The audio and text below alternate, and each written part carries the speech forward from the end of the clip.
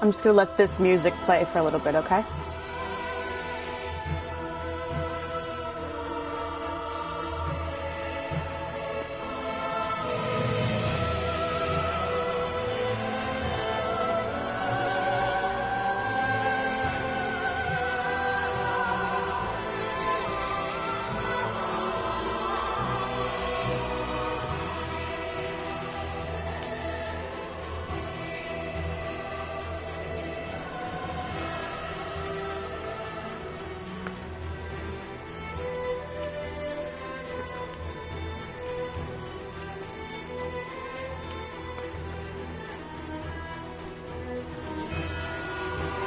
Isn't it pretty?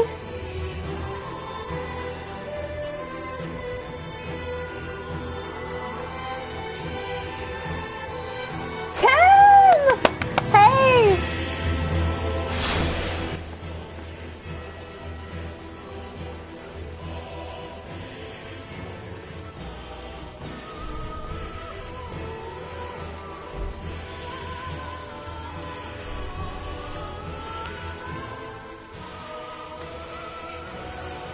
Oh, go to sleep, Tim.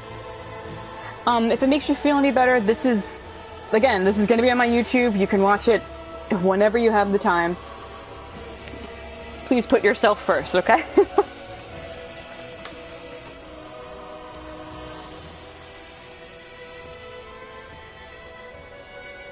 I know, I play this game all the time. It's my absolute favorite.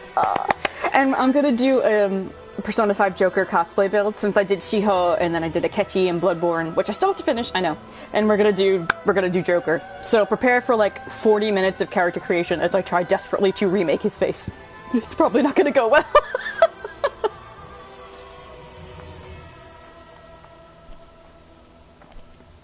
Okay. Isn't that beautiful? That fucking music? Holy shit, you guys. Yes, indeed. It is called Lothric, where the transitory lands of the Lords of Cinder converge.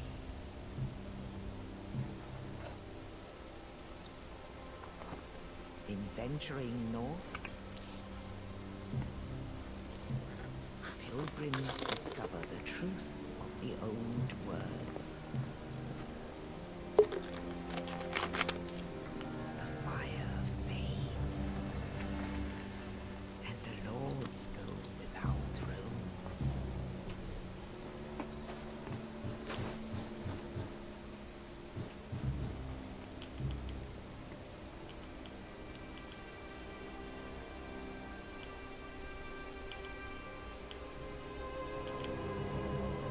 When the link of fire is threatened, the bell tolls. Sing. Unearthing the old lords of Cinder from their graves.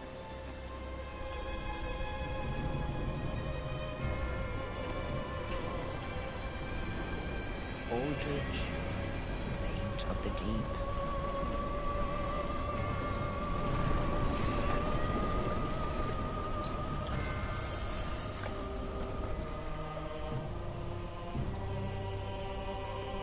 Farron's undead legion, the Abyss Watchers.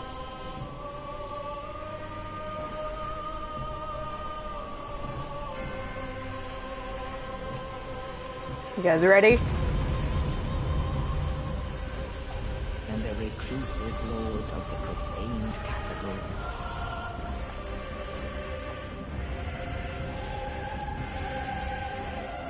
Yon the giant.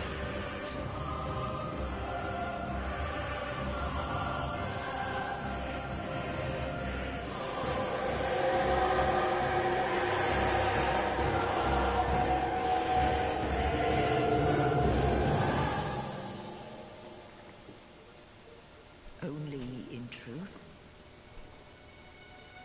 the lords will abandon their thrones.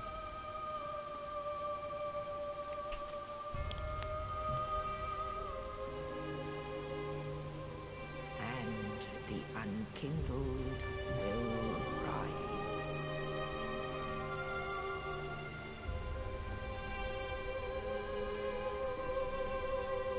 nameless, accursed undead, unfit even to be cinder. And so it is that ash seeketh embers.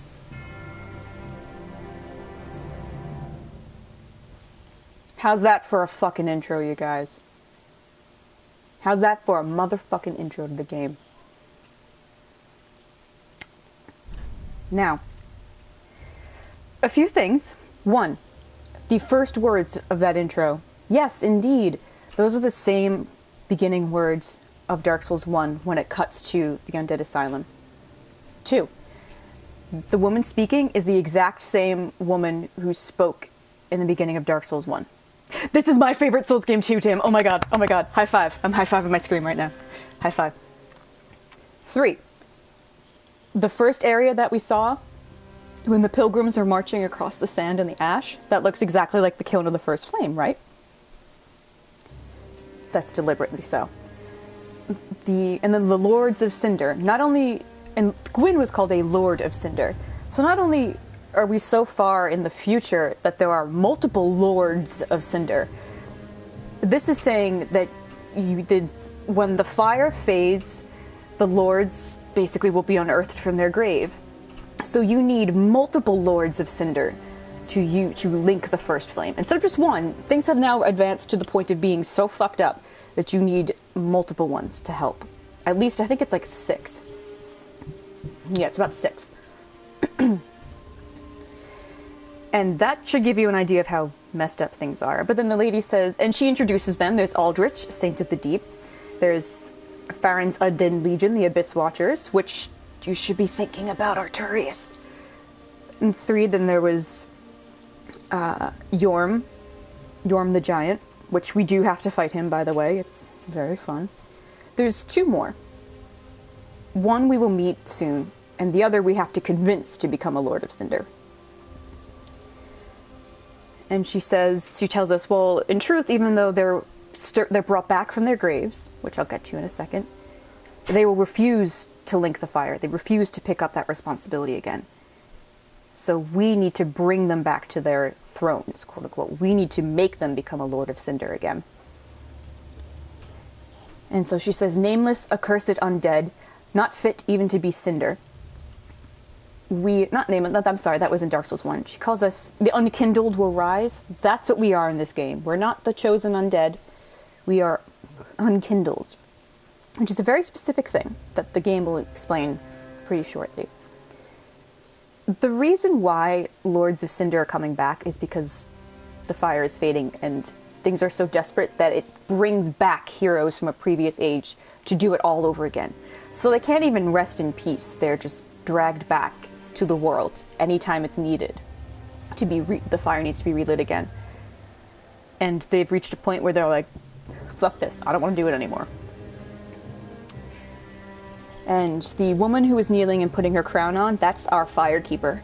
And she donned the crown as a bell was ringing, as we were, as our character basically was being summoned to the call.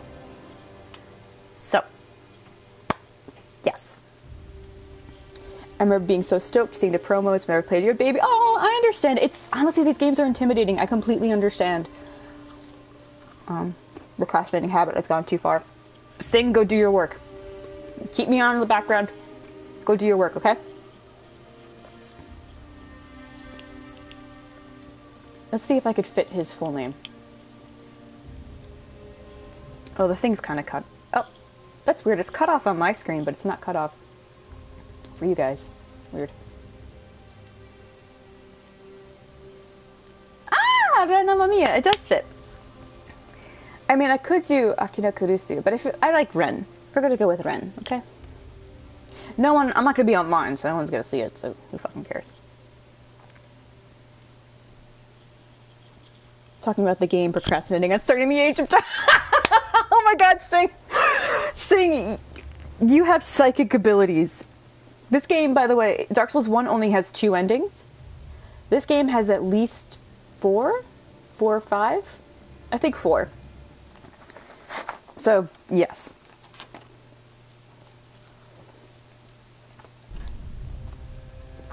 Yeah, you pick his age. Young. Age only affects appearance and has no bearing on ability.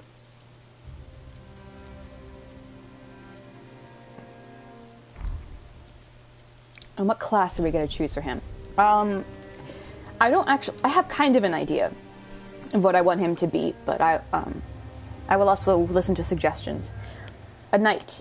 An obscure knight of poor renown who collapsed roaming the land. Sturdy, owing to high vitality and stout armor. Mercenary. A mercenary and veteran of the battlefield. High dexterity allows masterful wielding of dual scimitars. Warrior. Descendant of northern warriors famed for their brawn, utilizes high strength to wield a heavy battle axe. Herald. A former herald who journeyed to finish a quest undertaken, wields a sturdy spear and employs a gentle restorative miracle. This one's pretty good. It has good vigor. It has this nice spread of... Vigor is health. It has a nice spread of strength, dex, and faith in case you want to use miracles. Thief. A common thief and pitiful deserter. Wields a dagger intended for backstabs alongside a military-issue bow. Assassin. An assassin who stalks their prey from the shadows. Favors sorceries in addition to thrusting swords. Sorcerer. A loner who left formal academia to pursue further research. Commands soul sorceries using high intelligence. He looks nothing like the Vinheim Dragon School people that we saw. They normally wear black. And this says he left formal academia to pursue his own research. So his clothes beneath it, the black vest, that looks a bit more like Vinheim that we've seen. Pyromancer. A pyromancer from a remote region who manipulates flame. Also an adept close combat warrior who wields a hand axe. This is the one I normally go for because I fucking love pyromancies. Cleric. A traveling cleric who collapsed from exhaustion, channels high faith to cast many and varied miracles. The cleric's outfit is pretty important. We're going to see... Remember the people in the introduction that we saw, the pilgrims? They had these same things on their backs. The roles of clerics in Dark Souls 3 is so much more significant than it was in 1, although 1 did kind of hint at some shadier things going on with the Way of White Church, with the clerics that we met. There's something about clerics, and specifically the Way of White Worship Church, which also honors Gwyn and the Linking of the Fire, that's changed significantly in this game. Deprived. Naked and of unknown origin, either an unfathomable fool in life or was stripped of possessions upon burial. This, if you can see in the top, all stats start at 10 and you start at level 1. This is the build you want to go for if it's like a challenge build or if you just want to go kind of in like any direction. Now, I was thinking I was going to start as a herald because my idea for a Joker is I want him to be able to use miracles. Since miracles, and they also have dark miracles, which are pretty cool. So, and I don't want him to be a cleric because cleric doesn't really have some of the other stats that I want. So I was thinking herald. Now, thief would make the most sense, but it's mostly dex, and I don't like dex builds. I really don't. I don't like going for it. They're not fun for me. So, I mean, I can do it if you guys think that would be more lore appropriate, but just because he starts with a dagger doesn't mean I won't get a dagger, by the way. Oh, he has a little lantern on his hip. Huh.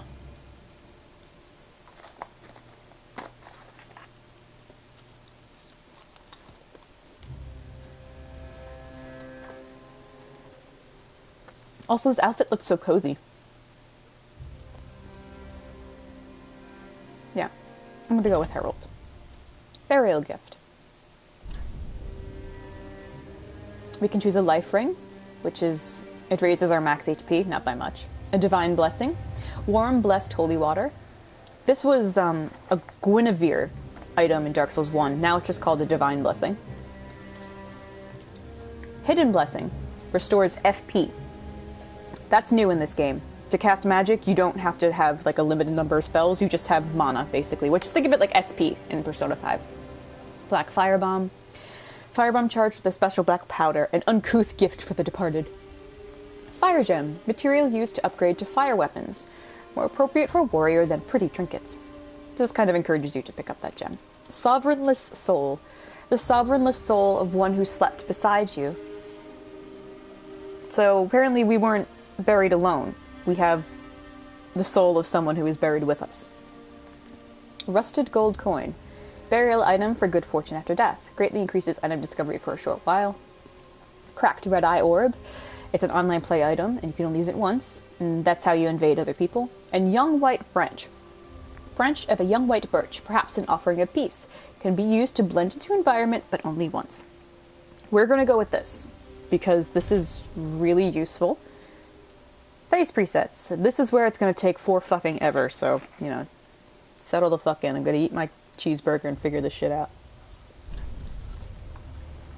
But let's go through the descriptions. The oh-so-plain face of a commoner. Everyone has imperfections, but a commoner without flaws is a rare creature indeed. Northern warrior.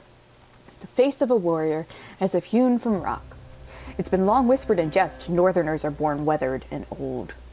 A noble. I'm probably going to start with this for Joker.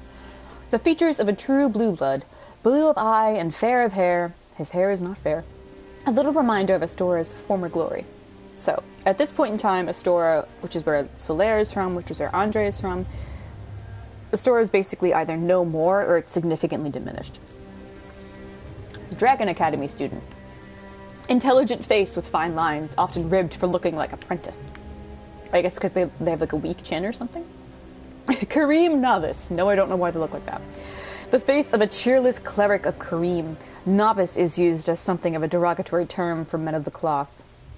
Ooh. Oh yeah, Kareem people are assholes. That's why he looks like that. Katarina Merrymaker. See? Much less racist. Except for the description. The large eyes and mouth give this face a look of jubilation. Does he look particularly happy to you? From Katarina, known for its zest of life and love of drink. Well, I mean, at least he's not black anymore. That's significant. Although Japan, please get your shit together. A serpentine traveler. An uncommon face defined by its narrow eyes and thin lips. Some praise it as the visage of a true dragon. Dragons are a big fucking deal in this game. They're a huge fucking deal. Like, honestly, to the point where it really surprises me. And this is hilarious. Great swamp outcast. A uniquely deformed face, or perhaps merely ugly. Prejudice births malcontents, and malcontents swarm to the Great Swamp.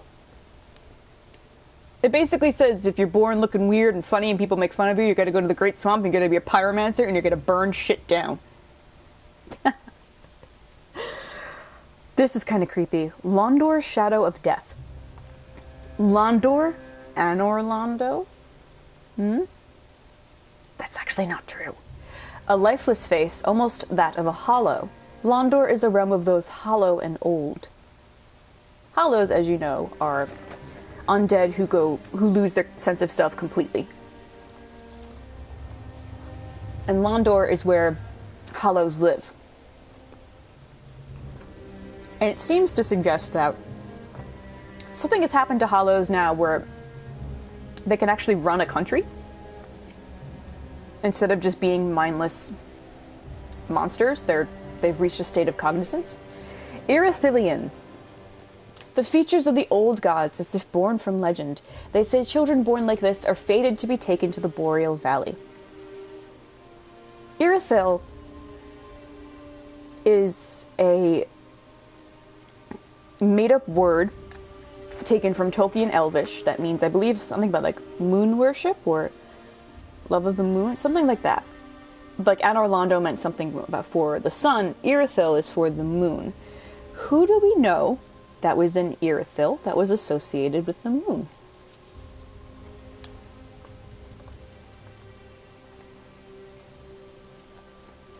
Yeah, his skin looks like moonlight, doesn't it?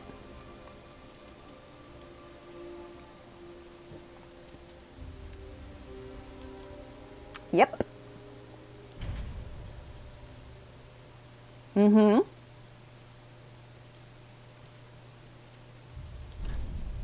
Ooh. Average build. Standard. Slim build. Very slim build. Muscular build. Very muscular build. Thick body. Top heavy muscular build. Bottom heavy muscular build. This would be Goro, because you know you can give him a butt. Small head. Proportionately small head. Proportionately large head. Must be full of brains. Joker is very slim. Okay, now. And they have a voice now. Instead of just like, you know, just a simple like, ugh, we can pick a different type of voice. And this is, you could kind of just cycle through and listen to the different sounds he makes when he's hurt.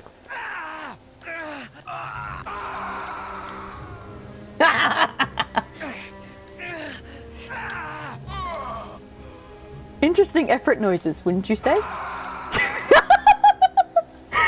And this is a mature voice.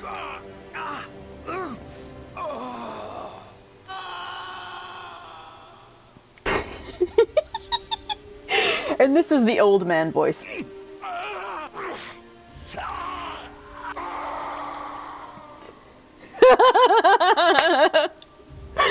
Which do you think fits Joker?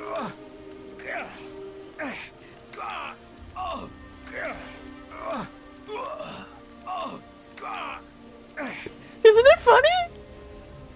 We're going with young voice. Bloodborne had the same thing, but I've only ever played as women, so I don't actually get to hear the male voices that much. Physique. We can make him super buff. Or we can make him normal. Can I zoom in? Oh my god, I can zoom! You want him to be super buff, you guys? I mean, it's not like we're gonna see him, because I'm never taking his clothes off. Joker isn't super buff. He's a string bean. I mean, he still has abs here. They're just not like Ben Swallow abs. You want to make him swole? You got 1 vote for swole. This is a community effort. No, honestly, I'm vetoing the community standard. I just said Ben Swallow. I sure did. People have made Ben Swallow cosplay builds. And they're amazing. We can give him body hair, which is disgusting, so we won't do it. Alright, good point. Memento's mission, good point. Good point, good point, good point. He is muscular there. But, like I said, he doesn't... I think he looks more like his string beanie self. Also, could we just look at, like, the little pajama pants he's wearing and how it's belted with, like, rope and drawstrings? Like, he's wearing PJs.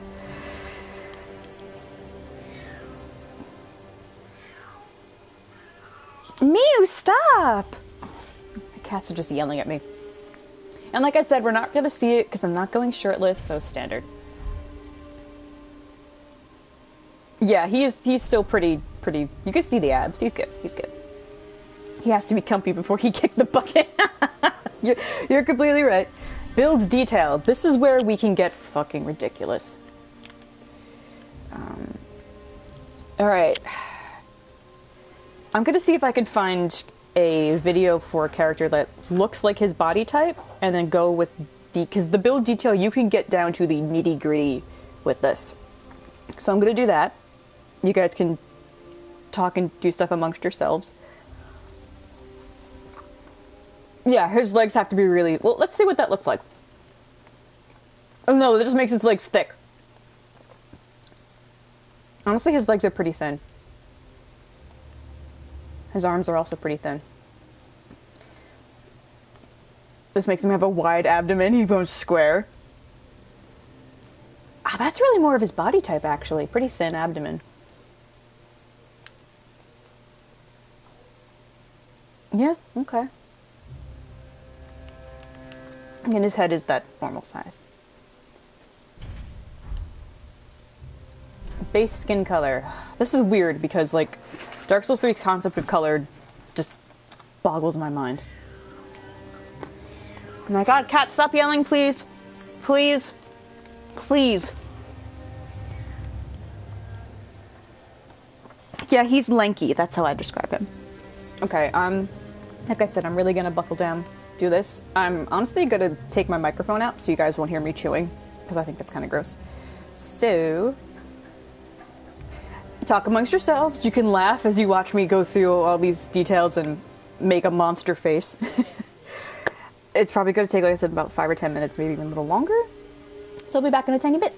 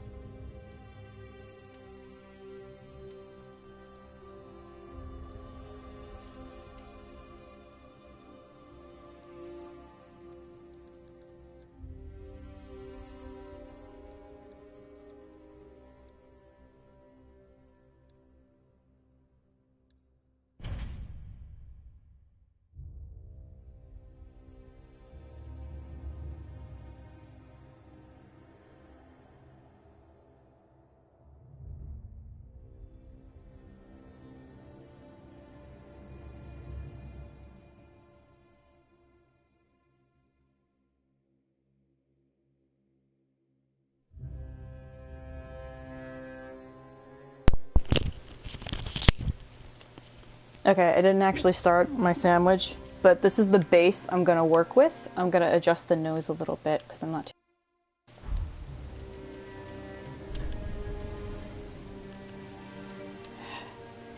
Also, my cat was screaming because she wanted me to move my laptop, you know. Has cats too. Hi, Pika! Okay. Also, I have to say, just Googling Hiroki Ino's face and being able to look at his face, I try to come up with a character based on his appearance. I'm like, this is all I ever wanted. Just wanted an excuse to look at his handsome face for like minutes at a time. Okay. He has really pretty eyes. And I have to change, yeah, skin color. Let's go with the skin color first. That's been bothering me. Because normally when you change the features of a face, that actually does alter the skin color. God knows why. But features, no. Face skin color. Because he needs to be... some of the colors here are just ridiculous.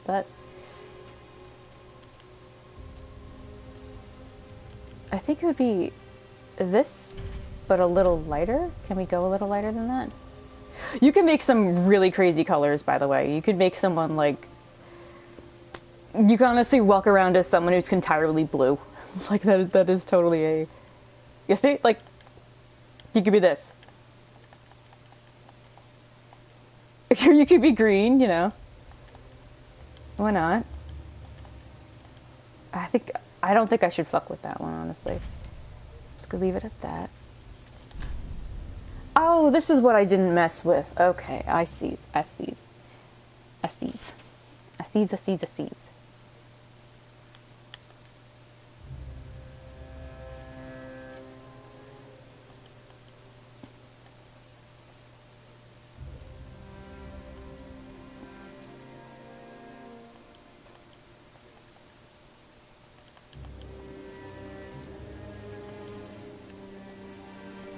Leave it at that. Let's leave it at that.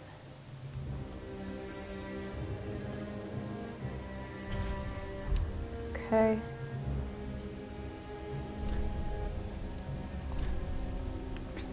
I did that one. His eyes, yeah, I wanted to... No, I think his nose is what was bothering me. Because he has a very nice, distinct nose. Oh, no. The tip goes up a bit too much. I'm a very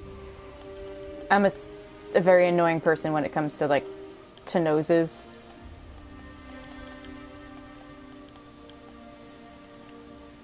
Like, it just pisses me off when if a nose on a character I'm making doesn't look right, because I'm like, that's all I can see, I just see nose.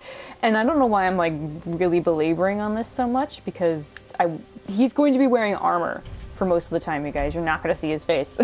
You really aren't. You know, he's a little lighter. I can mess with the skin tone a bit. I mean, he's not white, so I don't want to go with white. But he's...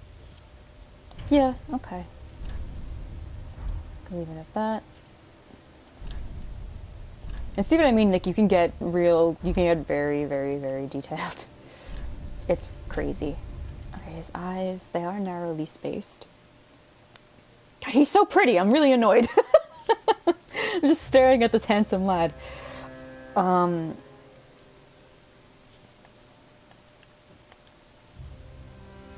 He doesn't really have... Yeah, I'd say that's about the size of his eyes, and they...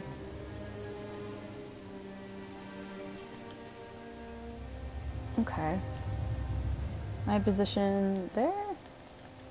They're actually kind of pretty high up on his head.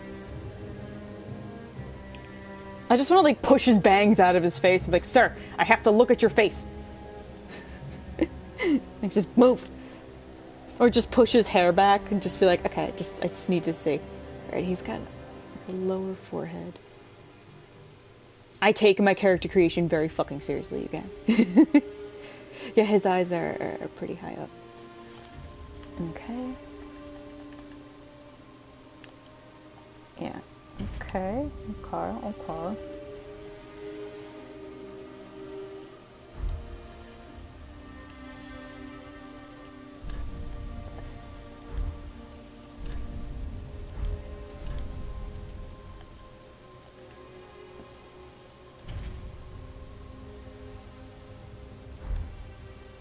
I still want to mess with the eyes. It's desperately bothering me.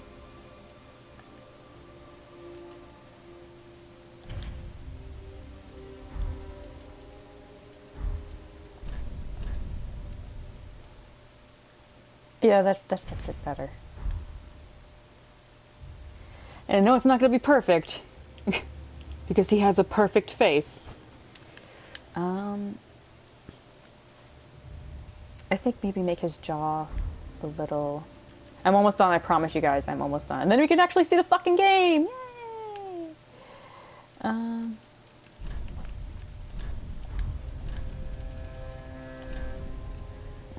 Jaw width. Yeah, okay, that it actually does.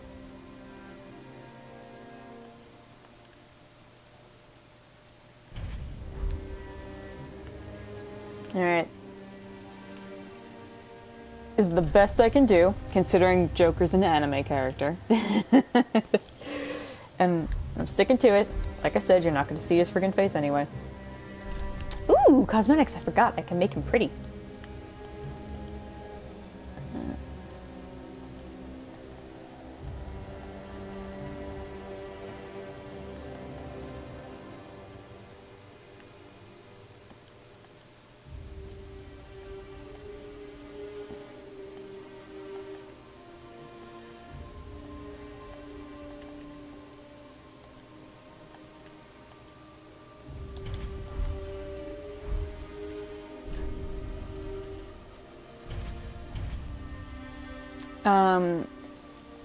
This is what my Daenerys cosplay build looks like, by the way.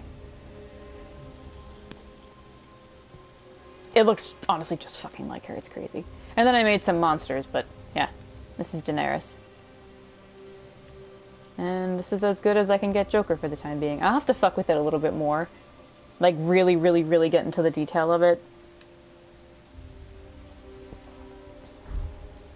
Okay.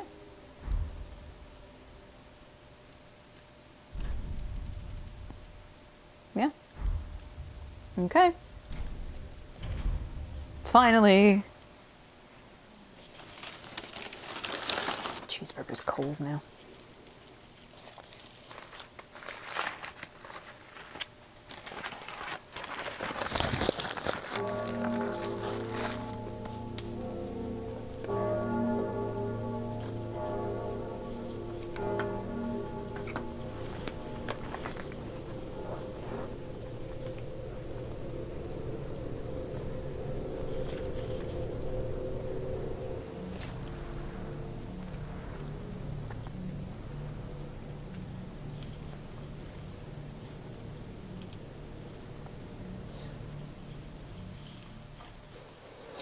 Excuse me.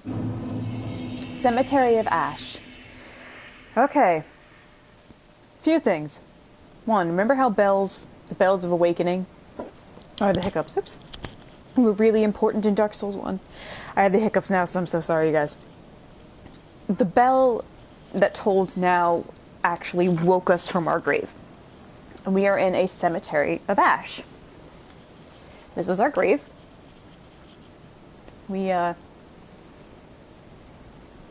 There's a lot of other people that have been buried here.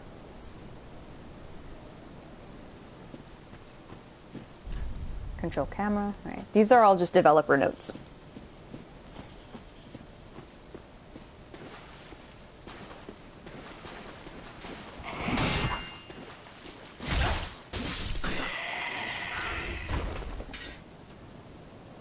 You should be thinking of the catacombs and Tomb of the Giants.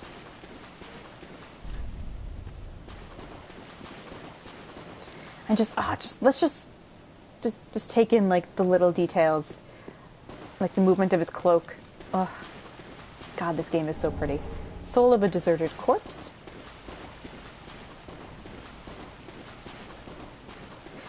Okay, another thing. Bells are very prominent in the music in this game, so pay attention to... The music is actually most significant in Dark Souls 3 more than the other Dark Souls games. It was composed by Yuka Kitamura. She also did Bloodborne music, so it's pretty significant. Ren arrived here because he chose Marugi's offer at the end of Royal. Since that's a loop zoop, he got pulled into here.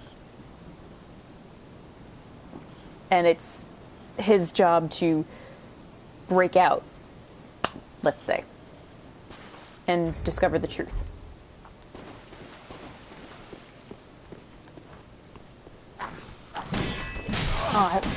I don't really know how parrying works in this game. I'll try it, but I'm very bad at it. Because I don't know the timing. There we go!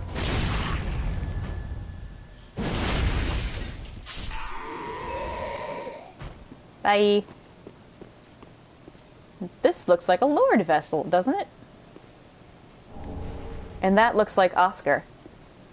We have an Ashen Estus flask. But yeah, see this? It's Oscar. He even has the same shield. Ren is ruthless out the gate. Listen, he just wants to be with the Bay again, okay? His whole journey in Lothric, he got pulled into some world that needs help with heroes and stuff, and all he wants is to see Akechi again.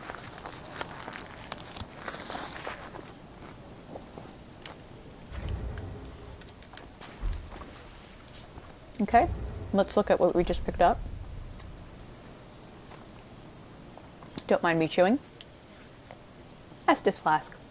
The undead treasure these dull green flasks. Fill with Estus at bonfires and drink to restore HP. The journey of an undead has always traced the bonfires, and no journey of import has been made without an Estus flask. Ashen Estus flask. Undead treasure these dull ashen flasks. Fill with Estus at bonfires and drink to restore FP. Again, that's like SP in Persona.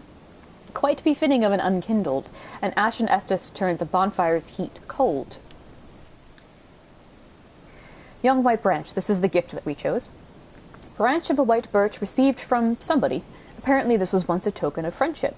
Used to become something that blends into the surroundings, though the branch will unfortunately be consumed. Perhaps treasuring the memory is more important. That's a gentle reminder, not a reminder, gentle suggestion of don't use this to blend into an environment. Keep this, because this is important. Ren missed the Bloodborne time period by like a couple centuries. Yeah. Dark Sign. We had this in Dark Souls 1 as well. The Dark Sign is the sign of an accursed undead. The Dark Sign returns its bearer to the last bonfire rested at, or the bonfire at Firelink Shrine, but at the cost of all souls held. This is your easy way to teleport back.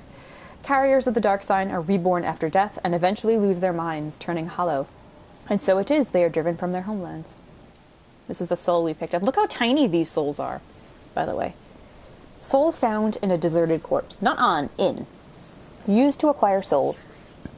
Let the Firekeeper transform this sovereignless soul into a source of strength, for to be unkindled is to be a vessel for souls. And this is how you, if you were online and you're helping somebody, you can go back to your world this way.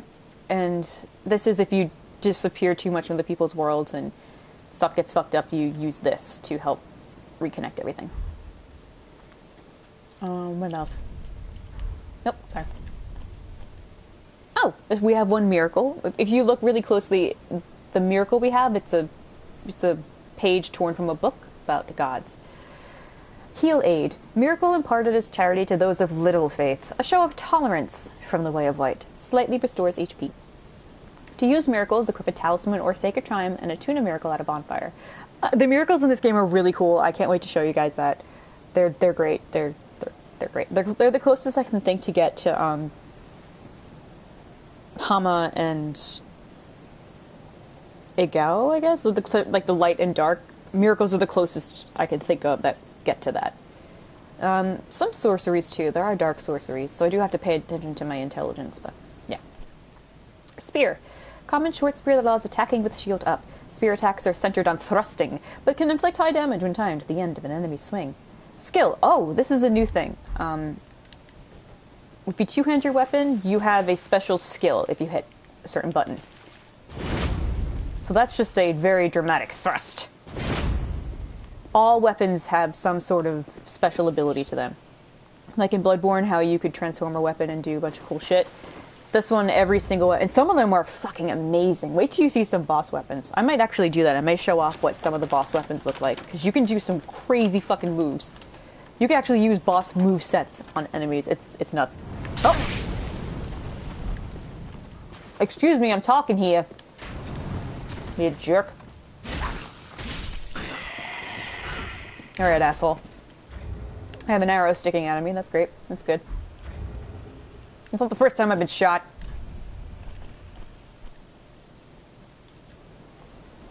Yeah, Danny, the combat in this is so much fun. That's one of the reasons I wanted to show off my Daenerys build, because I have so many fucking weapons. Oh my god. I may show you guys what some of it looks like. I mean, I have no problem doing that. But you find so many weapons in this game that I could just show you as we go. Talisman for casting miracles of the gods. Once a very common item among the ranks of the old Way of White. So this is saying the Way of White churches doesn't exist anymore. This is just a regular metal shield. Steel helm said to be worn by heralds of the Way of White to deliver commandments of duty. Okay, so yeah, we are a herald of a church that does not exist anymore. I figure it could also be, think of the Way of White as Maruki in this, and that's who we were serving. Oh. I don't know what I'm doing. We're just gonna keep going forward. New York Akira. Yeah, sorry, my accent may come out here. Look how pretty this game is. Also, there's blood effects on my cloak.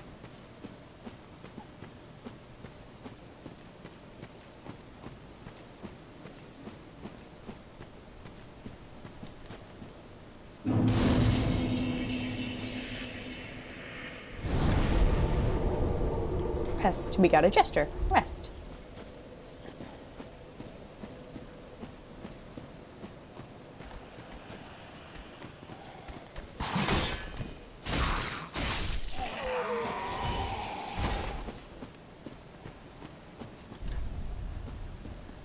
I'm not going to bother with all these guys.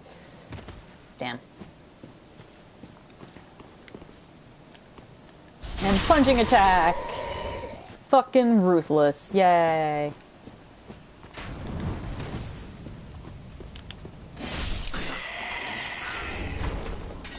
A fading soul. No, I want that item, so let's go back.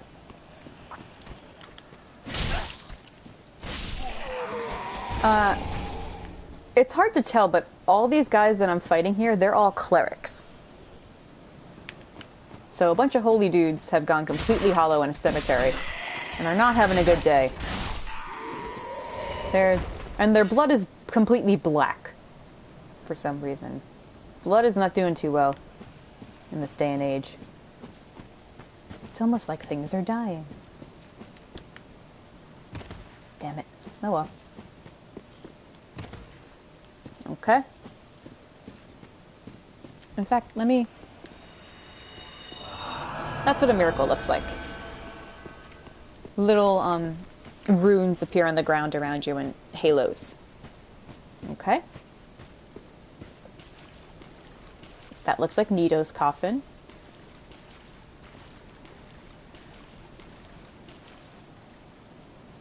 I just love the way this area looks. Let's get a good look at this guy. He has a sword pierced through his heart, and he has some weird thing on his back that reminds me a lot of Manus's hand in the Abyss. So there's something wrong with this dude. We cannot proceed until we take the sword out of his heart.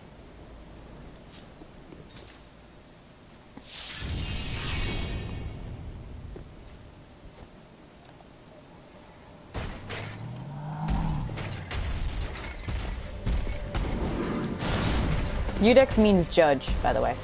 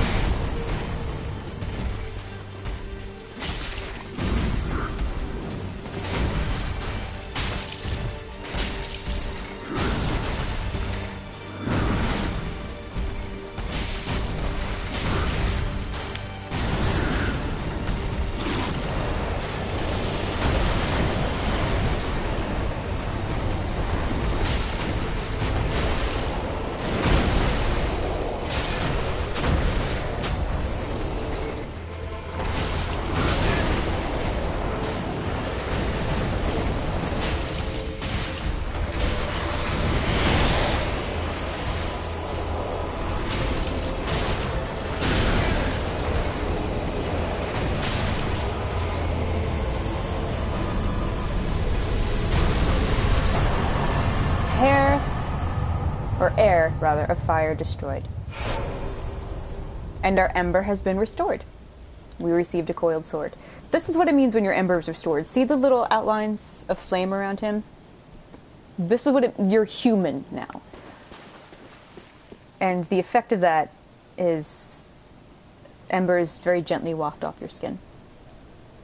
Now, that thing that was coming out of him, that's called the pus of man. It's an infection that's taken over Lothric, and we'll see more of that later. And Udex Gundyr, he's the judge that stands guard here.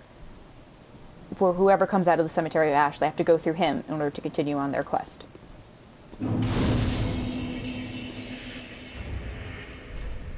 And we got the coiled sword. Thrust in shrine bonfire to activate bonfire warp. Sword missing from the shrine bonfire cannot be equipped as a weapon. Thrust into the shrine bonfire to restore its power and enable travel between bonfires. The sword is only bequeathed to chosen Ash, as judged by the Udex, who awaits the arrival of Ash as a scabbard. We are the chosen Ash.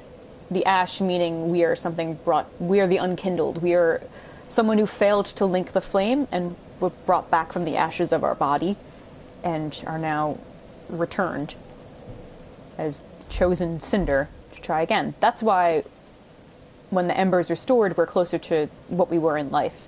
And the ember effects will change depending on what clothes you're wearing, but they all look like this, and they're all really quite pretty. Because like the little flecks of them fly off of you. And it's from head to toe, and I think it's really, really nice, honestly. You know what? Can I take this helmet off? I want to see my long flowing locks. There we go. There we go, we can kind of see the boy.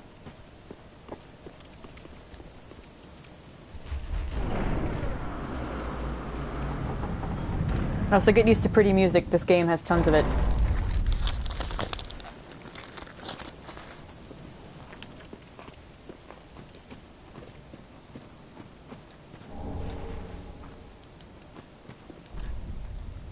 I know how to do that already.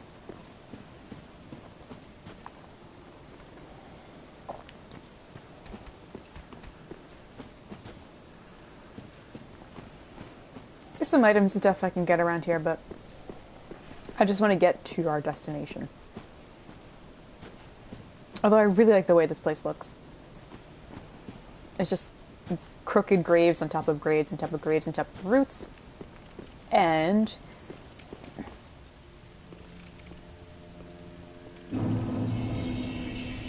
we're in Firelink Shrine.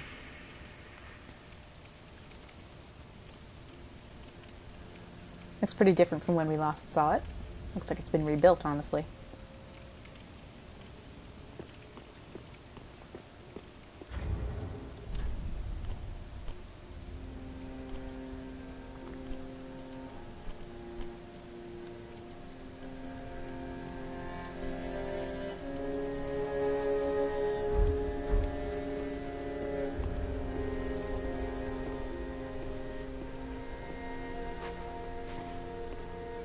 And this is our firekeeper. Welcome to the bonfire, unkindled one. I am a firekeeper. I tend to the flame, and tend to thee. The lords have left their thrones, and must be delivered to them. To this end I am at thy side.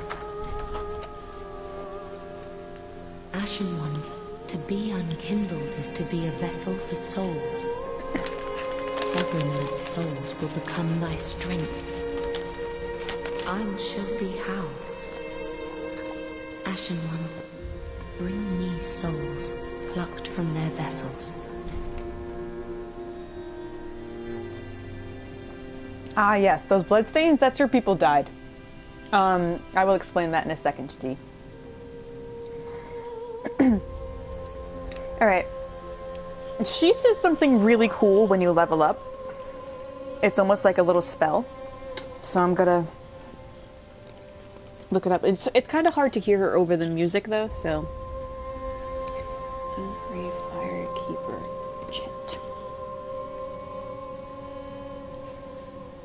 I'll level up and then I'll see if you guys can catch it But if not, don't worry about it. Very well. Then touch the darkness within me.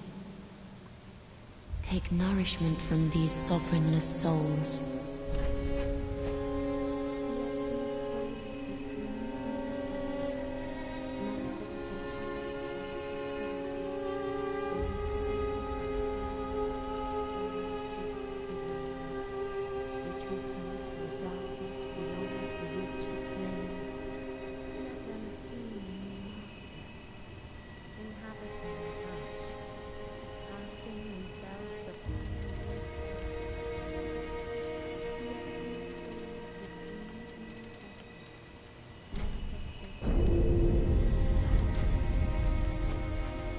Farewell, Ashen One. May the flames guide thee. To those of you who just watched our previous playthrough of Dark Souls 1, May the Flames Guide Thee was the parting words of anyone from Ulasil. Now, in case you weren't able to make out what she says, when you're leveling up with her, you hold up your hand to her, and she holds hers over yours, and she channels the souls that you've collected, and she chants, "Let these souls, withdrawn from their vessels, manifestations of disparity, elucidated by fire, burrow deep within me, retreating to a darkness beyond the reach of flame. Let them assume a new master, inhabiting ash, casting themselves upon new forms." And that spell basically pulls the souls you've collected out of you, and she channels it into a way that makes you stronger. So I believe I said in one of my Dark Souls 1 videos that Firekeepers are the strongest characters in this game, or in this series. She's a pretty good example of that. We can go collect souls, we can go kill things, yes, but without her we can't get stronger. And she's able to pull we have to reach out to the darkness that's within her, and through that she uses it to pull the souls through and make us better. She's really fucking cool, and we can get her clothes, you guys. We can get her clothes. More importantly, I want you guys to pay attention.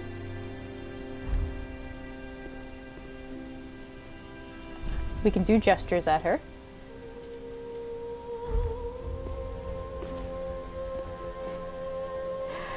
There's one specifically that will make her very, very, very happy if you do it.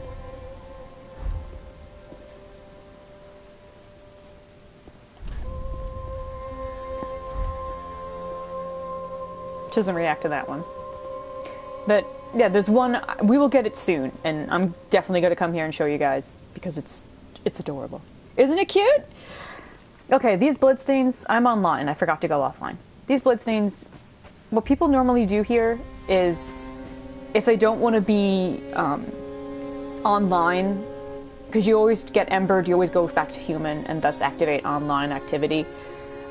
After you beat a boss, they'll come here, they'll throw themselves off a height and die, so they don't have to worry about any of that shit. Or, what some people also do is they will attack one of the NPCs here, and there are many people here, and then they get aggressive and they die. Let's see.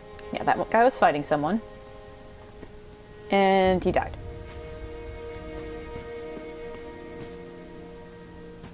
Let's go make a friend. Ah, another one roused from the sleep of death. Well, you're not alone. We unkindled are worthless. Can't even die right. Gives me conniptions. And they'd have us seek the lords of Cinder and return them to their moulding thrones. But we're talking true legends, with the metal to link the fire. We're not fit to lick their boots. We got the collapse gesture from him. He's got a pretty good point. My favorite line, there's many great lines in this, by the way. One of them is, we can't even die right. Being an unkindled means you fail to link the fire, but you can't even stay dead. That the bell, if the world needs you, you will come back, and you will have to try again. So you can't, you not only did you fail to link the flame, you failed to die. That's what he thinks, anyway. And he thinks the whole idea of bringing us back to go after Lords of Cinder is ridiculous, because An unkindled one is already such a failure. How could they possibly go up against a Lord of Cinder? Don't you think?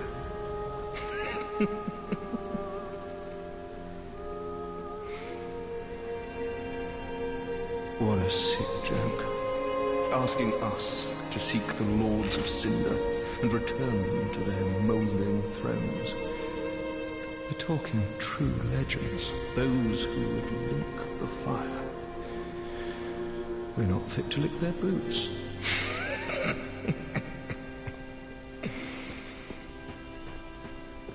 And now I'm gonna go offline, so we're gonna say goodbye to these bloodstains soon.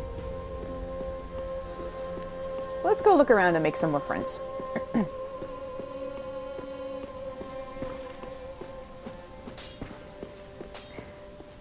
What have we here? Another familiar face. Well, a newcomer, I see. I am Andre. I serve at this shrine as a humble smith, forging weapons. You're in search of the Lords of Cinder, I trust? A toilsome journey, I'd wager. You'll require good arms. Let me smith you weapons. I am a smith. Such is my purpose.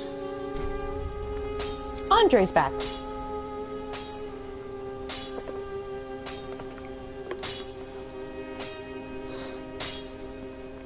He is slightly different. He speaks in the antiquated prose of Ulyssil.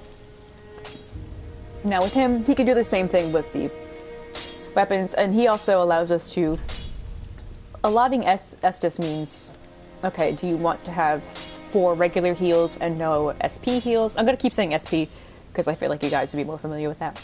Do you want to have 3 to 1 SP heal? Do you want to have balanced 2 to 2? If you're going with any magic build, for me, if it's miracles, I prioritize regular health and then save the SP stuff for when I have more spells to use, and then I will go more to FP. That's just for your general information. Yep. Weapons and protection. Okay, this is just basic. But they so. I'm skipping through it because it's just basically why you wouldn't want to upgrade a weapon, so it's nothing important. No lore there. Pretty be careful. I don't want to see my work squandered.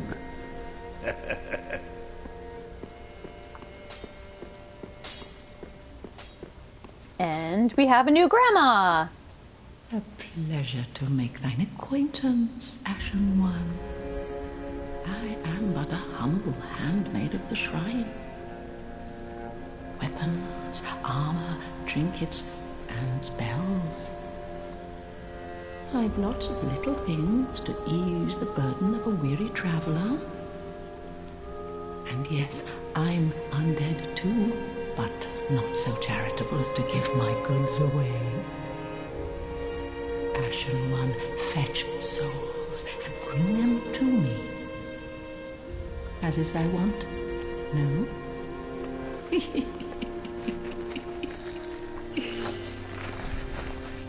If you look right at the bottom, below my spear, her feet don't touch the ground. That's how short she is. Ashen One, if my wares are not to thy satisfaction, bring me umbral ash.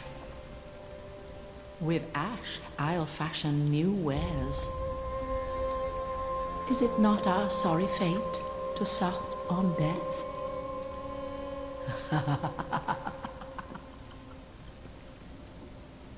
Umbral ash is something you get from certain corpses of characters in this game. Umbral meaning dark or shadow. And is it not our sorry fate to sup on death? That's implying you get them from dead people. And normally in Dark Souls games, if you go around killing NPCs, you can collect special items that they have. That's what people normally do in Dark Souls games. Like if they, well, some people, once they're at the end of the game, they just kill everybody and take their special items. So when they go into New Game Plus, they have it, they have it already. So that's a hint, like, okay, you know, you're gonna find ash on some dead people. Let's see what she's got.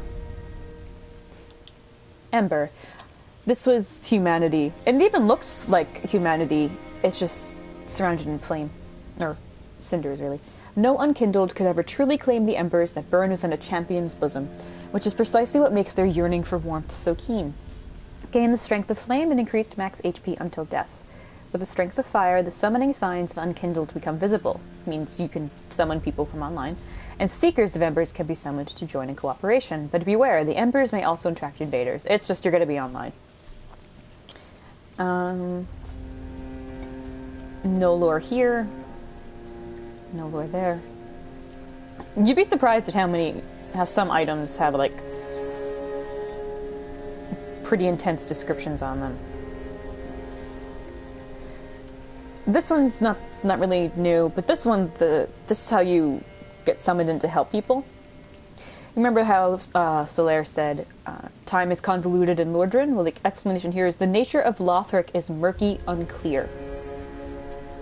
So Lothric, which is where we are now, seems to be wibbly-wobbly in terms of the realm of reality.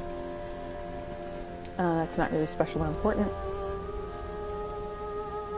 We're not going to get this key yet. We do need this. A torch is pretty useful. And that's about it, really. Ashen One, be sure to bring more souls. Oh. Bye, Grandma. Okay, and there's one other person who has my favorite line in this entire game. I absolutely love this line. It's the most metal thing in the entire fucking world. O thou unkindled, and a seeker of lords, I am Ludleth of Corland. Look not in bewilderment as I say.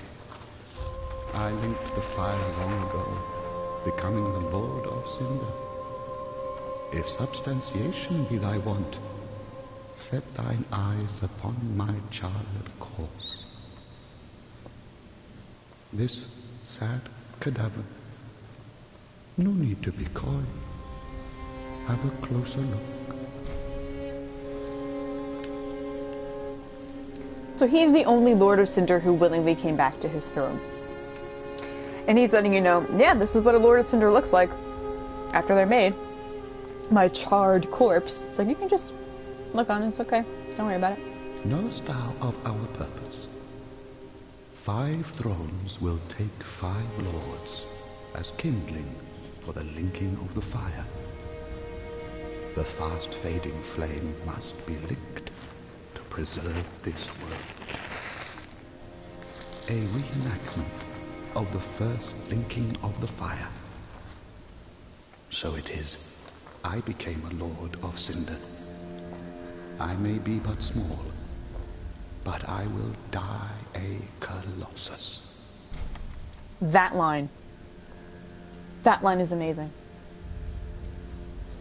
And yeah, they speak in really pretty antiquated prose,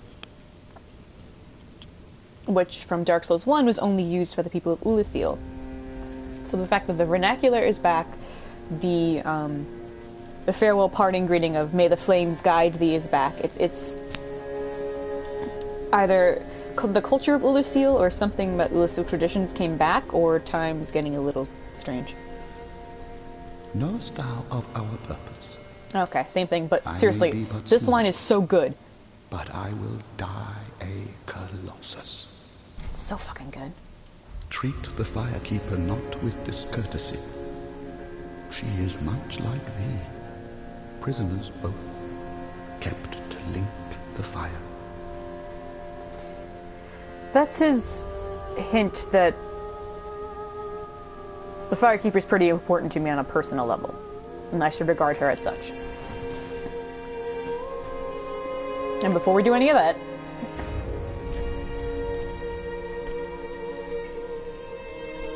we're gonna go offline, just to be sure.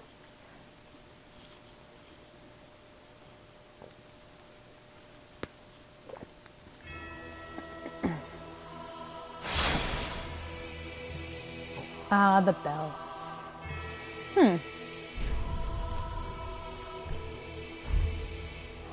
That's weird.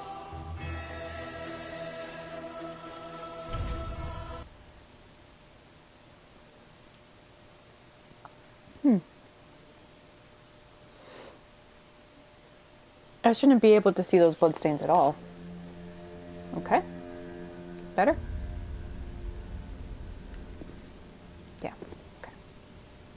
Ashen One, produce the coiled sword. No, I can still of the see a bonfire. ghost. The mark of ash will guide thee to the land of the lords. To Lothric, where the homes of the lords converge. Okay. Farewell, Ashen One. May the flames guide thee. So, she's saying, put the sword in here, and you will be transported to Lothric, which is where shit's going down. Embed the coiled sword.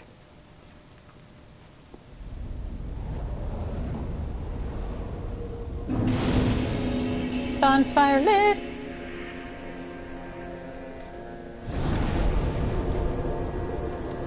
Okay. Anything I want to put away? Yeah, these are kind of useless to me, honestly.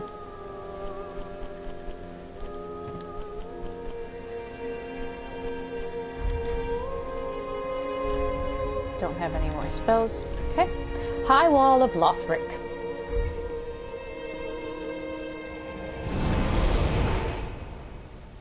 It'll be some time before we can do like an actual clothing cosplay for Joker, but don't worry, there's tons of clothes in this game, so we'll get there eventually.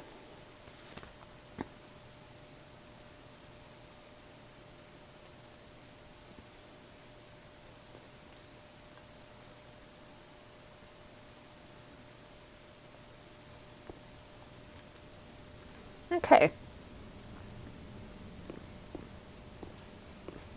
So, this is a little mini Lord vessel with a little mini coiled sword on an altar. The whole act of linking the fire is clearly an object of worship in Lothric. And that's why we were able to come here, to what looks like it was once a shrine kind of tucked away for that specific purpose.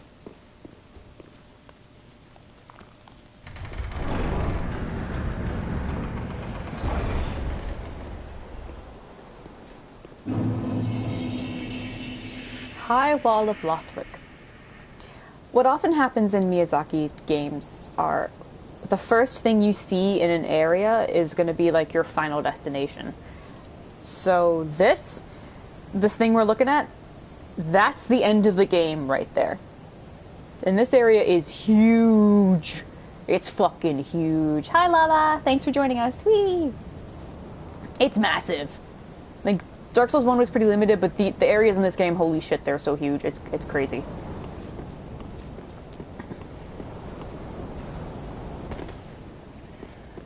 And something's going wrong with the people. They're turning into trees. Remember how in Dark Souls 1, the Witch of Izalith became a bed of chaos and turned into a tree? And that produced all the demons? There's something happened with humans, and they're turning into trees.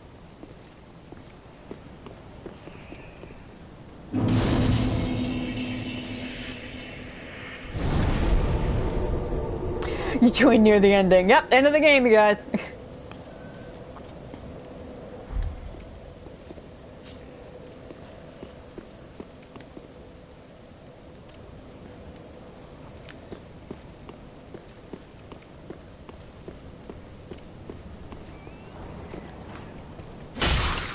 Nope. Nope.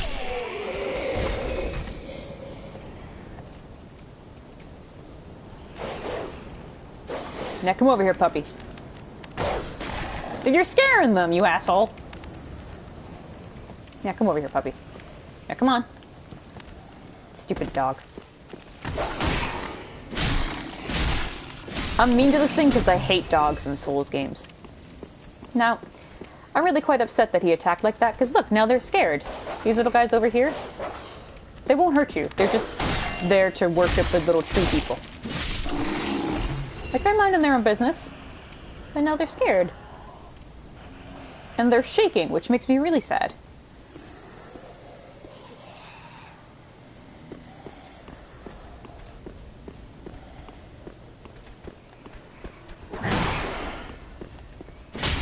have to get used to backsteps in this game. There we go. Bye!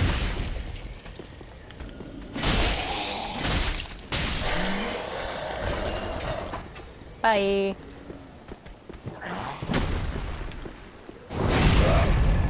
Right in the spine. Nice.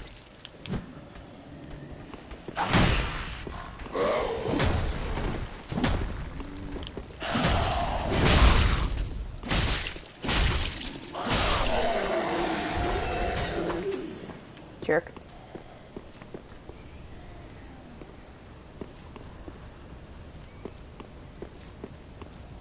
Alright,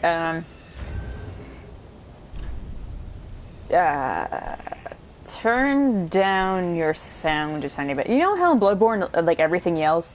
Like, everything screams? There's a lot of screaming in this game, too.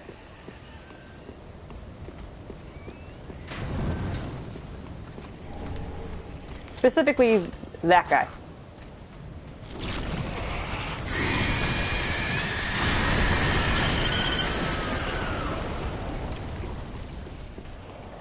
He has inside of him the same pus infestation that the first boss we just fought has.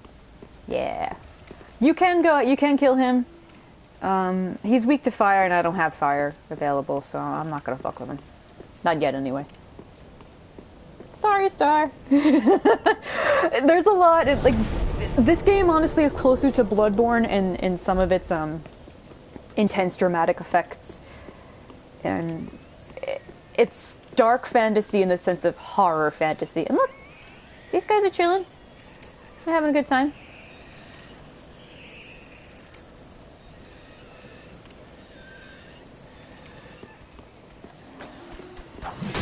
But now they're scared because this guy's a jerk. Nope. Just let your friends have some fun. These guys are okay. Okay. Yeah, they're having fun. Good for you. Titanite shard. Soul of a deserted corpse. Yeah, this game is gorgeous. This isn't even like... This is just the first area. Wait till you guys see Irisel. Irisel takes my fucking breath away. But yeah, this game is lovely.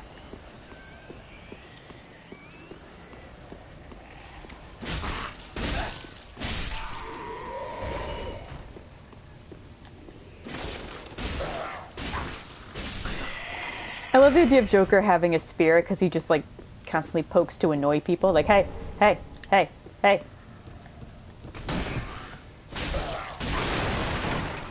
I have to think of what weapons you're going to use for him. There are really cool daggers.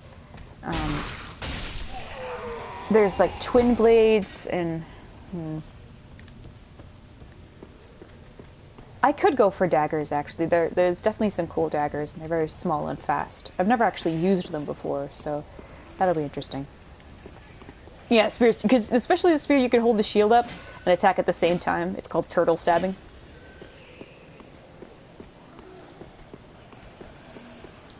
No!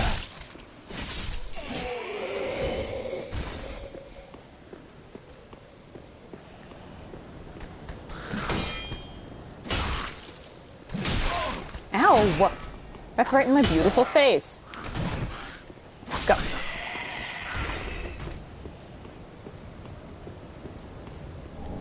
Binoculars.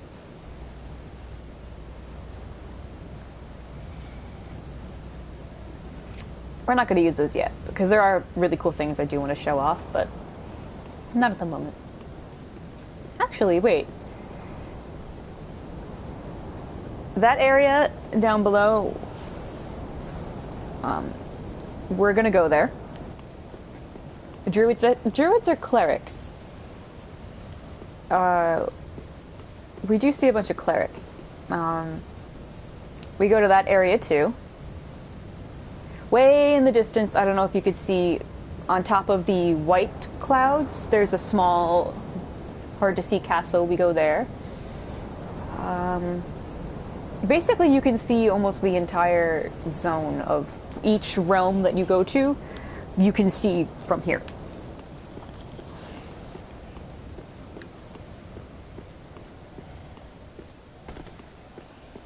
And this, I didn't point out the obvious, is a giant dead dragon. Or wyvern, actually. It's slowly fading into ash. Yeah, things pretty fucked up here. Gold pine resin, useful.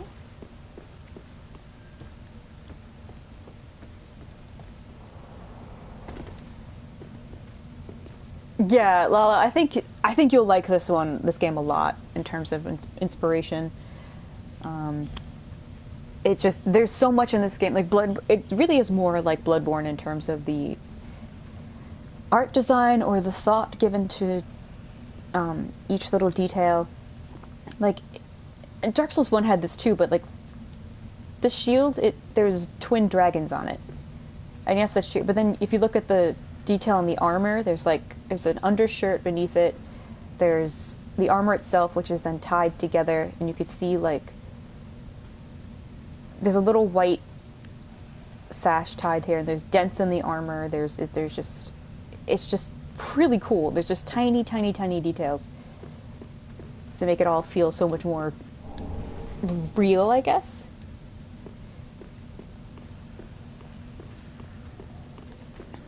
Ah, yes. He's turtle stabbing too. We could do... Wait, how do you kick again? Is it... I don't know. I forgot how to kick in this game. Also, parrying is much more difficult and it's very annoying. There. Excuse me, sir. Nope.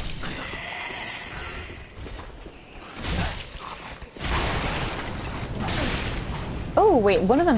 That guy has a dagger, I think. No, that's a longsword.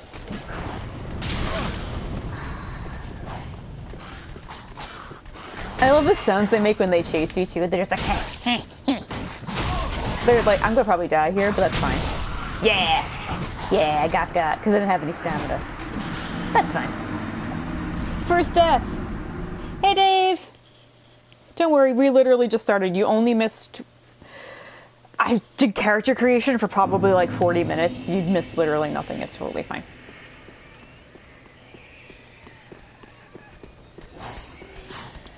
Excuse me. Excuse me. Excuse me.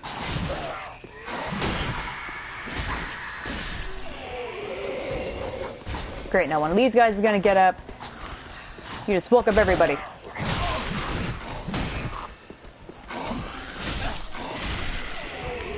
Everybody shut up.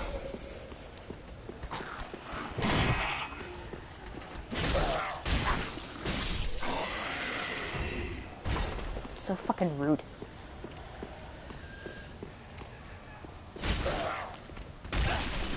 Oh, I just kicked him. I don't know how I did that.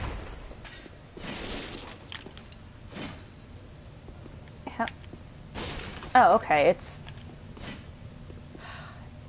it shouldn't be this finicky in this game, but it is. There we go. And as you can see, since I am not embered anymore, I don't have pretty glowy stuff on me, alas.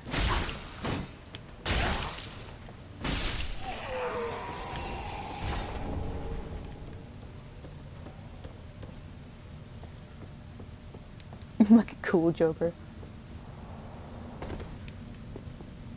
Yeah, I love this outfit. I love the little designs of it. We get tons of clothes, and I'll try to think of a good set that looks like Joker's clothes.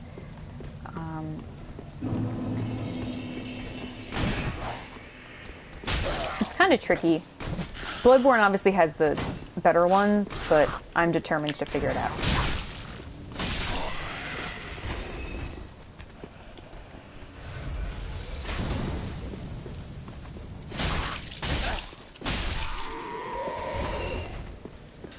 Alright, Oh!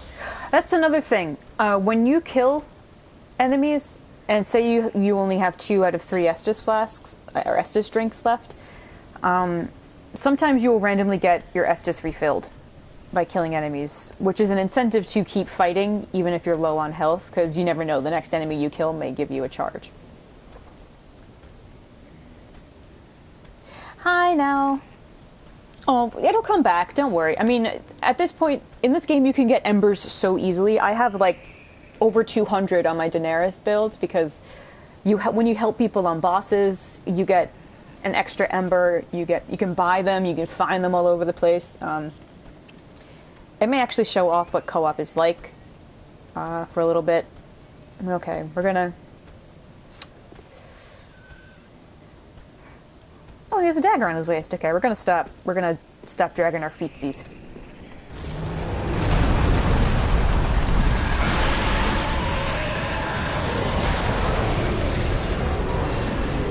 Remember that from Dark Souls 1, everybody?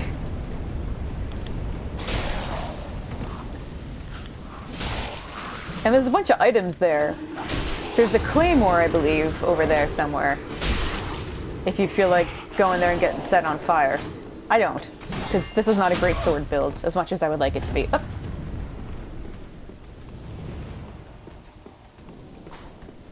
Surprise! It's a wyvern.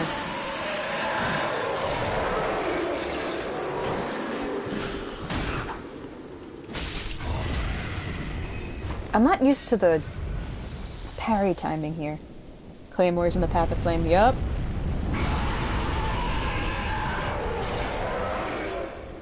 Yeah, it is on Steam, Dave. It actually is really pretty on PC. Okay, we're gonna leave little dragon friend alone. However... Look, it's a chest, you guys. And it's a mimic.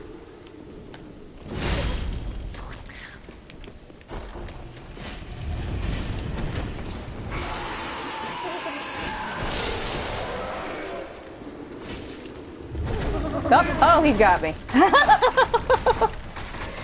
Alright, well, Ren just got eaten by a treasure chest.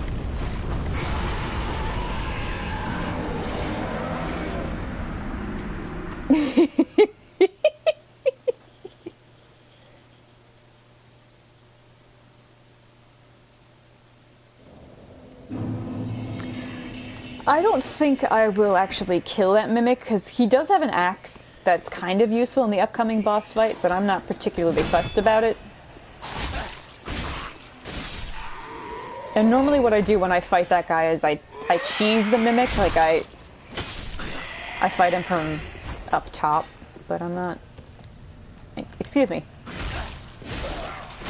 Go away. I love this weapon, like just the poke of his spear, just like, nope. Just stay back. Nope.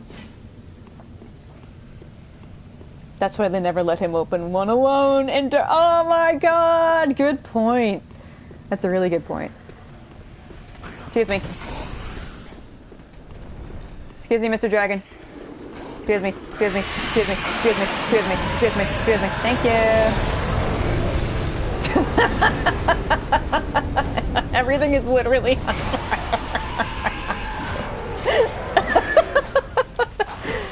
I don't know why they can't go through the door, honestly.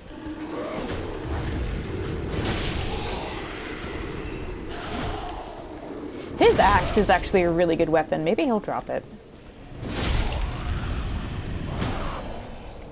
Bam! No.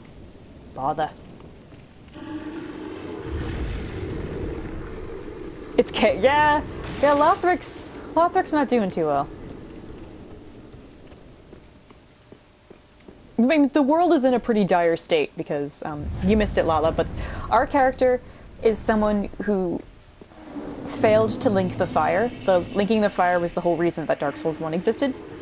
Our character tried to do that in the past, failed, died, was buried, and was brought back to life because things are so desperate in this world that some force in the universe is like, no, we need help. Shut up there! It's like, we're not doing too well. The world needs to come back to its state. We're even willing to use, to its original state. Even if we need to use a failure, we gotta do it. So we were brought back to life. We couldn't even die right, and yet here we are. Sneaky, sneaky, sneaky.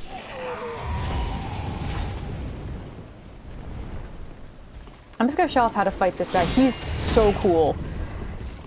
And you know how, like, you normally circle strafe an enemy? They do that now.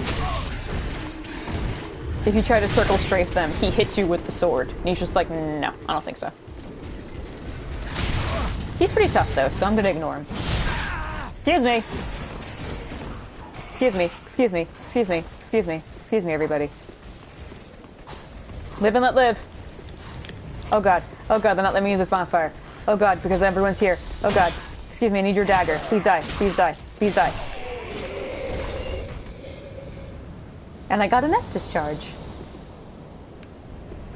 Can I sit at the bonfire? Can I sit? Is he gonna go away? Can I? Is he gonna go away? Oh, there he is. He's just staring at me, you guys. Okay, oh. He just wanted him to give me a look to let me know not to fuck with him.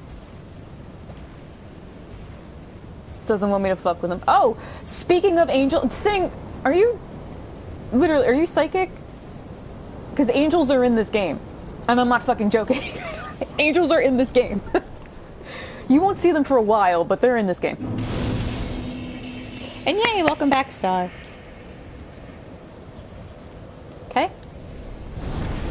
There's another bonfire. Yay. Yeah.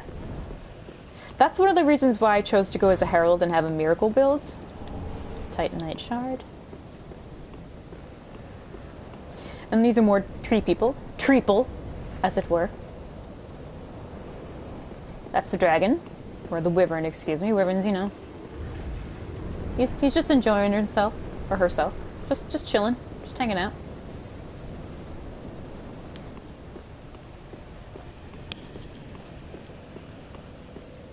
Treeple, yeah.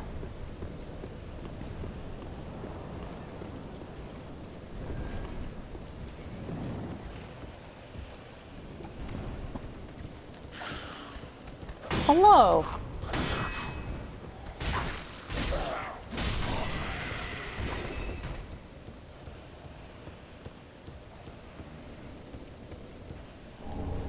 Firebomb. I love plunge attacks. They're so metal.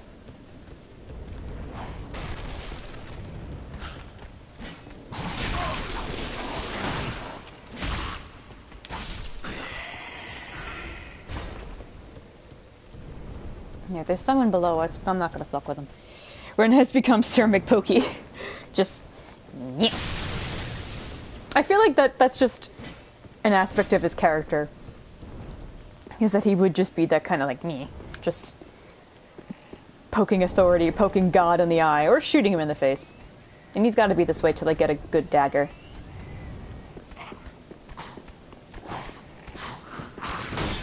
I'm gonna try to parry. Okay, we're gonna practice parrying on you, sir. Is that okay? No. No. I should probably heal. Okay. No.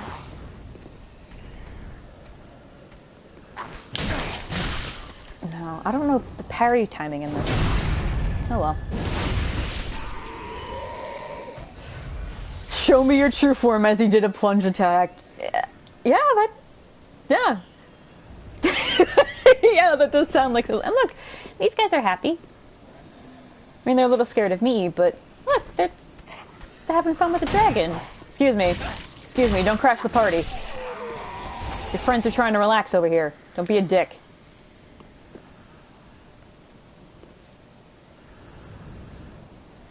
Okay. I'm not gonna go near that group of people. Because, it'll be a lot of screaming if I do, so I'm just gonna kind of skirt past them. As best I can. Also because I'm not prepared for them yet. Got a large soul. Oh god, he's coming. Oh no. Oh no. Oh no. Oh no. Okay. Okay. We're running. We're running. We're running. Oh jeez. Oh dear. Oh jeez. Oh dear. Oh jeez. He looks really cool though. Once I have a better access to fire, like fire... I do have fire bombs. I could try that. Can he see me?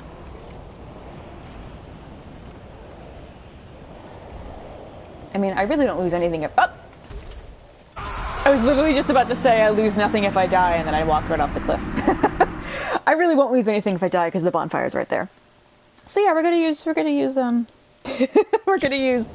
firebomb on that guy.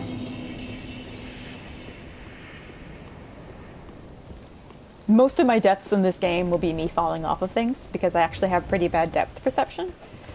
So it's hard for me to gauge distance.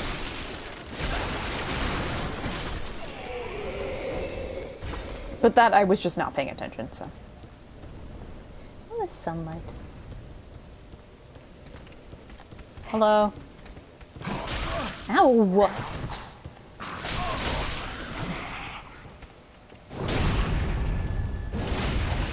Jerk.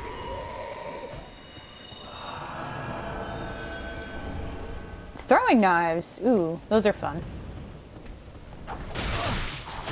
See, when I get a dagger, I'll be able to attack like that. Fast and annoying. Throwing knife. Krist is the everyday gamer. Trying to make it in this cold, hard world. This is what happens when Ren doesn't have his grappling hook. Funny, what the fuck? Funny you should say that. In Sekiro, which is the game that Miyazaki made after this, you have a grappling hook. It's really cool. I'm not good at Sekiro at all, but I may play that for you guys because it's fun. It's a fun game. Wait, where's that person? I could have sworn there was someone here. Hello.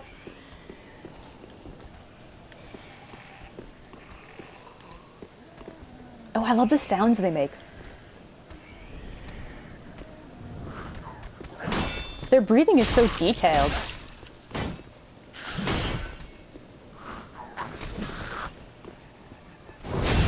The sound design in this one is beautiful. You're just making Persona 5 comparisons. I don't know how I keep doing this. Join the fucking club. Like, you can make parallels to many things. Sneaky. Oh, hey. I do it all the time, and I totally understand. Okay, let's put a firebomb on there. It's gonna get loud here, guys.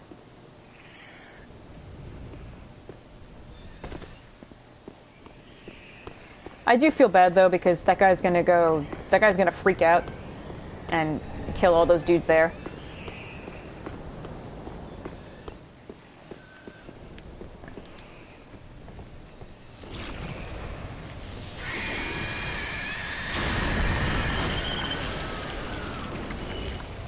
That is very rude.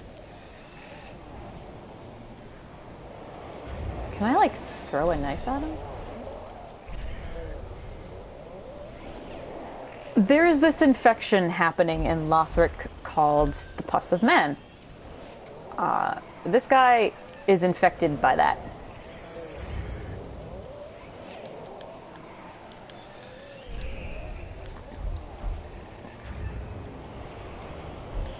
We're gonna see if I can find a way to do this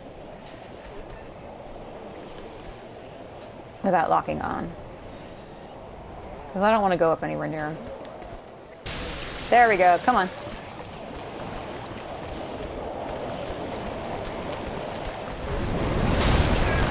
Ooh, I didn't know he could slap through there. Alright, you scared my friends. Can you move away so I can throw fire at you, please?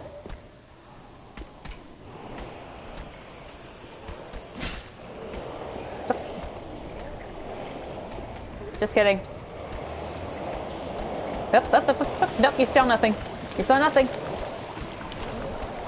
They clip through environments a lot, by the way, so be prepared for that. It doesn't look that good. Shh, it's fine. Nope, nope, no, no. Well, how about this? And that. And maybe that. They put a firebomb near him, too. To let you know he doesn't like fire.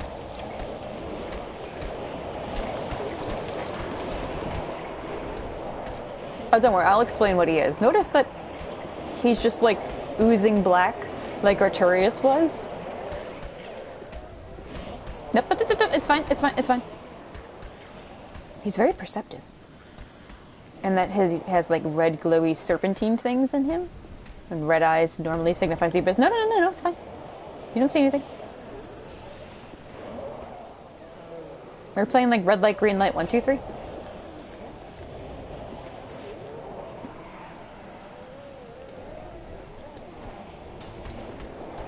Nope. Back here. There we go. Nope. One more. There we go.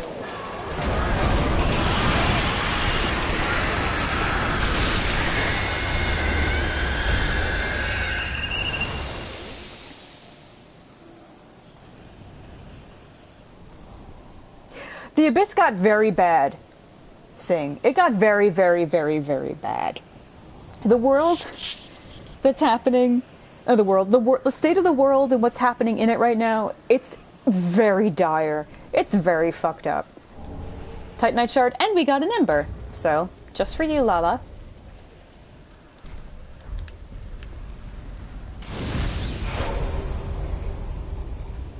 Now we're glowy again.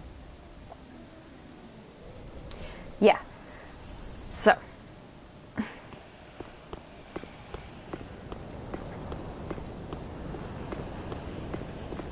That guy's okay. I'm glad at least some of them survived. You! No! No!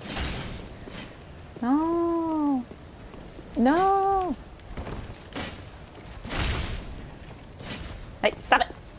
Give me your treasure. There we go.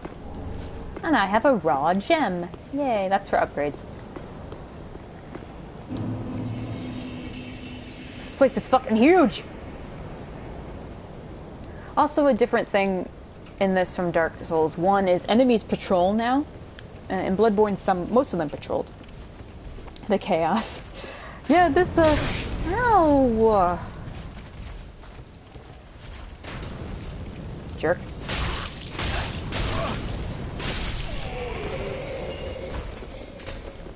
Listen, this is...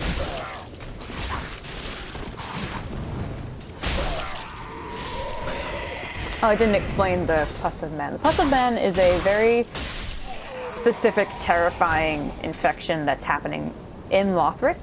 As you can see, some of these people, when I stabbed them, their blood came out black. Almost as if it's like dried and withered up blood. And the people infected by the Pus of Man have this like... I think what it is, it's an infection like tainted by the abyss, and it's just some strange plague that is only taking over Lothric. And they can't explain why. I don't know why. It's just it's getting really bad. And it's one of the many things that is wrong with Lothric right now. Okay, we can go down there. We could jump down there for a shortcut. We can jump to our deaths, or we could go through this door.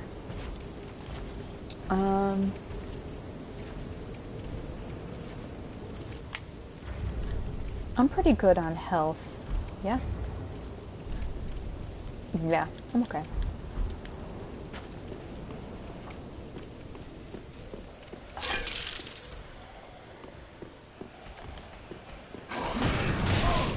Ugh. Jerk.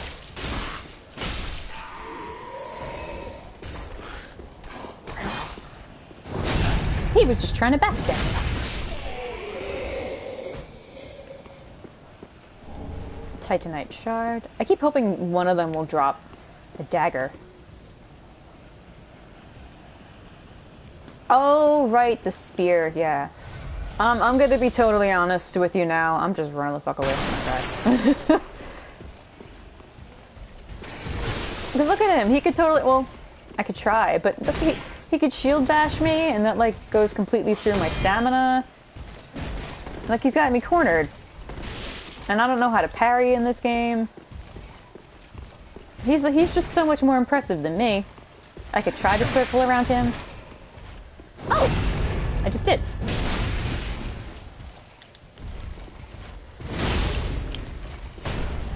Huh.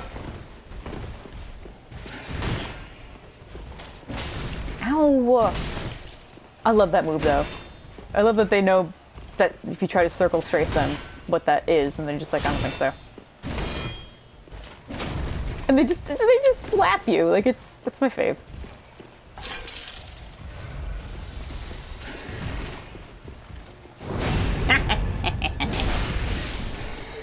Yeah, he's pretty intimidating. Oh, and I got my Estus back. Thanks. He's intimidating. It's okay. It's alright. I will die many times over to things in this game.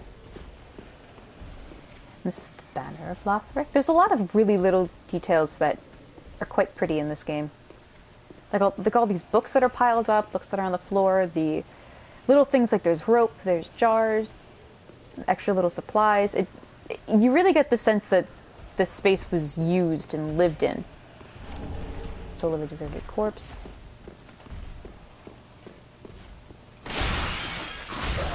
I saw ya. Sure. Undead Hunter Charm. That's not new to us.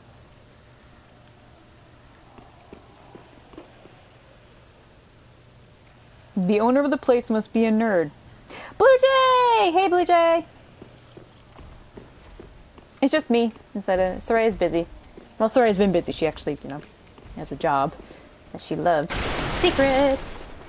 Let me know if, like, the sound effects are too loud, or if you want something to be a little louder, or a little softer. I can adjust as needed. Green Blossom. Green Blossom is a green weed shaped like a flower, and you eat this to boost your stamina recovery. The Undead Legion of Farron are remembered for using this annual plant, normally found near clear water, to swing their mighty swords with abandon.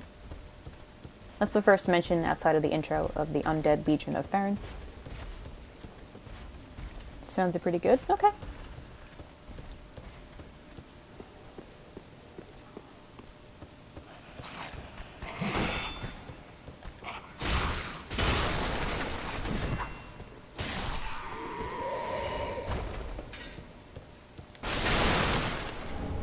Broadsword.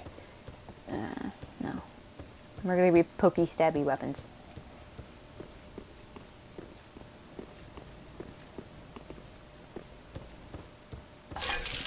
Oh, that startled me.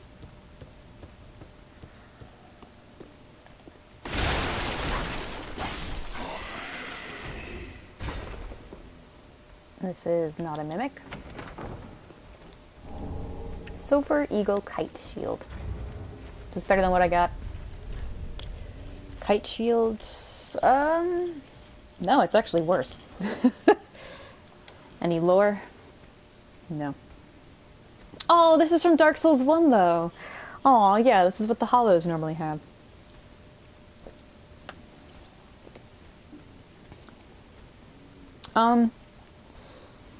I don't think we're going up against anything that's going to scream like those guys did. But the enemies in this game, you know how the Bloodborne enemies would either talk to you or they made, like, gross gargly sounds and stuff? The enemies in Dark Souls 3 are very vocal like that. Only specific kinds scream, and it's the Pus of Man, and they're only here. So once we get out of Lothric for a while, you're not going to hear anything like that again.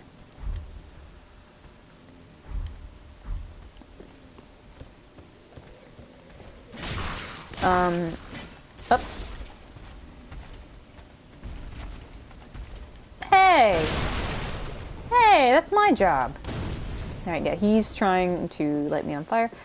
And I will, this game isn't as viscerally gory as Bloodborne. There are some body horror elements. So if you guys have anything particular that you want me to warn you ahead of time for, let me know, and I will just mention, like, hey, heads up, this is coming along. We're not going to get into anything particularly gross just yet. But it is on the way. Okay. I'm going to make a dash for that thing on the table. And then I'm gonna fucking run.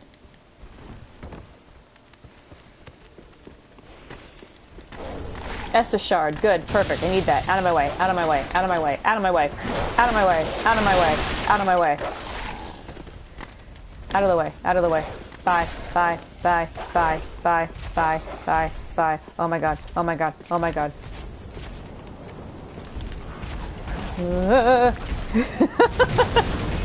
Make out like you stole something. Oh my god, I'm so glad I got away from him. Bye. You're too fat to climb up the ladder. Bye. Oh, he's not though. Cool, I got a friend coming. Okay.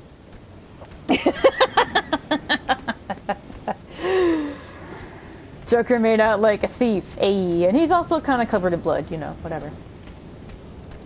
Hey, buddy. Oh, shit. Bye. I got an Estus shard. A shard soaked in Estus, give to the blacksmith to increase the usage of your Estus flask. In the old days, it was rare to see an Estus flask far from its owner. But this shard offers hope, however shattered. That's a reference to Dark Souls 2. A character in Dark Souls 2 would, when you gave her Estus shards, she'd be like, let me see it. To see light, to see hope, however faint. Is he down here? Oh, he is! Look at him! Jerk. Alright.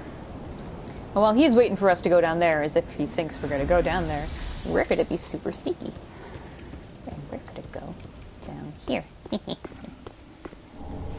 Black firebomb.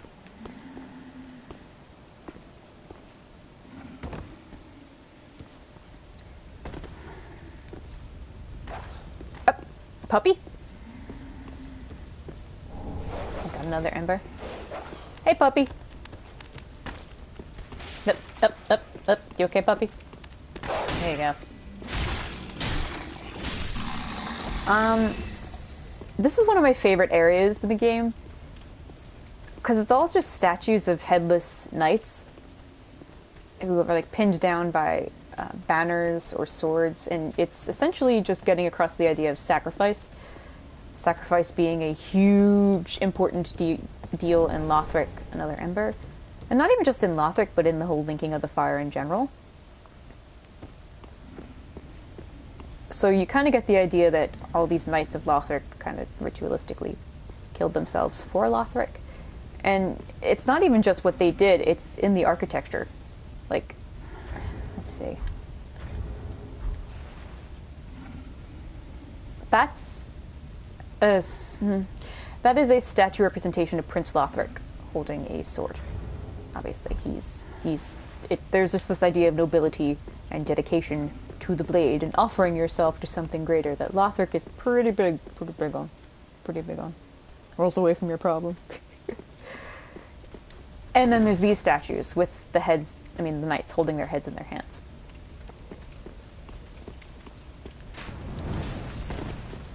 Excuse me.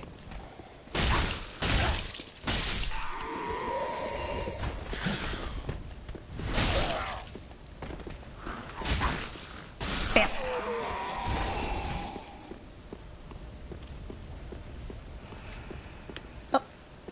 Oh, that's someone I can summon, okay. Another soul of a deserted corpse.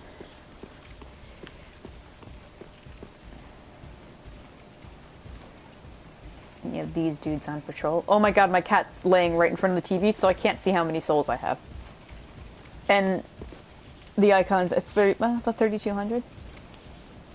The statue in the sunlight pretty. Oh! Yeah, the statue is really pretty in the sunlight. My character's glowing because I am in a status called my Ember. The Ember of my life, basically, is restored. And when that happens, your character glows like a little cinder. And flecks of cinders fly off of your body. I'm gonna get a shortcut so I don't regret any of my future decisions. Oh shit, he went back.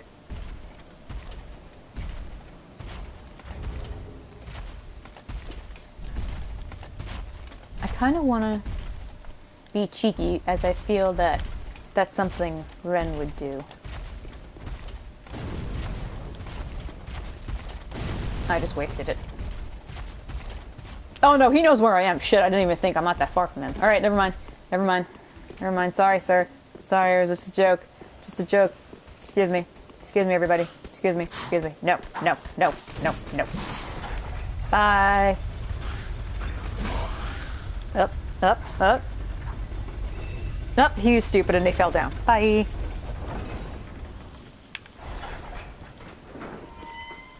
And this is a shortcut way back to the beginning. In the very first bonfire we sat at.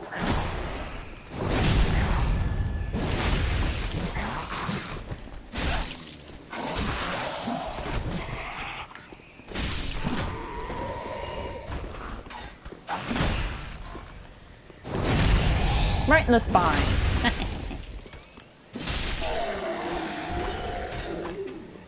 Bye.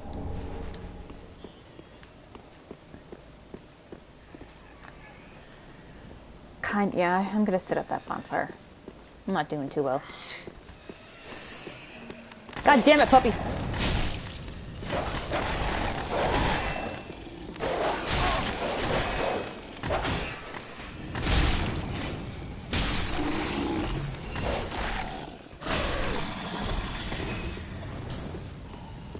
Excuse me.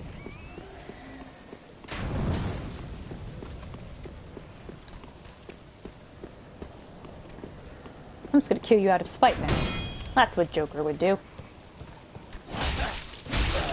No. Bye. Yay! Okay, I feel relaxed now. Let's go level up.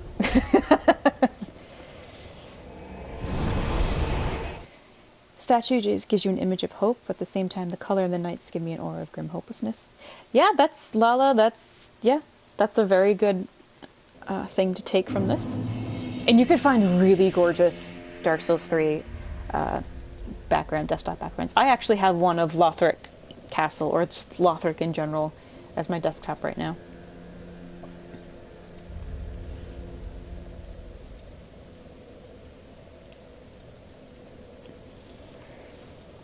And oh, yeah, she can move around a little bit. She's just chilling.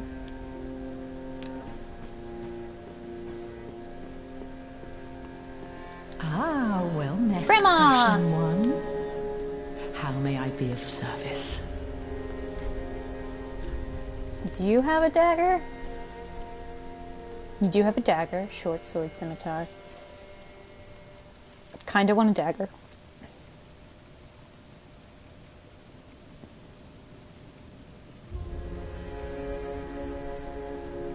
Yeah, kinda want a dagger. It's only 300 souls, not that bad. Ashen One, be sure to bring more souls. Okay, Grandma. You're kinda creepy.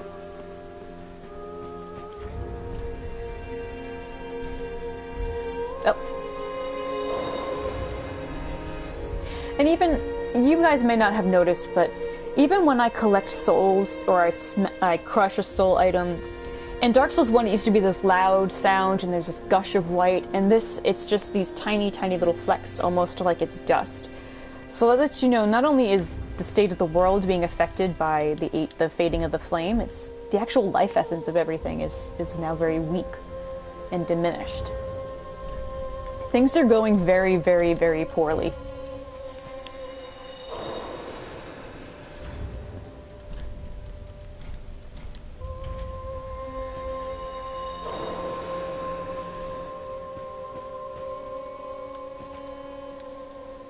Welcome home, Ashen One. Speak thine heart's desire. Oh, what dagger? Because I'm basically going to be sticking either with daggers or spears, just for distance. But I've never done a dagger run, and I would absolutely love to just have a bunch of them. I know, I don't think Kieran's blades are in this, right? Corvian Great Knife! Oh my god! Yeah! Corvian, it could, oh my god! It'll be the Shuake blade! Oh my god, thank you now. And that's not that far away either. Oh my god, I'm so excited. Okay, I'm gonna get it soon. Okay. Very well. Thank you Then now. touch the darkness within thee. Take nourishment from these sovereignless souls. Okay. Hi, kitty cat. Yeah, it's the Shiwake blade, yeah. Lala, if you want, you should look up all the weapons in this game. There's dozens and dozens and dozens of them. They're so cool. And I have a lot of them on my Daenerys build. Before I stop streaming tonight, honestly, I'm going to be going for a while. Before I stop streaming, I'm going to hop over to my Daenerys one so I could show you guys the different weapons. And because I wanted to show Lala all the pyromancies.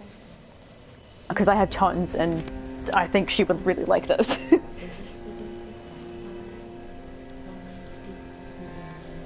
Okay, what did I want to level up?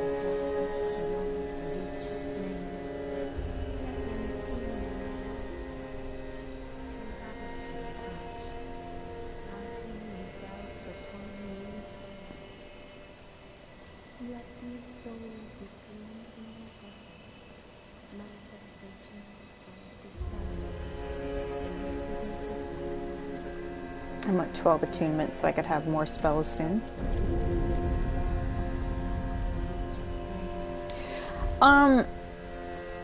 You can accidentally, the triggers, the R2 and R1 triggers on the PS4 controller or any other controller, well, PS4 specifically, they're very sensitive.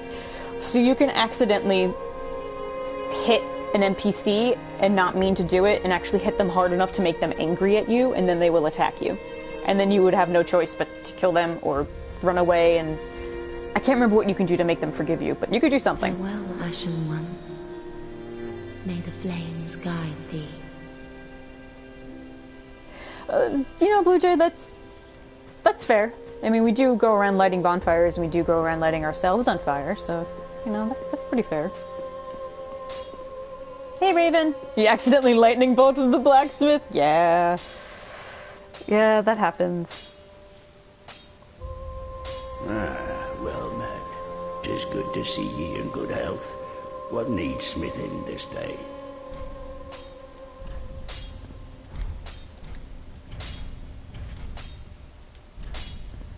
Four to 1, sounds good to me. Ooh, how far are you, Raven?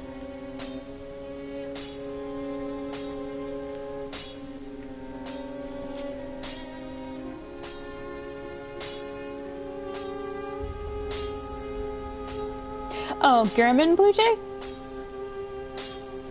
Yeah, don't worry, he'll come back. He's fine. Oh, that sucks, Raven. I'm so sorry. But if you're near the end of the game, 420,000... I'm sorry, 42,000 shouldn't be that bad. What you could do is, you could co-op with a bunch of people. And you could equip these silver serpent rings. You can get extra souls.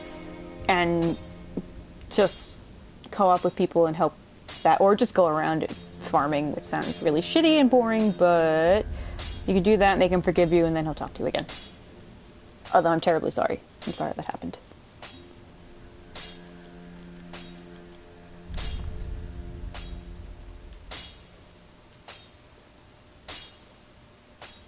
I probably shouldn't upgrade any of them since I'm going to get the Corvine right now, honestly. Be careful. I don't want to see my work squandered.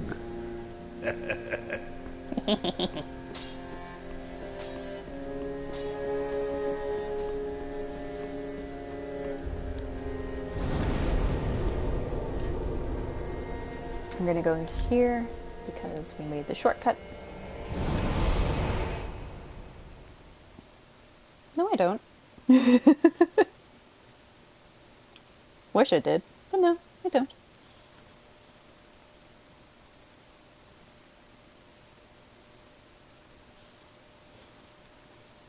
Actually, do I wish I had them? No. If I had that many, I would feel constant anxiety to entertain and be interesting to people. Having just a small group of friends who want to chill with me makes me feel a lot better. No pressure, you know? Go. Wait. Thank you. Standard bolt, yay.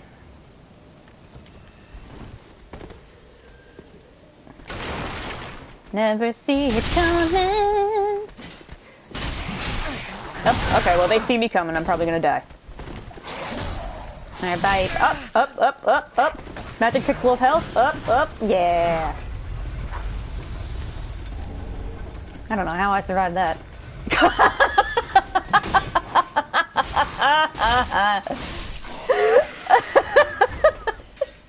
Oh, he's okay. down there.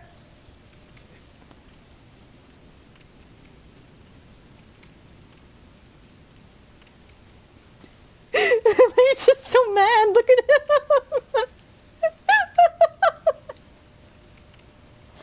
He's very confused now. His pathing's all messed up. Alright. Sorry, guy. Come back. Is he still mad? Yeah, he's just confused. Okay.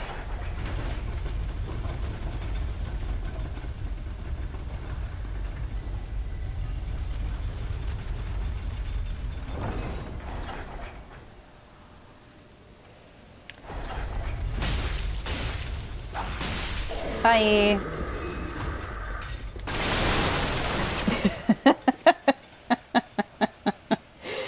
Sandwich. Got it right almost the fourth time. Almost. Excuse me. Oh, I forgot all of them show up.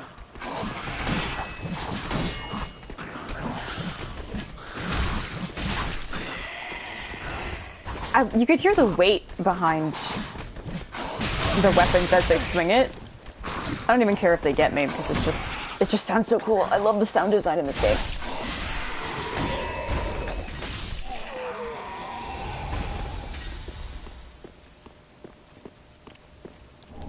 Green blossom. Danny's drunk in spirit. She's drunk in her heart.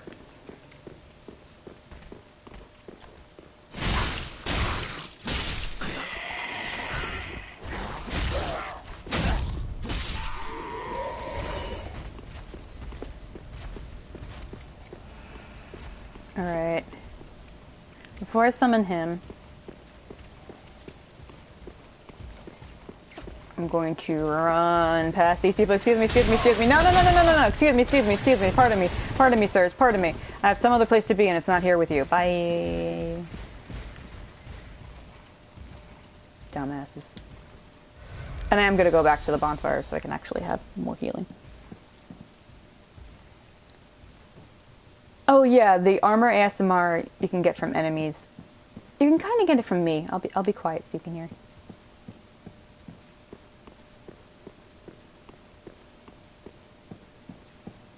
But most of the armor I'm going to be wearing for Joker is going to be very light, so you'll only faintly hear it. And here we have another friend, who's very short. Ah, the wait has been long, unkindled one.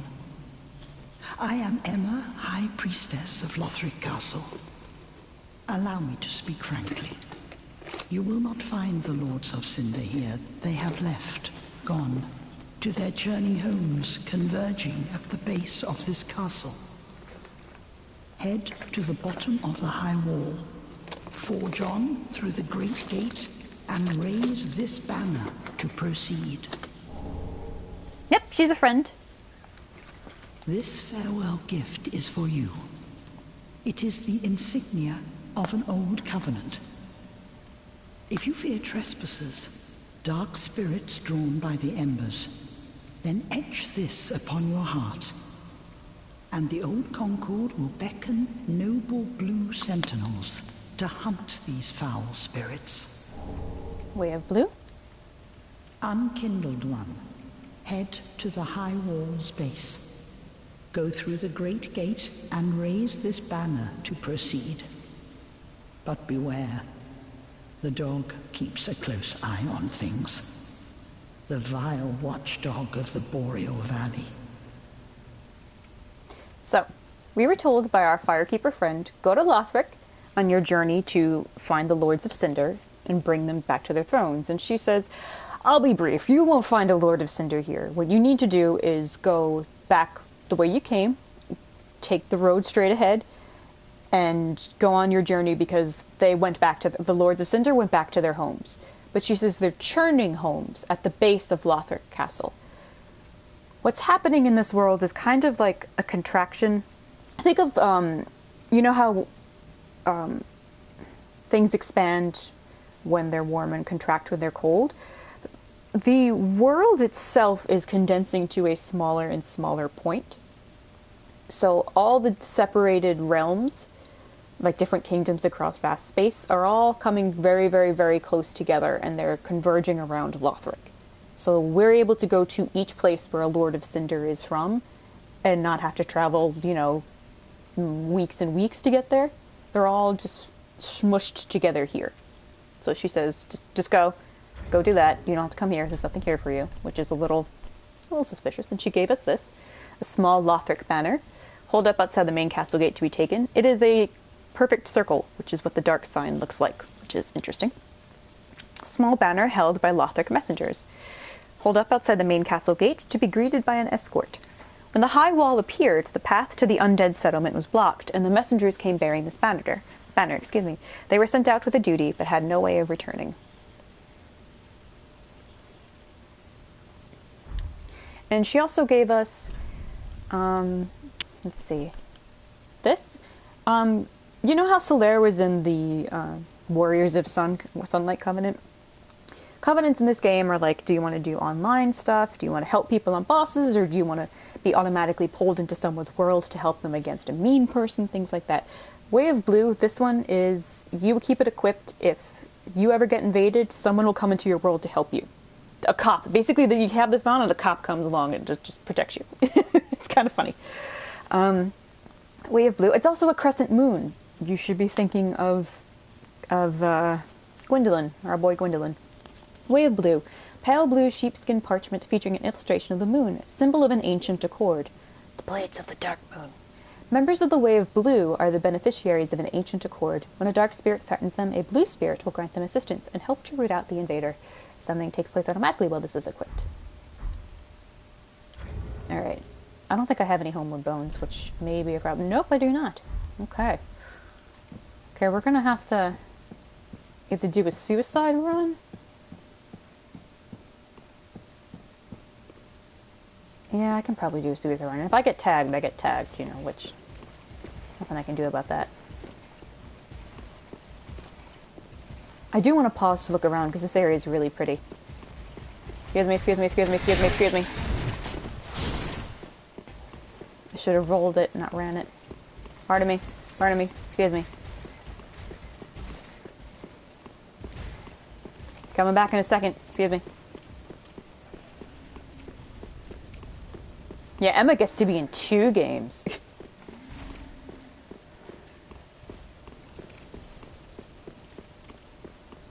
Oh, I sent this back up. Whoops.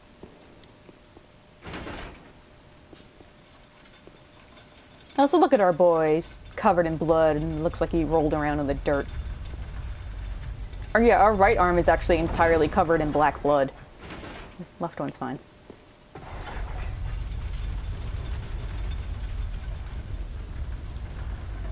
Our perfect little blood-soaked angel.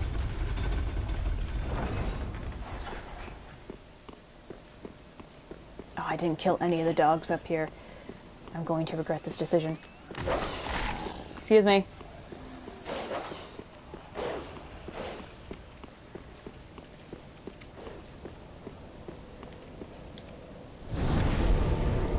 Okay. And now we're pure and pristine again. Yay. Oh.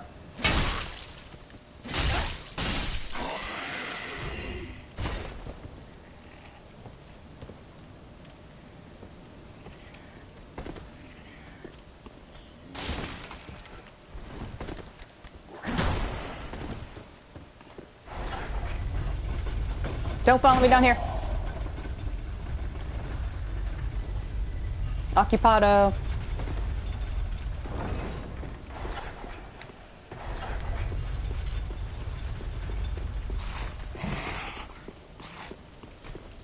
The bonfire is the bath out. Yeah! Yeah, basically. Oh, excuse me.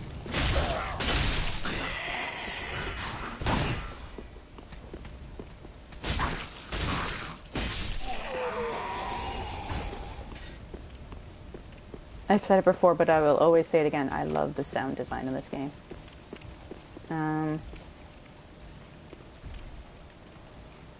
Yeah, I'll summon him. Lion Knight Albert. Yeah, try. Let's see how this goes. Can I trust you not to go after those guys? Can I trust you, Albert? Will you be as good for me as Sif was? Because Sif was a dog with a sword in its mouth. You need to be as cool as Sif. Okay, Albert? Okay? Follow me.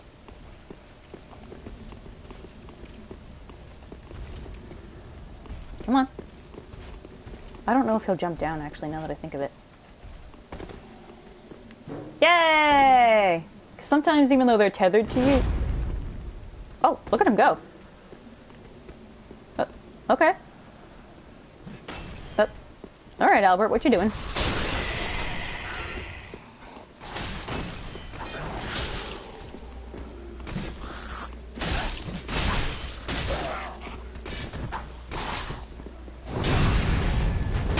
Whoa!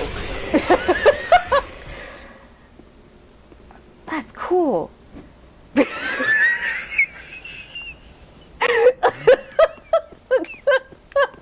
Okay, come down here, Albert, please.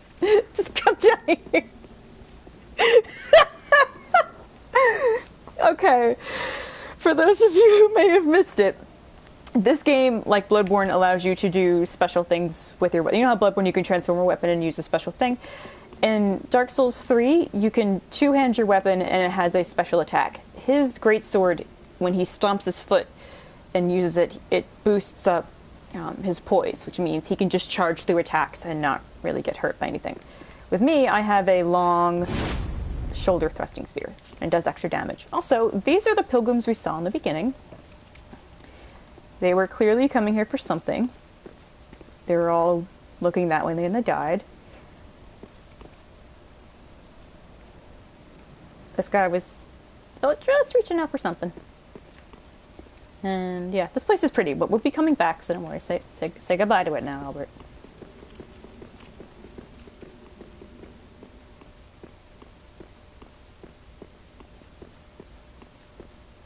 Yeah, nobody tells Lion Knight Albert what to do.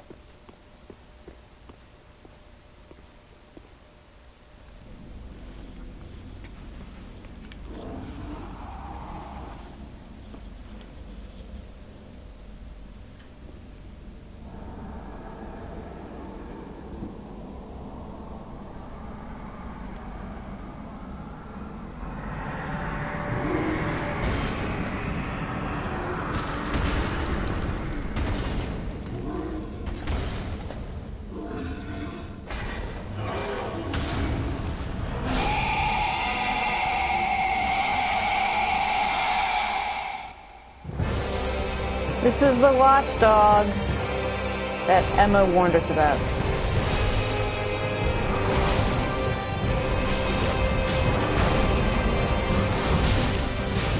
He's so much easier to fight with your pyromancer. That'll last.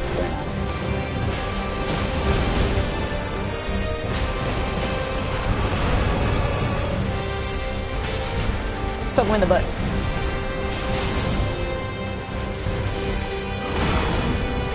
Excuse me, sir. Oh, you got me stuck against the wall here, sir. Oh no, Albert!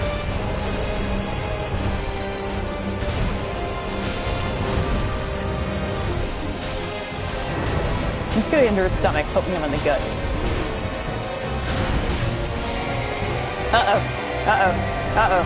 Uh-oh.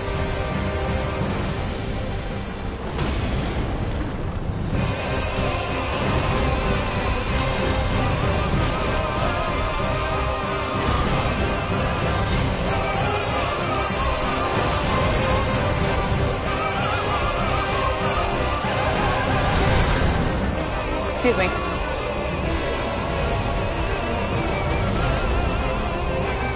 No one's over there.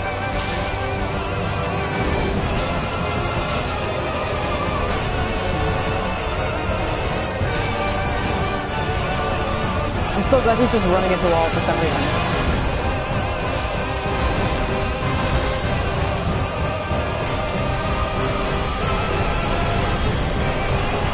Air of fire destroyed. Oh, he ran out of health. Hi, Albert. Bam. And he just walked into the wall. That's weird. Soul of Boreal Valley Wart. Yeah. Yeah. The music, prepare yourself for, like, honestly, some of the best music in the Soulsborne series. It's on par with Bloodborne.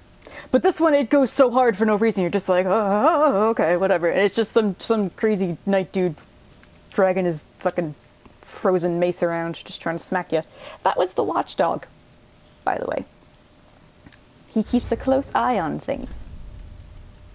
One of the twisted souls steeped in strength. Soul of Boreal Valley Vort. Vort served as an outrider knight, never far from the fleeting dancer. So what's this Boreal Valley place we've been hearing so much about, and where is the dancer? If you know, don't say it in chat. It's lit. Now let's just heal up a bit.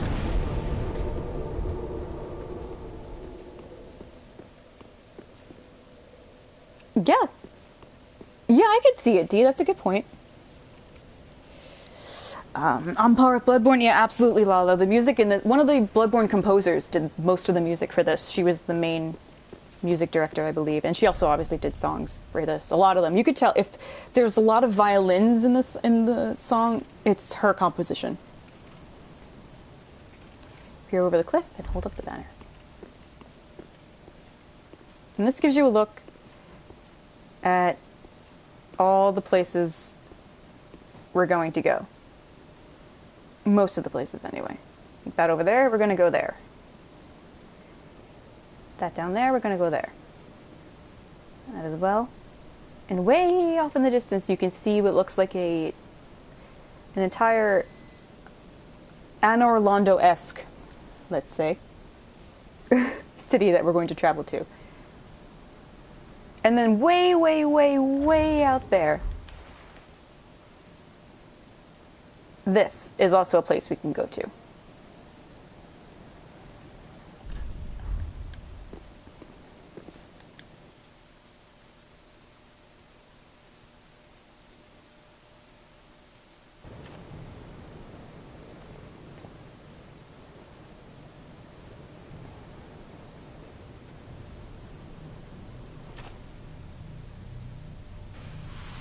Remember these guys?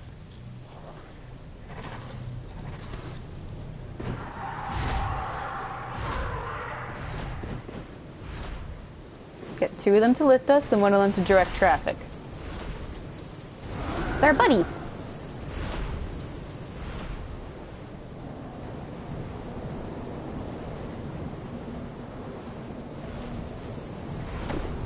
Yep. And they just drop us down.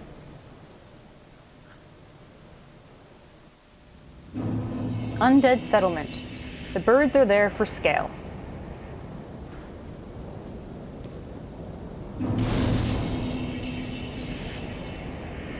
And this is actually very similar to how they dropped us off in Anor Londo. They dropped us off in I think it's called a parapet. They dropped us off in a place just like this. However, they all flew away, so we can't talk to them.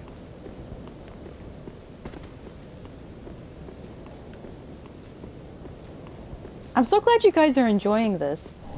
I knew it. I knew you guys were going to like this one.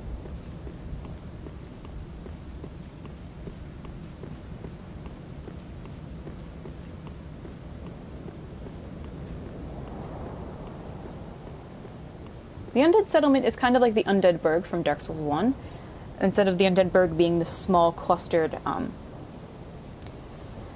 sort of like a fortress town stuck within, or attached to like a ruined castle and ruined cathedrals. The settlement is itself like its own little village, as you can see.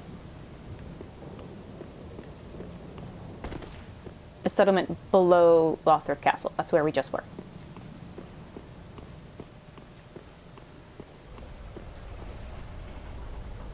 Now this isn't very nice what this guy does.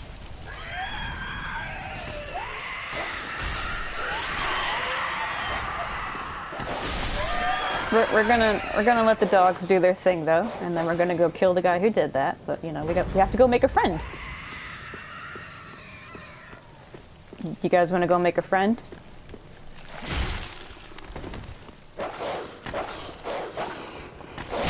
Die, puppies.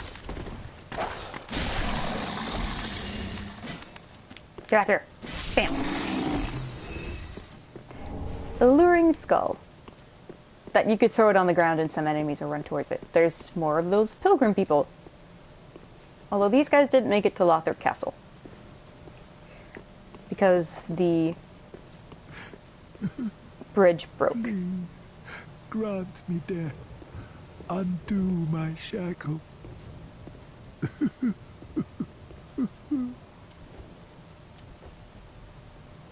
Oh. Oh, then it's true.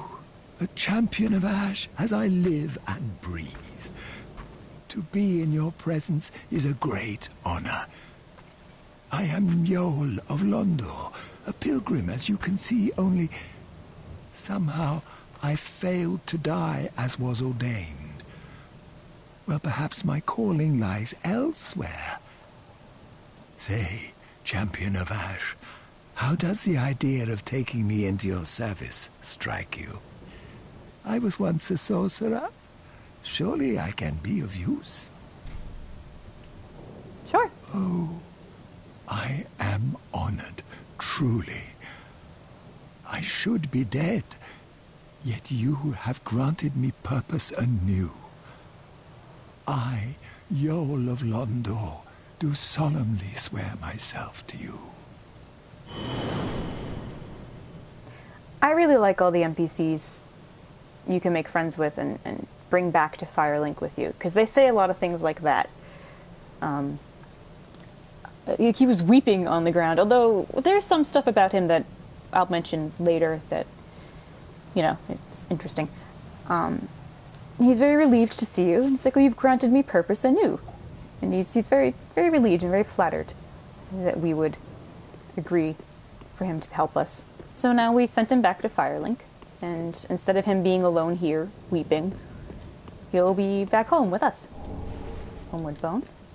I can send us back there.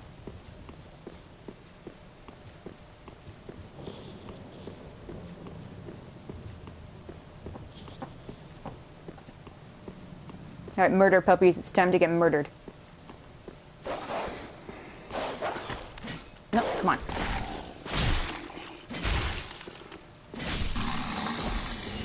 I kind of want to rush through to try to get the Corvian Great Knife. I'm probably going to have to farm for a little bit to get it, because the enemies that have it are on the opposite side of the undead settlement. But I don't really want to rush through, but I do want to get that weapon, so I might do it just to take a little bit of a break from talking. And this was the fucker. This was the fucker that sent those dogs after the people. Fuck you, Bloodborne. Go back to Bloodborne. Jerk.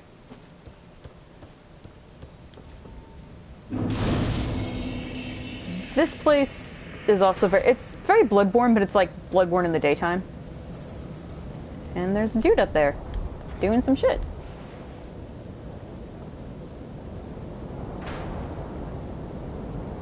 There's a bunch of crows. There's a bunch of places we can go to.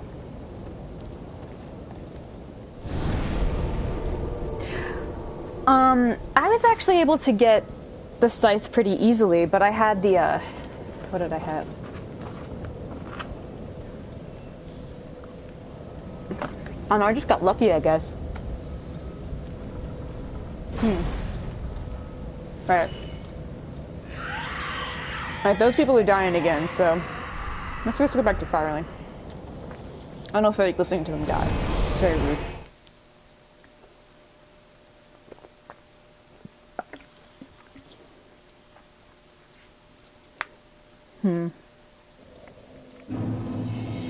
Well, if it will take a while, then I may as well upgrade the dagger that I have. And we do find a miracle cellar here, so... Yeah, my luck isn't that good on this. Oh, luck is 11, that's not bad. Item discovery is 111. It could be better, but, you know. She likes to sit down, I guess. Let's go find Yol, shall we?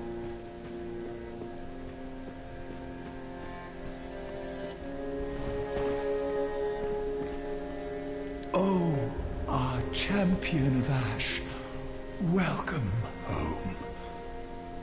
This pilgrim, with a debt in death, hardly deserves to behold this divine flame. And I never would have, had you not taken me into your service. I thank you dearly for this, and assure you of my leal service. That means he's going to be absolutely loyal to us. I'm going for a very specific ending that will not be what you think now, and Raven, if you're still here. But I am also going to try to get as much content and characters to show up in one playthrough as possible. So, let's see what he's got. He's got some spells I'm not very interested in. As I have said, I was once a sorcerer. Alas, the magic of Londor is a far cry from the wonders of Vinheim. But I can teach you what I know. Perhaps, more importantly, I believe that I can help tease out your true strength. We pilgrims of Londor are keenly aware that those branded by the dark sign possess something quite special. Give us the beckon gesture. And we know that Londor is a place of hollows. And he says, well, you know, Londor doesn't have much magic. It's not like Vinheim. But we do know about the strength inside of those who bear the dark sign. So he is offering to draw out true strength, offering to... Then shall we begin?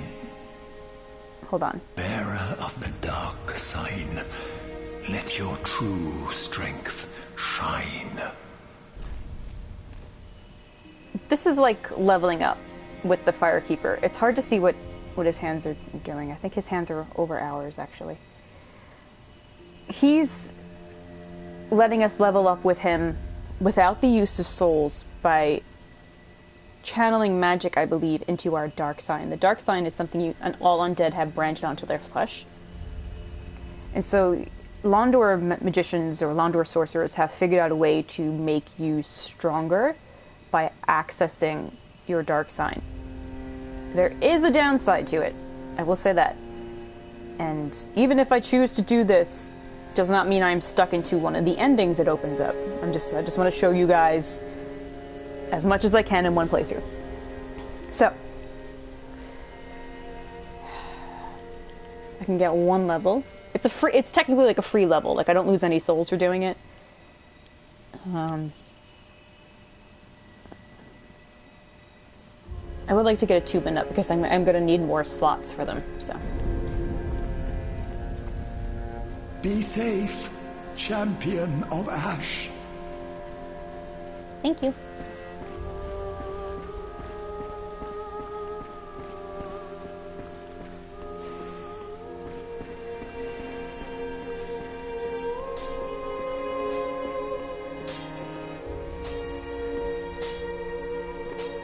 I'm debating if I should improve the dagger that I have.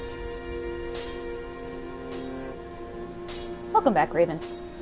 Yeah, I'm debating. You know, I'd rather keep this standard and try to think of Welcome home, Ashen One. other weapons I'm going to use in the Speak meantime. thine heart's desire. Oh, she almost T-posed or fell for a second there. Very well. Then touch the darkness within me. Take nourishment from these sovereignless souls.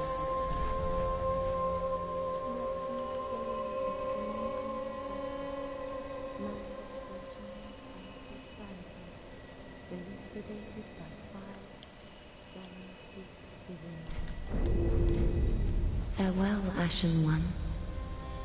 May the flames guide thee.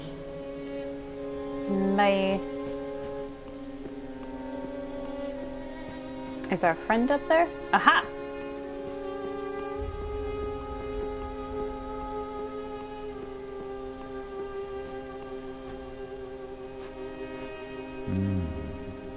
Unkindled, are we? This is another Bloodborne man. And fast on the trail of the Lords absconded? Then these red eyes are for you. Use them to pillage embers and briefly heighten your strength for your duty. What else are unkindled ashes good for? Yeah, she's like the Dalala. She's our firekeeper, but we can actually talk to her, unlike the one from 1. This guy is like Marvelous Chester and very Bloodborne-y, and I think his outfit would be the best for Joker, but I can't get it till later in the game, which sucks.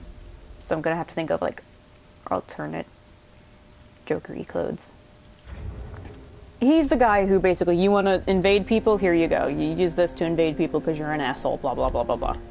Pillage embers for briefly heightened strength for your duty. Yes, you do sing. What else are unkindled ashes good for? His quest, a lot of the NPCs you find here, if not almost every single one of them, will have a quest. And his quest line, he becomes hostile to you at some point during it. So you have no choice but to fight him. And once he's defeated, I think you go to the shrine, the old lady, the grandma that we have here, and she will sell his clothes, I think. Either she does that, or you can actually just pick it off of his body. Either way, you know, you get it in the end.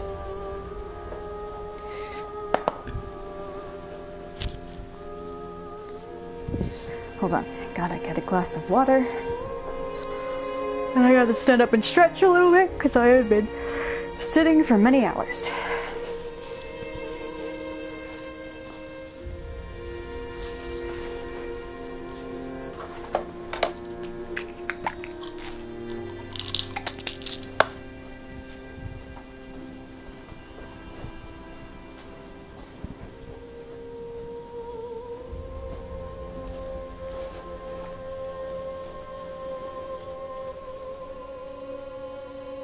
Oh, good point now.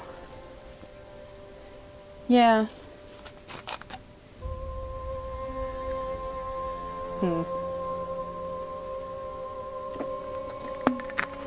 This is pretty belated, but welcome back, Raven.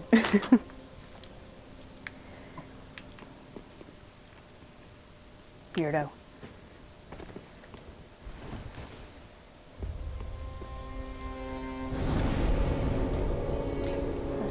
Let's put this away. Oop. Let's put this away so we don't use it. Let's put that away because we're not going to use it. Let's put that away. Gotta put that away. That. Keep that out just in case. Because you said it in chat.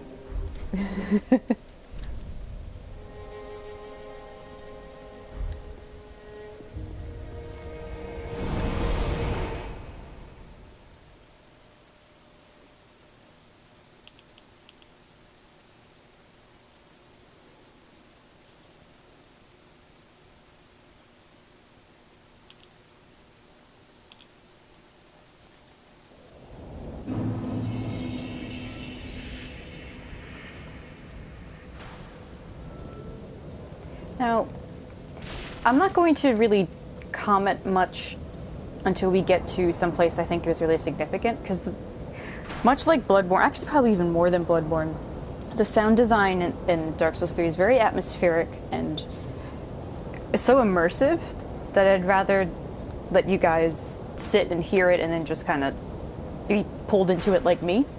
So, yeah.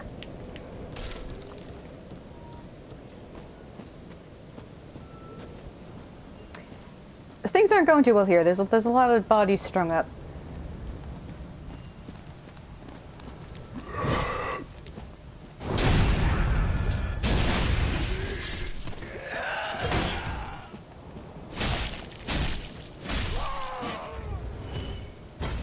I do want to change to the dagger just to fight with it. Ooh, that feels good. Look at that. Yeah. Now, what is this?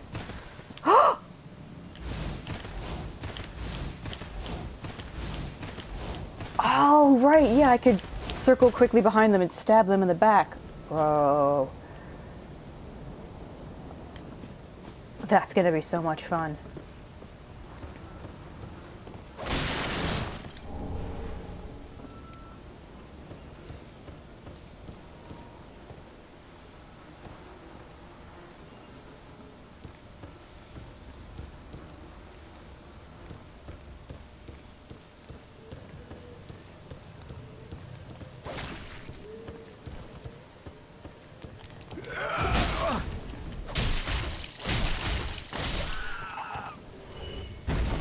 Oh, wait a minute. Repair powder. There's someone else I forgot to get. Back in Lothric.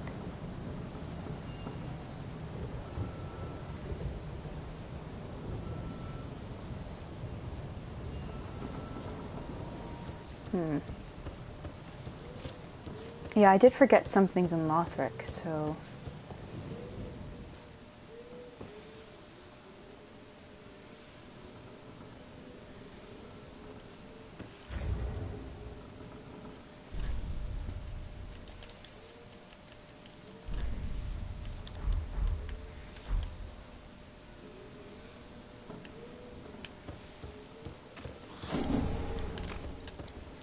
Hey, buddy.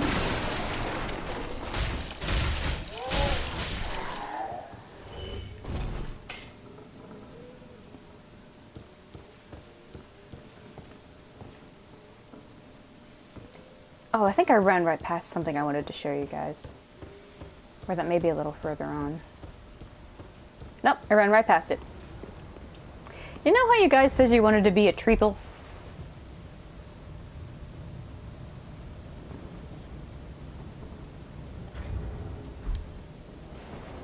I did forget Grey Rat, yeah.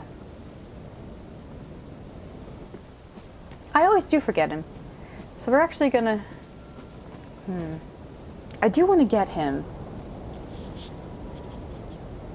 So I am tempted to go back and get him, but I'm also tempted to push forward so I could at least make some progress. Yeah, I'm gonna make some progress. And then I'll go back and get him. I want to at least get to the other people we can recruit here now.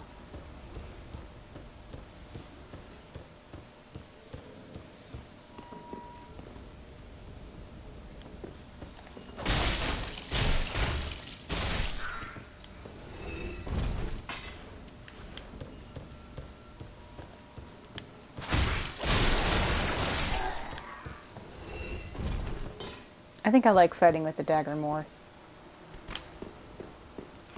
Hello.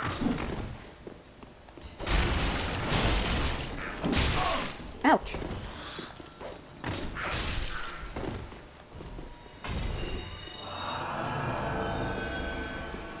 And look, it's another treeple.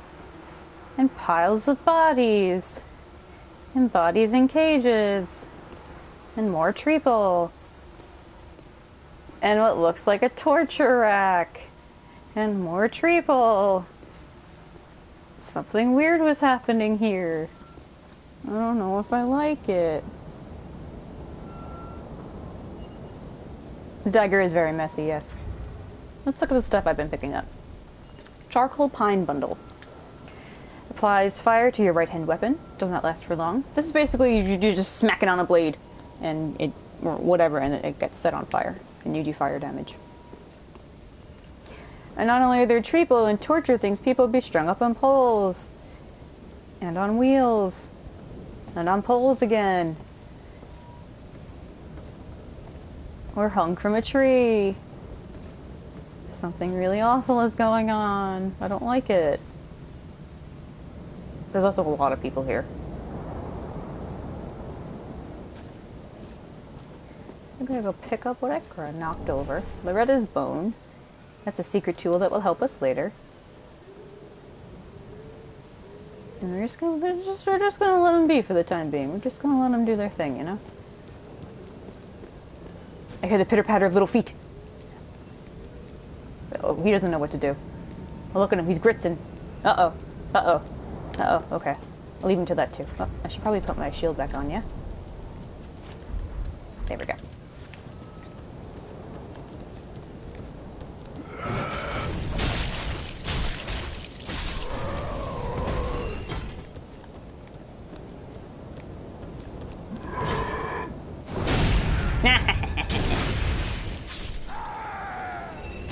Yeah, well. The dagger is tons of fun. Oh, I know what to do. I've played this game before, Raven, don't worry. I just want to get to Irina. I want to get her and bring her back to Firelink. Or get enough souls to buy the key to get to her, and then I will actually go through this area the way you're meant to. Because she sells miracles, and I'm gonna need miracles. Excuse me. Excuse me. Cheeky. He's got a blade that's like twice the size of him.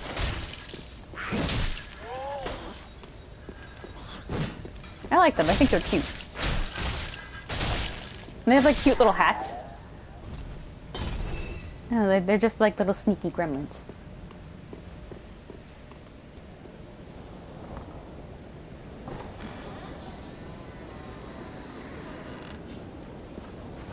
Crows.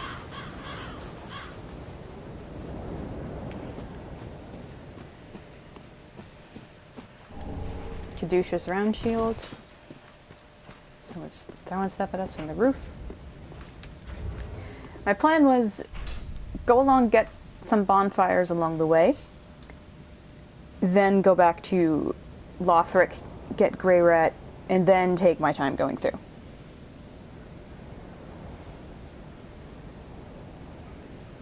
Grinding for the Lothric Knight armor and you barely with it. Well, I'm just seeing what I can make do with. Because most of what I want this character to wear is not available to me in the early games, so I'm just kind of like, he'll just stay with whatever works. Okay, yeah, this doesn't really have any lore on it either.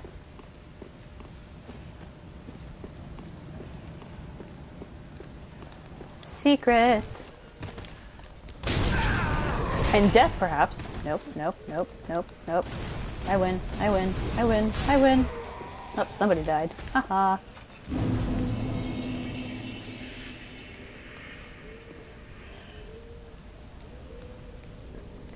The little pitter-patter of their feet. That guy's confused. And I can't sit down because he's still in here. But he's very confused. Oh, you're gonna go back? No? Okay. You good? You know what you're doing? Okay, bye.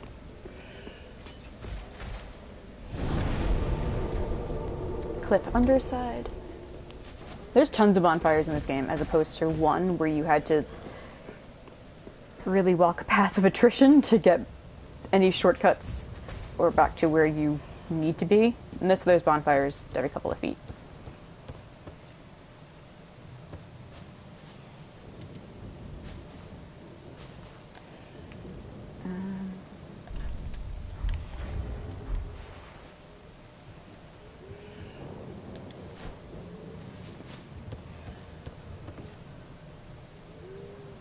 I don't have... I mean, I do have a bow. There we go. Okay.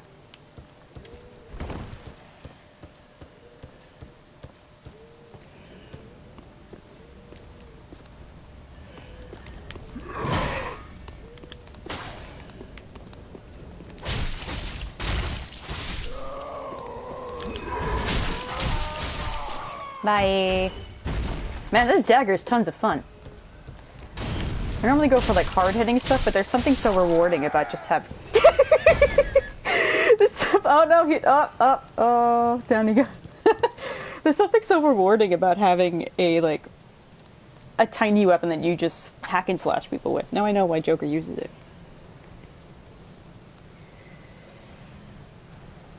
Maybe you could wear certain boss's armor once it becomes available, and you can get that late-game armor. Yeah, a lot of enemies in this will moonwalk when their pathing gets messed up. Hand axe. Oh, Haru's weapon! And look, we have another friend. Aha, unkindled, are we?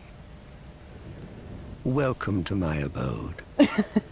I am Cornix, an old pyromancer. A crow in his cage, as you see now. But here we are, an encounter for the ages. I hear the unkindled make for fine vessels. Care to learn some pyromancies from this old man? Sure. Most wise. A chance encounter should not be squandered. To reiterate, I am Cornix of the Great Swamp. The pleasure is mine. And now he's back at Firelink as well. So we have a new friend! Yay! We have a fire-throwing friend. Considering that miracles require you to boost faith, we will be able to use some pyromancies. So I may make this like a pyro faith build, because I feel like that would fit Joker pretty well. Pyro faith, because yeah, that would, because our son didn't he have like a fire spell and a darkness spell? And there are such things as like dark miracles in this game, and dark sorceries and stuff, and dark pyromancies. So whatever. Basically, we're gonna be great and good and full of weird magic.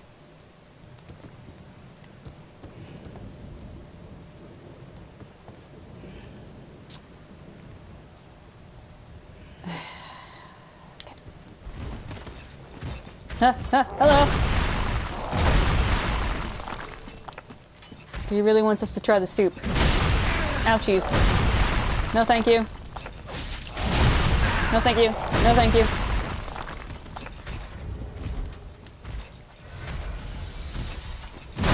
This guy's gonna be tough with a dagger. Yeah, because he just boosted my shield, so I can't guard against him. You know what? You don't have anything I want right now, so bye. I'll just take this. Bye. Yeah, these guys aren't having a good day, neither am I. Alright, bye. Pretty flowers, so pretty flowers, bye. This place is fucking huge, by the way. They just come out of nowhere. Oh, yeah! Yeah, yeah. Like in Bloodborne, they walk around, they patrol. So, you know, you'll just be minding your own business, and then you'll run into them when they're on patrol. Like ratties. Hello, rats. Oh my god, it's like the PT on Shido's boat. Ouchies.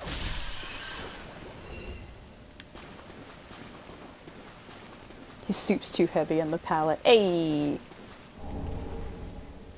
Castus. Oh, these are good for parrying. Also, these are Makoto weapons. They're basically just brass knuckles that you wear and punch people with. Okay. Really, really missing my pyromancies.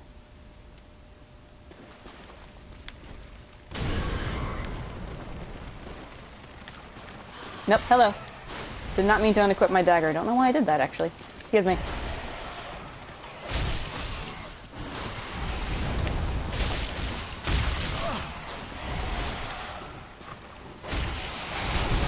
Ooh! I didn't expect to get it there. Oh well. That's fine. I know how to get there anyway. It shouldn't be a problem. My cat just tipped over her bed, and so it's sideways, and she just is sleeping with like her head inside the bed, and she's just laying on the ground, but her head is inside her cat bed. I don't really understand. Okay. I'm not going to ember up just yet, Lala, so... Although we have two, I just want to stay in the swarm so I don't waste them.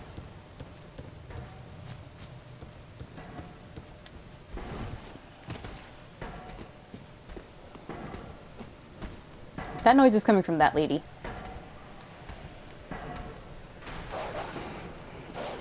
Oh no, the dog sees me. Oh no. Uh-oh. Uh-oh.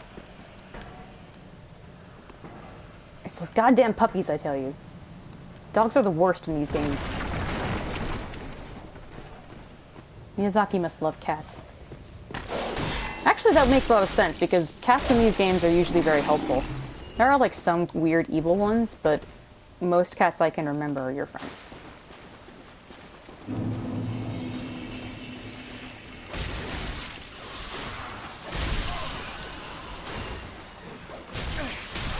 Excuse me, excuse me.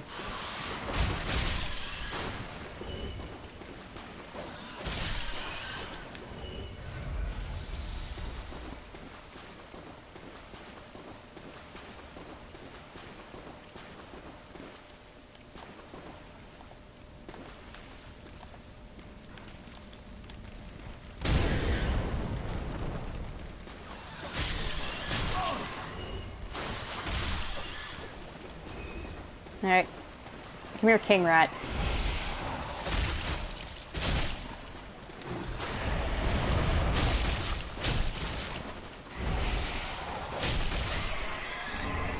Blood bite ring. That's actually pretty useful. Oh, we can wear 4 rings, by the way. Yeah. No, I'm gonna kill everything myself. One of the bite rings native to Kareem, the blood bite ring, increases your bleeding resistance. The crafting of these rings is forbidden, perhaps owing to a fear of malleable stone. Clerics, however, dabble freely in the arts. That's another indication that not only have clerics done something pretty fucked up in Dark Souls 3, that they've strayed a bit from the path, they are now known to basically give no fucks about magical decency and, you know, laws. Making these rings is forbidden, but clerics are like, yeah, fuck you, we're gonna do it anyway.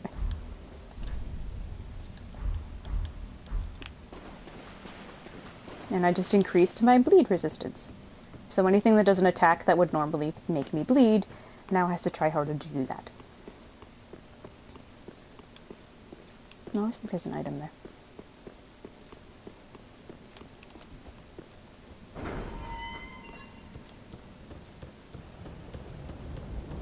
Just open a shortcut and another bonfire. Hooray! I can't remember how many souls you need to get the key for that. But I'll go check now. Because we get to go meet Cornix. Yay!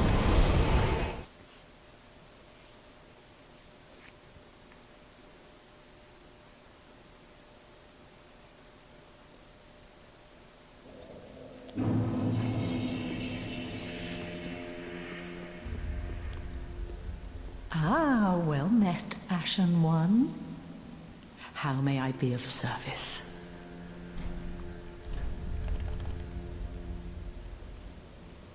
Oh, it's not even here yet.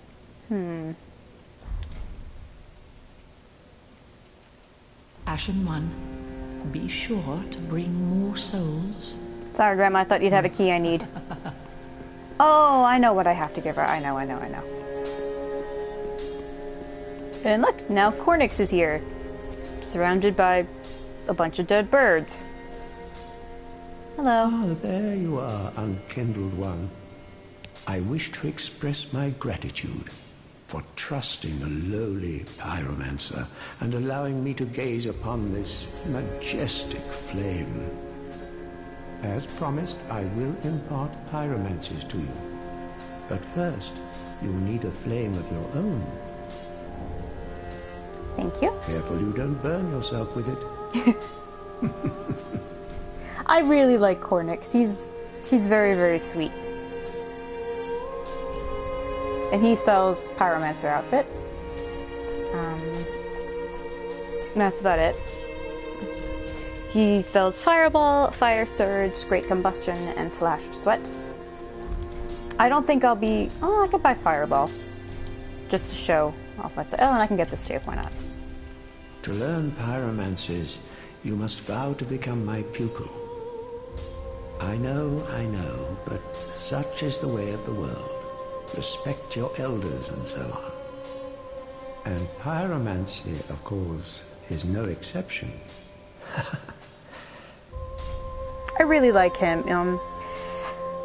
In one of my playthroughs, when I finished the game and I went around killing everyone to like get their items, I hate doing that, by the way. His is actually really sad because when you collect his ashes, You could read the description, and it says that he was basically like old and lonely, and he just wanted to have someone to teach. Like he just wanted, like he saw a purpose in being a teacher, and that's why he's so eager to be like, oh, you could be my pupil, okay. And then there's this. Do not be gone for long. What is a teacher without a pupil? Isn't that sweet?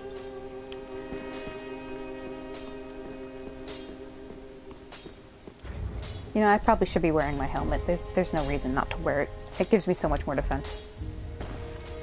What is a teacher without a pupil?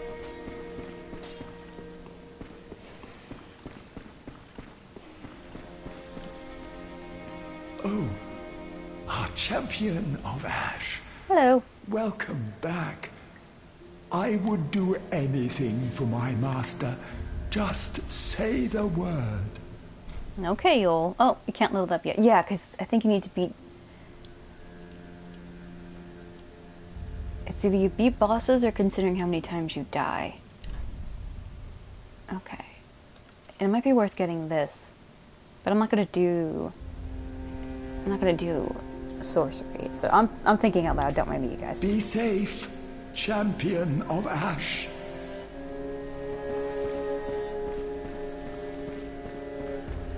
I like Yol. Don't be suspicious of Yol.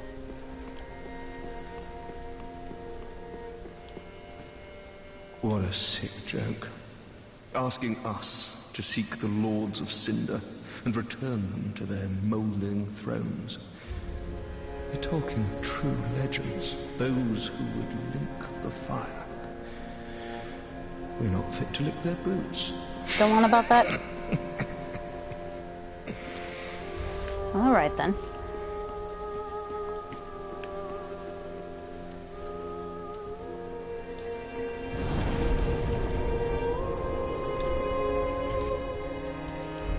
This is for you, Lala.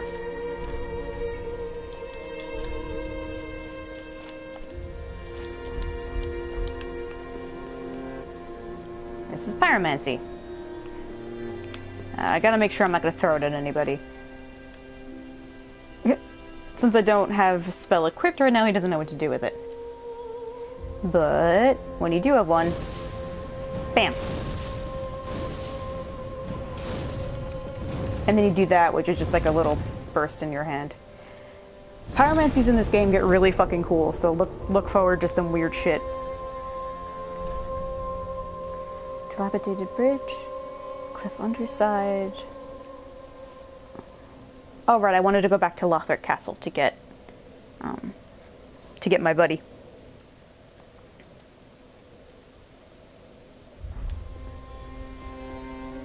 Yeah, Lala, you're gonna love it. And I know I had said earlier, but just to reiterate, before I finish streaming, which won't be for a while yet, I will go to my other builds and I'm going to show off all the spells that I have, just to make Lala happy. I was thinking of going to about like 2 a.m. my time, maybe 2:30, which would be about early afternoon for some of you across the globe. I figured that would be a good place to stop, considering I've already been going for 3 hours. Okay. Aw, Lala. Claymore Pyromancy, that sounds great. I was thinking of making this, I'm going to be like a holy pyro.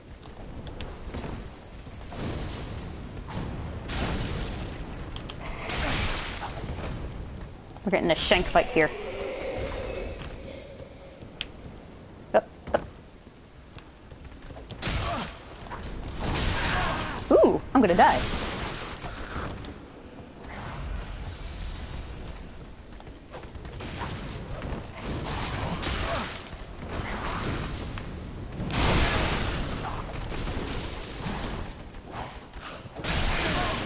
I have to get used to fighting like this though, because I want to use the sword in the pyro, so I'm gonna have to get used to it. I'm used to longer swords.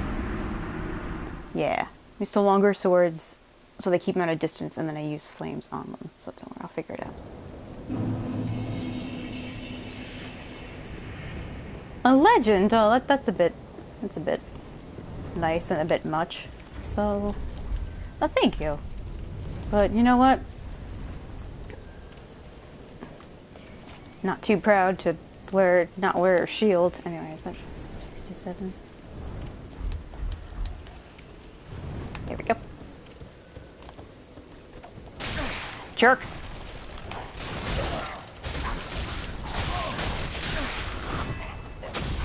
He's still outdoing me. Oof. I'm not paying attention. I'm really not used to these tiny, quick weapons.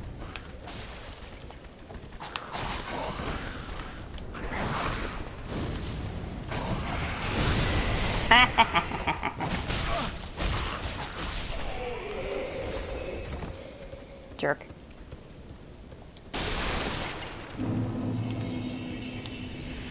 Souls retrieved. The fire texture is so pretty. Yeah, yeah, it's nice. Oh, thank you, Star.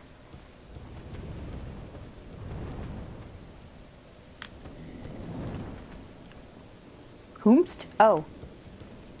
Right. I don't have to go here yet, though. Put a pin in this place. It's a secret tool that will help us later.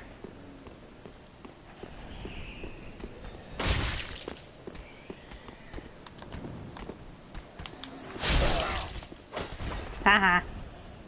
Wanna try again?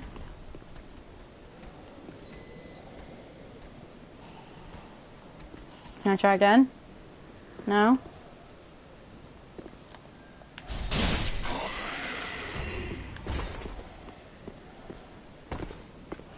Excuse me, pardon me, excuse me, excuse me, excuse me, excuse me.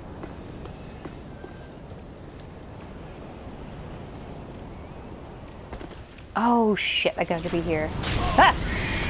Oh no, he saw me. Uh-oh, uh-oh, uh-oh, uh-oh, uh-oh, uh-oh.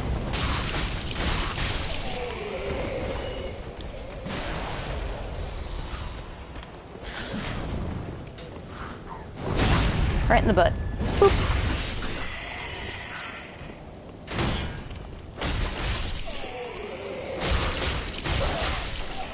Bye. Oh, I have like an arrow in my shield. Oh, there it goes.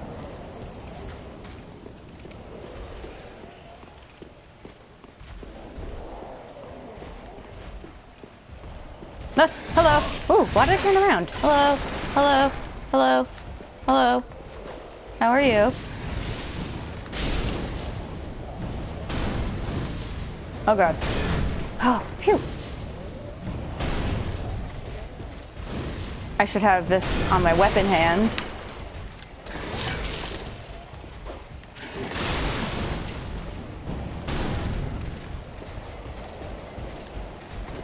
He just attacks so I can get some distance. Thank you.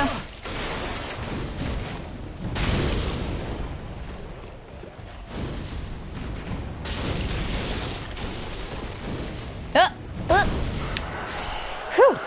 I'm like, if he stabs me once, I'm fucking dead.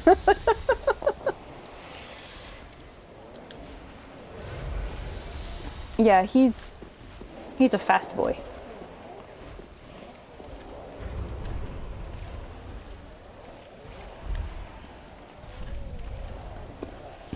Someone's being gross up there.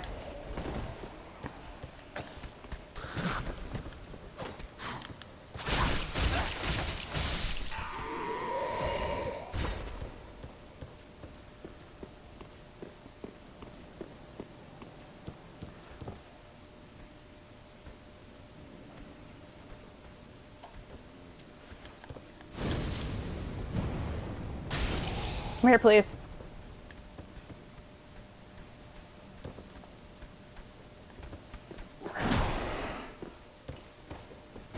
Boop.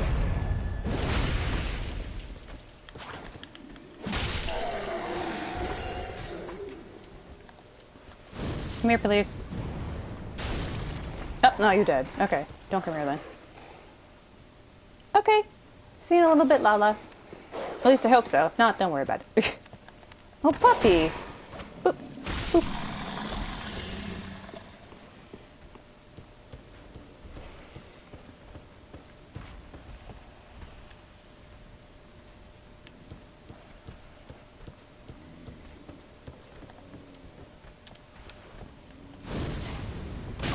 Ow!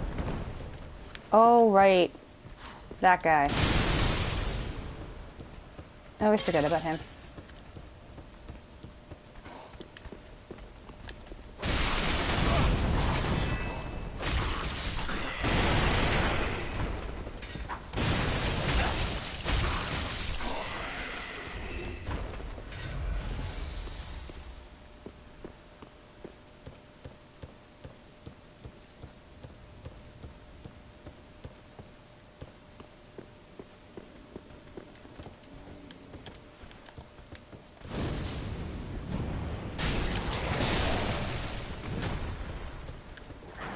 Come up here. Come on. Come on.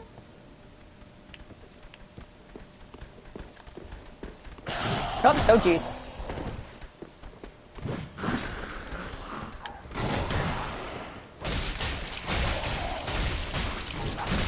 Oof. Didn't all the way far enough.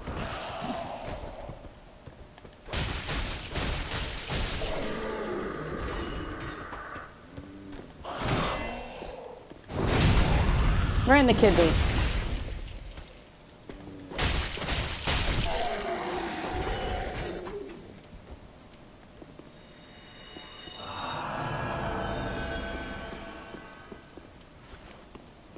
Hey, Pika.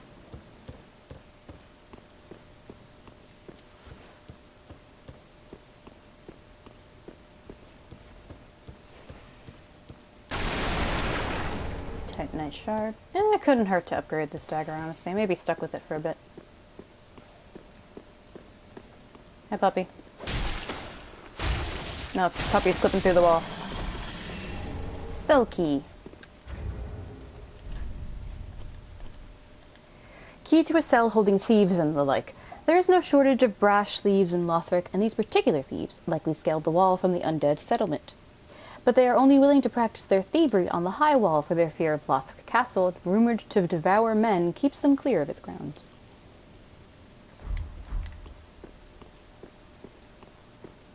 So we're gonna head back this way.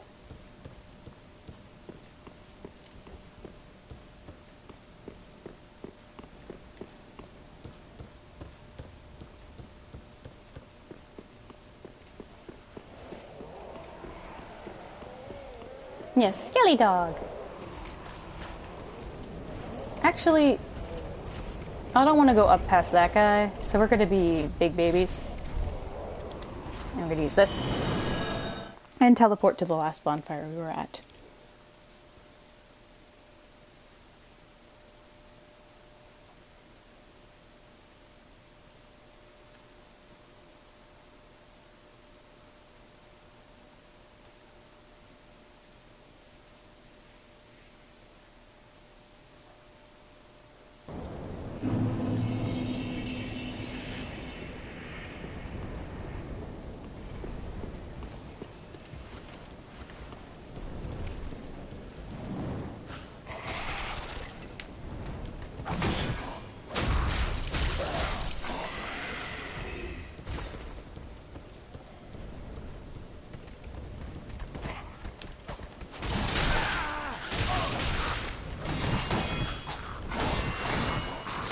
I mean, you guys need to relax. I should have rolled away from them instead of kept my shield up. Just fine. Also, I should just use my pyromancy on them. I'm gonna keep this shield up for now.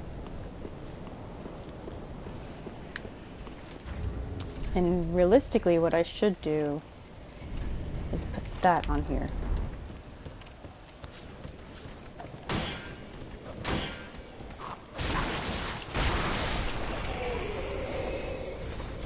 So then I can do this. That's not what I wanted at all. I can do this.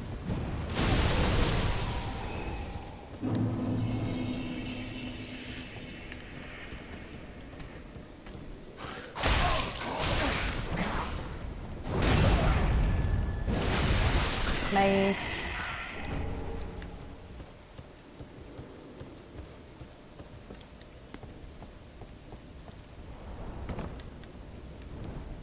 Hello.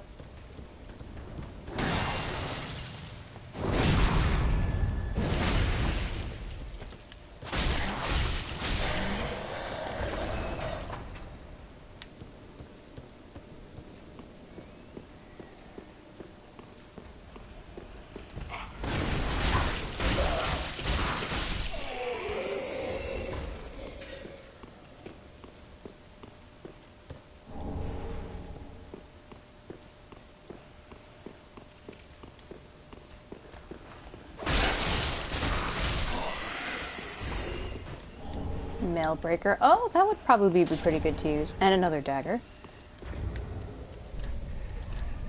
Mailbreaker. A small sword made for thrusting attacks.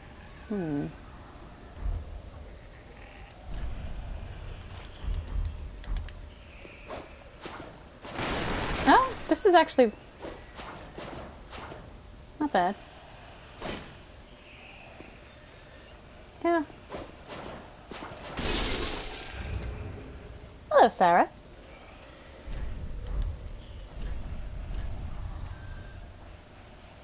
Yeah, I need better decks, which I have been leveling. I like it.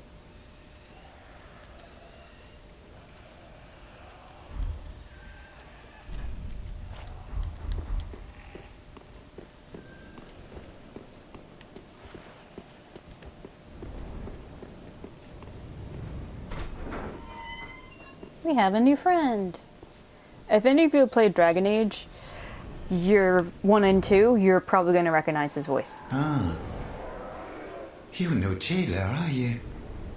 No, you're from far away.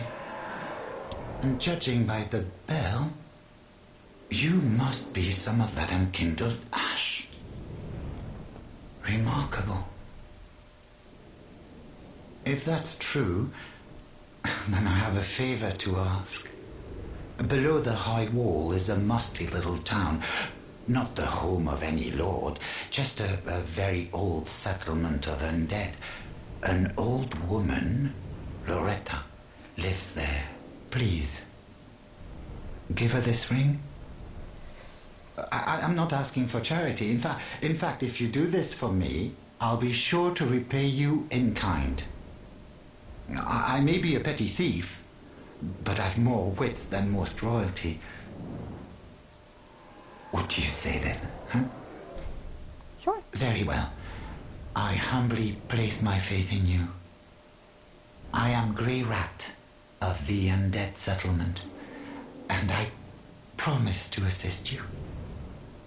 Give this ring to old Loretta at the base of the high wall. Do your part, and I'll do mine. Blue Tearstone ring. And he goes back to Firelink. The problem about the Loretta thing is we found a bone called Loretta's bone. It is an old human bone with several holes bored into it. Excuse me. Old, discolored human bone with several holes bored into it. A woman's corpse in the undead settlement was found clutching this bone. Her name was Loretta. And the ring he gave us... Blue Tearstone ring. Increases damage absorption when your HP is low. So if you're closer to death, this will make sure that you take, I think, like less damage. The stone is said to be a tear of sorrow of the goddess Kytha. And of course, tears are always more beautiful near death. Temporarily boosts damage absorption when HP is low. No, I played this game like 10 times. It's just the first time I'm doing it on like a Persona 5-y kind of cosplay build, so I'm going for daggers for the most part, or very short swords. And I'm going to be sticking with miracles with the occasional pyromancy, mostly dark pyromancies.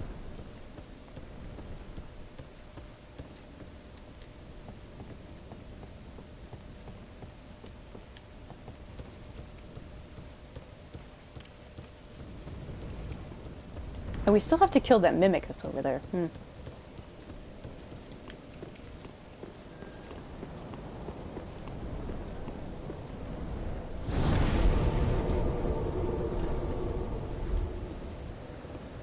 Gotta go tell Grey Rat what happened.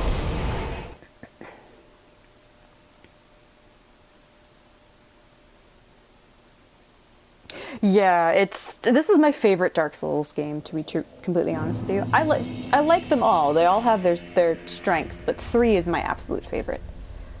You know how Yol was helping us draw out our true strength? He's been giving us this thing called a Dark Sigil, which accumulates curse. A black gaping hole in the flesh that resembles the brand of an undead. The darkness of humanity seeps from this bottomless pitch-black hole, the gap filled by the accumulation of the curse. This dark sigil will never heal, but there is a tale told of a firekeeper who returned from the abyss and brought great comfort to a bearer of the curse. Yol is drawing out our truth's strength by manipulating our humanity in some way. And it's forever, because he's using the dark sigil to do that, it's permanently etching itself into our flesh, which is again something that the Hollows of Londor have figured out how to do. And there is a way to undo it. The description tells you right there. There's a way for the Firekeeper to fix you. 2 is a good game, but it's not my favorite of the games. To be fully honest, it's just not. It's just not for me. I do like the build variety. You can do tons of stuff in that game, but I've always been pretty simple with the stuff I like. And plus, pyromancies suck in that game. It's so... like, the whole fire seed or whatever that you need, I don't know. I don't like it. They just did pyromancy dirty in that game. Oh, hello, you're back. And in one piece. Well, now it's time I do my part. Whatever trinket you need, speak up. Just don't ask me where I got them. Nope. I'm just doing as much as I can in one playthrough, so my friends who haven't played this game can see it. I know the ending I'm gonna go for it, but I'm not gonna say it for spoilers. Heavens. She was already dead. Thank you. I'm not surprised, though. Almost a relief, really. You can keep the ring as, well, a little trinket of thanks, I suppose. If you haven't been able to recognize his voice, he's the same voice actor as Riordan and... what's his name? That other French Grey Warden in Dragon Age 2 and in Inquisition. I forget his name. Anyway, it's that guy. No, you don't have to say sorry. It's okay. He's got some good stuff. He has the bandit knife. Yeah, I kind of want that. And a longsword, don't want that. He has the thief mask. You know what? I think I'm going to go for that. Let's go for the thief mask.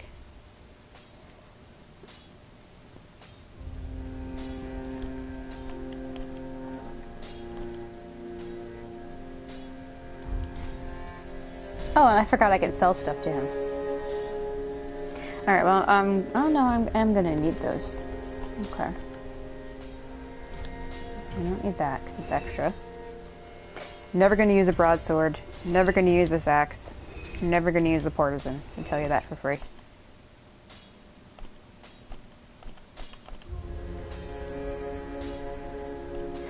No, because I'm not that good. But I do want to actually try it on my own.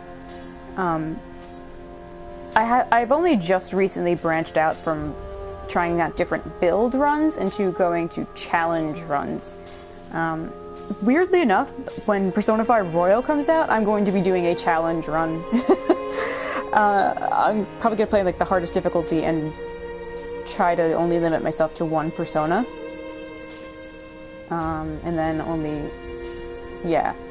I'm sorry, I'm still working out the logistics of it, but I want to do it in that one first and then try it in these ones, because, you know, why not, I guess. You can keep the ring. Oh, it's the same stuff. Sorry. Goodbye. And stay safe. Oh, this place is a bore. What good is thievery if you've nowhere to go? Oh, I love him. I do like that he genuinely wants us to stay safe. Mask worn by those with something to hide, used to conceal their face, muffle the voice, and go by cover of darkness. Oh, I like this much better. Oh, we looking good.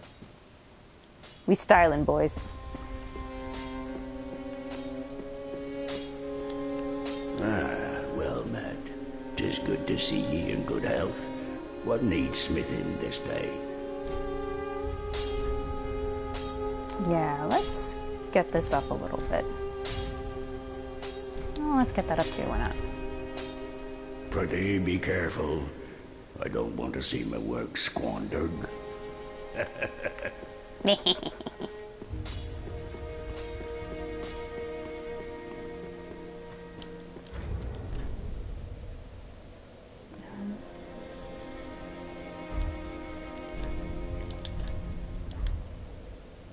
Wait, what's the damage on both? 100, 103. Oh, okay, okay.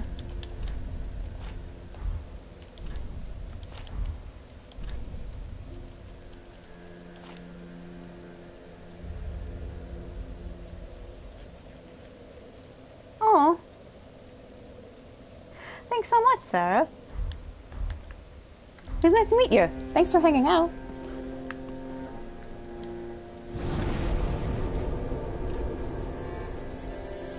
Now we can go back to the undead settlement, y'all. Finally. Let's start from here.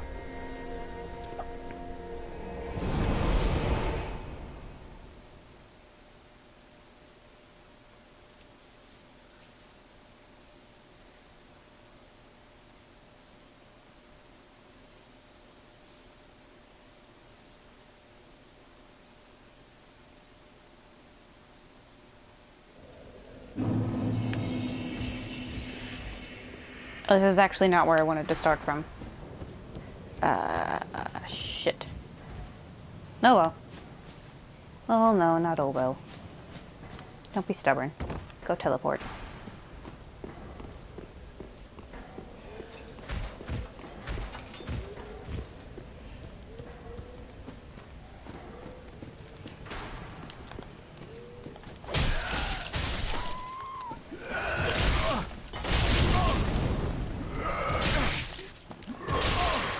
Ow! Knock it off.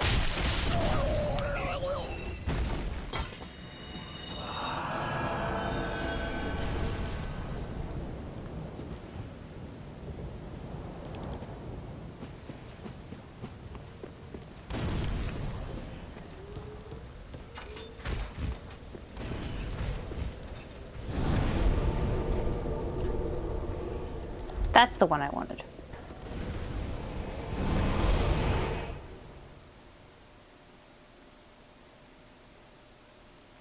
Blue Jay, I just saw your pun. He's yodeling our soul away. Technically, yes. But he means well. He's got a reason for doing what he does.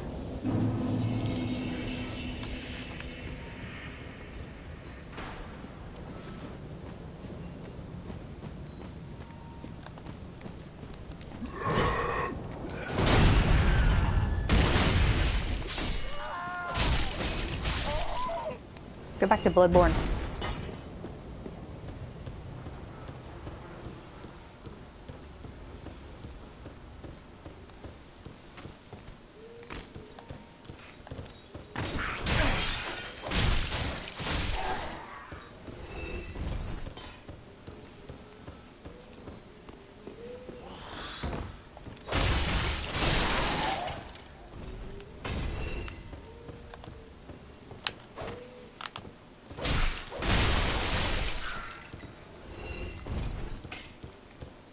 Don't want him sneaking up on me.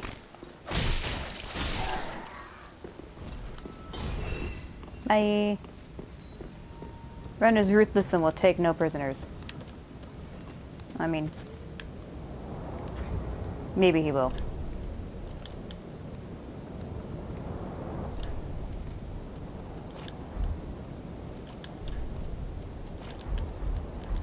Okay. Now I could use an alluring skull on them. However, they are strategically placed next to barrels of fire, so I'd much rather do this.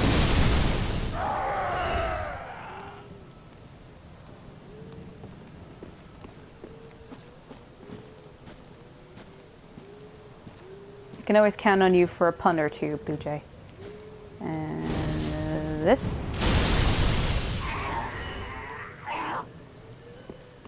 None of them seem to react to their friends blowing up. I think they're just too enraptured by the tree. So let's just sneak up on them.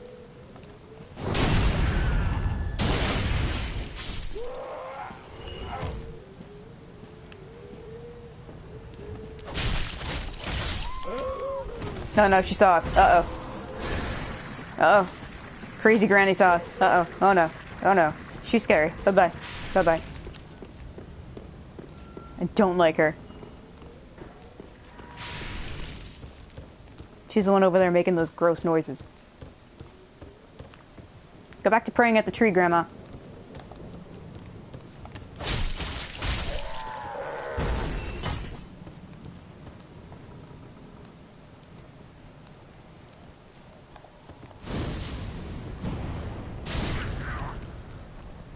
Hello.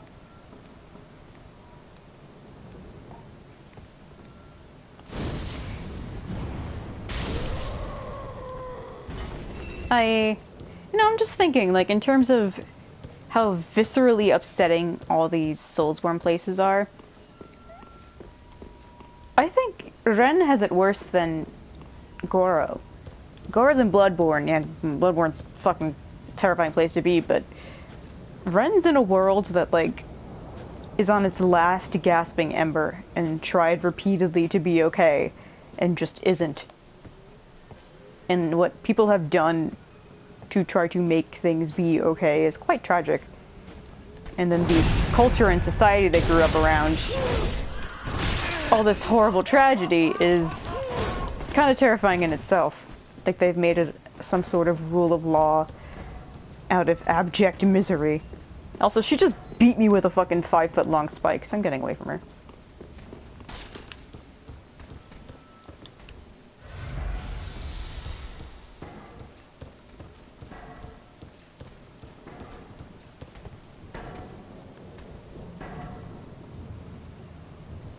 I hate her.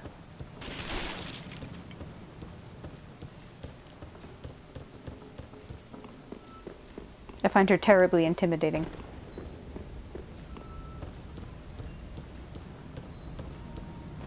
But there's something really important at that tree that I want.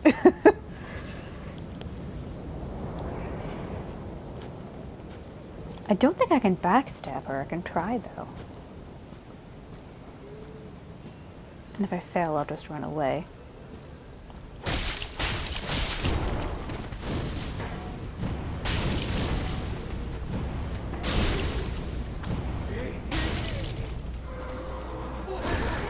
Oh god, she threw something at me. No, thank you.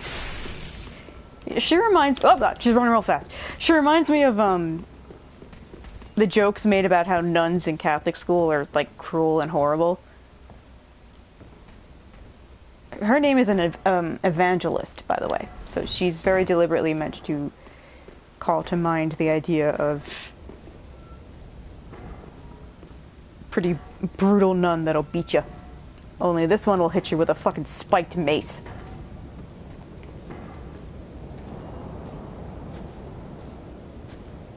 See, here's the thing. Dark Souls 3 starts off really, really bleak, and there's elements to it that are really heartbreaking, but I think it has two of the happiest endings, or the happiest ending out of all the games. Up.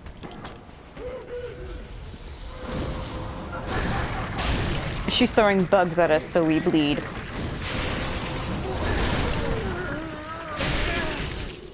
Gross. Jerk.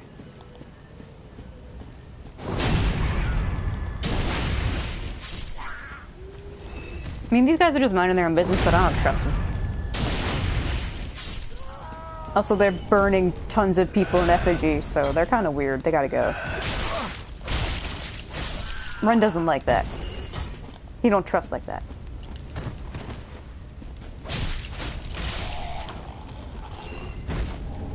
Got an ember, nice. But yeah, they're just burning people in a pyre at this tree, or they're hung from it. Hanged?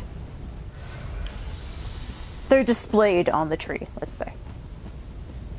And that evangelist lady was watching over them while I did this.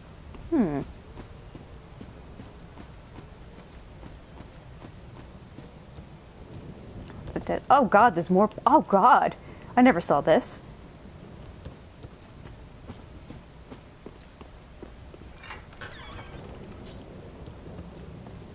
Oh. Oh, I don't like anything about this. I don't think it's supposed to do that.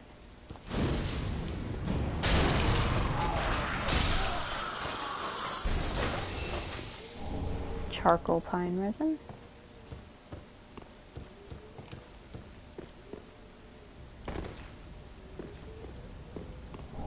Warrior sunlight. I can now be a sun bro, like what Solaire asked me to be in Dark Souls 1.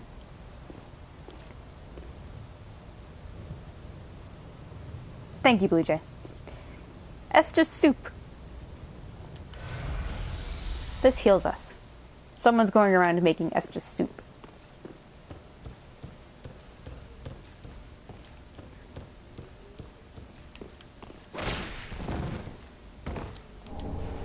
Large soul of undeserted corpse.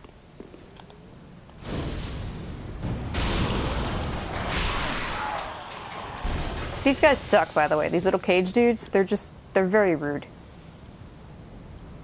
Oh, I'm gonna want a shield for this guy.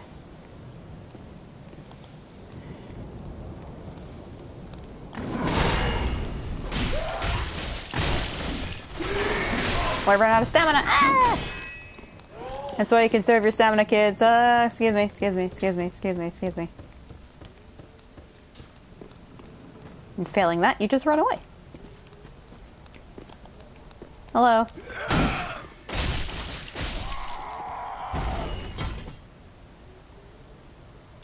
A cryptid that leaves soup everywhere. Instead of the angry soup guy who was throwing a giant stew pot at us, the Estus soup maker is the nice soup cryptid.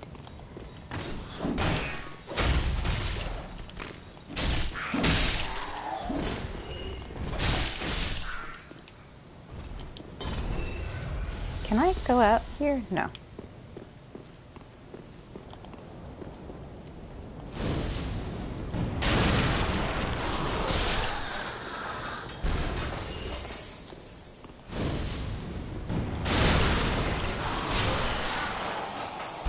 I mean, I feel bad for killing them, because they're just a bunch of bodies in cages, but if you walk past them, they just all start kicking you. And that's, to me, that's even worse.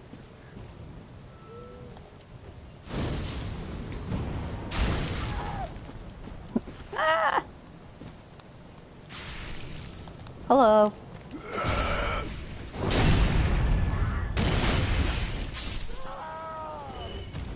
Oh, I got a nice smear of red on my hood from all the people I've been murdering. How pleasant. Nothing in here.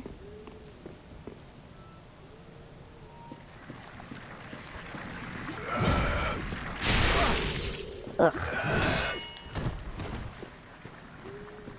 Come fight me over here so I don't get bugs on my face, please. Please and thank you.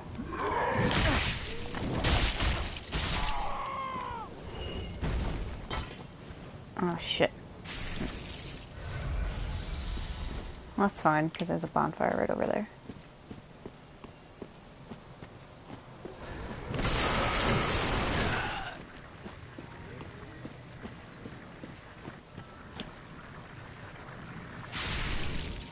The kind of stuff she's throwing at us, that's what we're going to be able to do.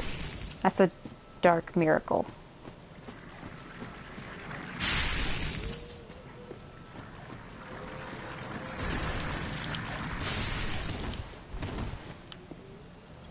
You can actually get all the PT's weapons from here. You can get the fist weapons like Makoto, you can get the axe like Haru, you can get a whip like you can get a spiked mace, which is like I guess like a bat for Yuji. You can get a katana by someone right outside of Firelink.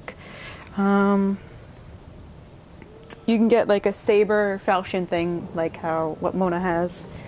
You can get a long serrated blade, like what Akechi has in his Black Mask form. So it's actually pretty easy to start off with Persona 5 builds. Oh. What do you mean you're making soup? I told you I'm making soup. I'm leaving it now to go make more soup. Why are you hunting while cooking? Fuck you.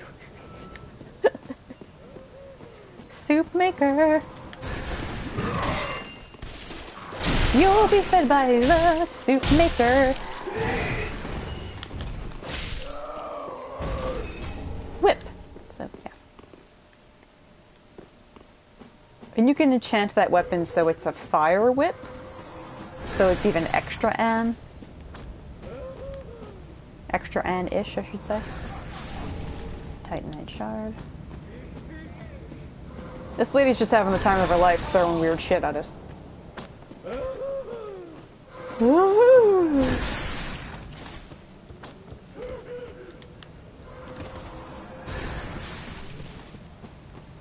Get back here.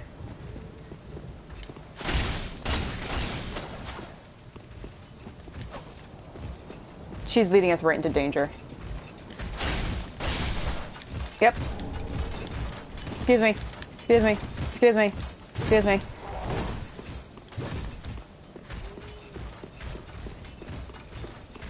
Oh. Excuse me. Excuse me. Pardon me.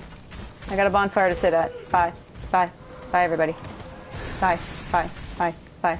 Bye. Bye. The soup maker is Sojiro. You know what? The character who is making the soup is kind of similar to Sojiro.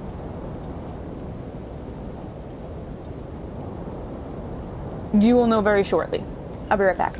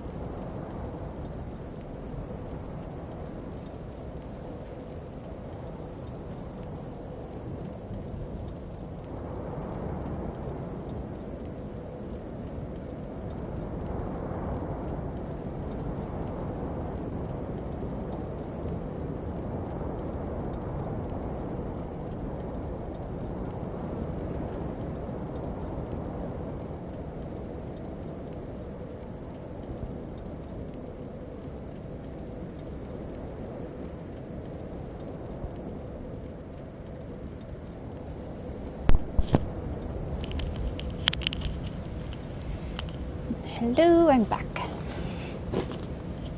Just had to charge the controller in before it started dying on me.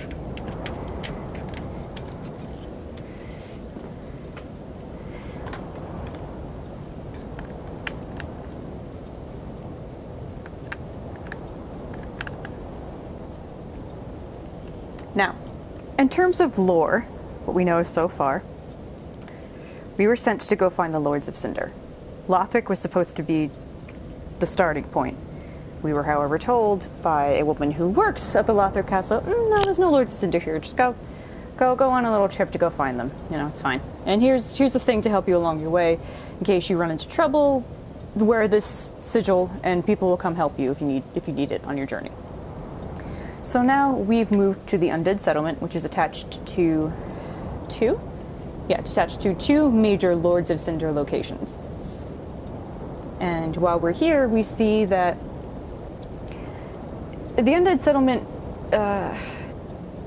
it's kind of abandoned to hollows, but these people are intelligent. Like, they have a system in place. They're farmers and workers, and they take care of this place. They have rituals, like the hanging these bodies in trees and following the evangelists who wander around. They have a system in place that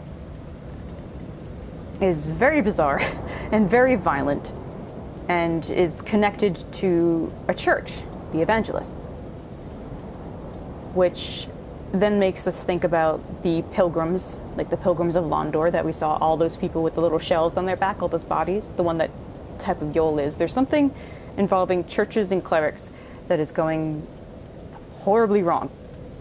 Not just in Lothric, but spreading out to other places.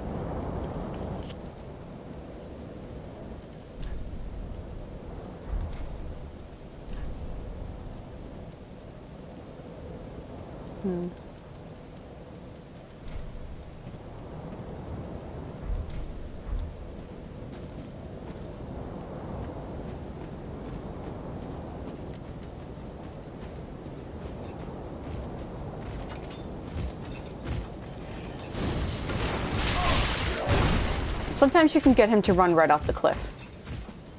I think I've only been that lucky once. But if I die, I'll die right next to the bonfire, so I'm okay with that.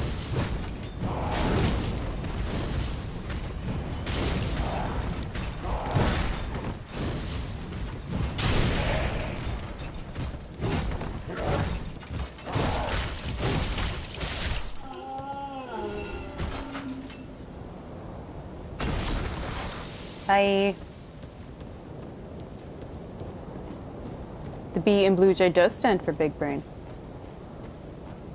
I agree.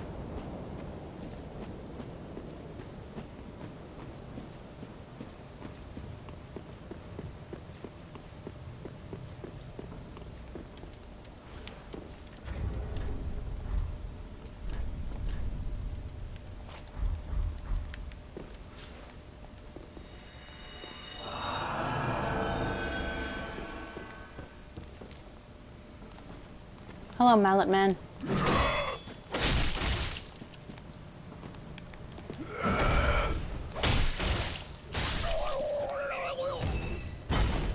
Sounds like he was gargling.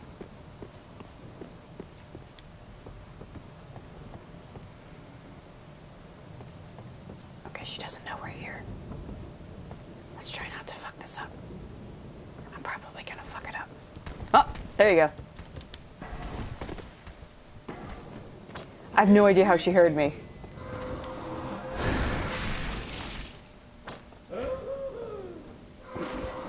She sounds real happy, though, so you know what? We're just gonna leave her for the time being.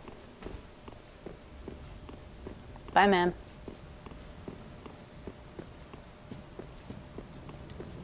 Gonna press onward into danger, as one does. There's a lot of arrows around here. How suspicious.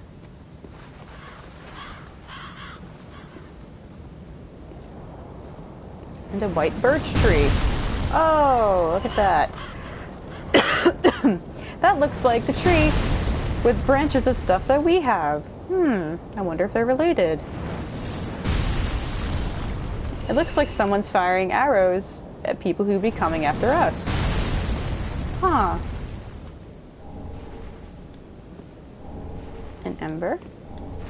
Another young white branch. These things are related to Princess Dusk. That was the lady we met in Dark Souls 1. A young white birch. She would use her magic to disguise herself. Oh, reinforced club. That's a Ryuji weapon.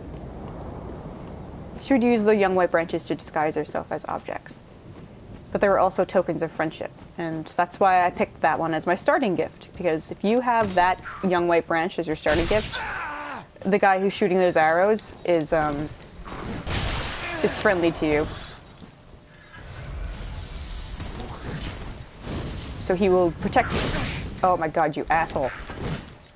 There.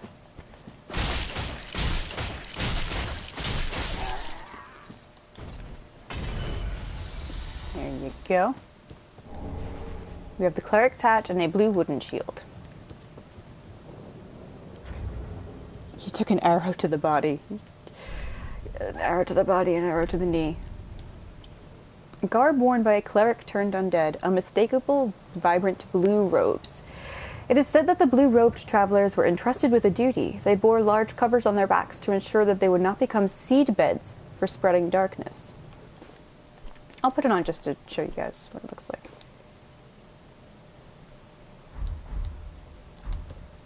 It's not great. You look like a little Ninja Turtle. However, these clothes are important because we will see them very, very, very, very, very far later at the final DLC of the game. So now we know that undead clerics were sent on a specific mission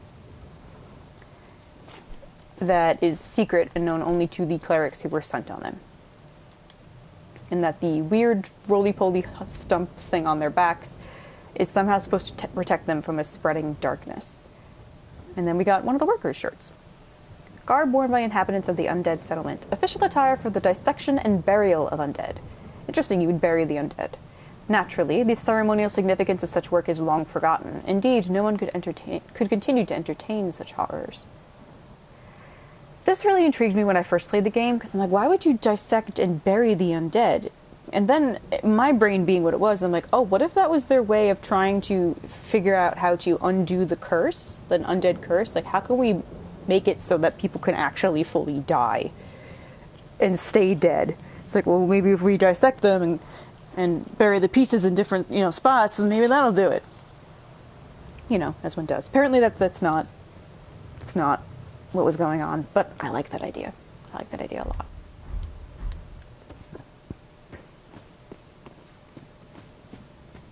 Instead, they were being used in specific rituals.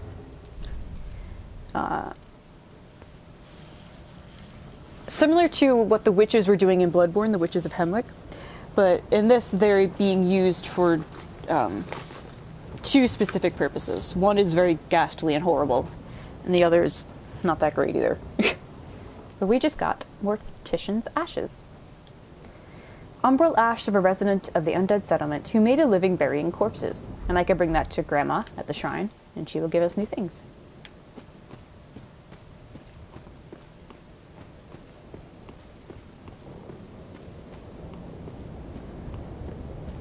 Read message. Arrows of a giant rain down beside the white birch. That's a developer message. I guess indicating, really you're supposed to look up over there and see, oh, there's a giant over there. And anytime you see this white birch tree, a giant will be flinging arrows accordingly. That rhymed. Undead bone shard.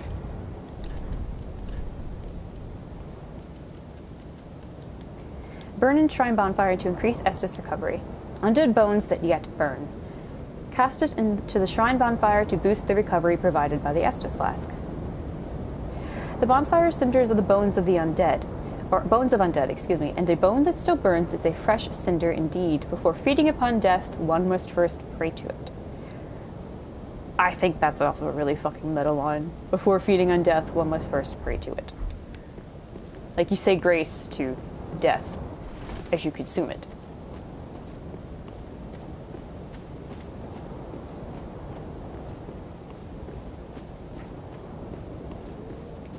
Hello.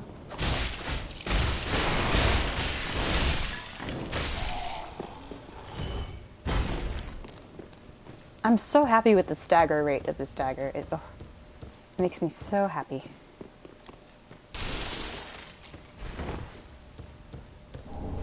Great scythe. That's a pretty good weapon too. Yeah, combat is much faster in this one. It's actually similar to Bloodborne in terms of its speed. Dark Souls 1 is very slow and clunky. This one is like a combination of you can have your shield up and be patient in Dark Souls 1, and you can also just go fucking ham on speed and stuff. Like, there's some weapons in this that they're just so ridiculously cool, and I can't wait to show them to you guys.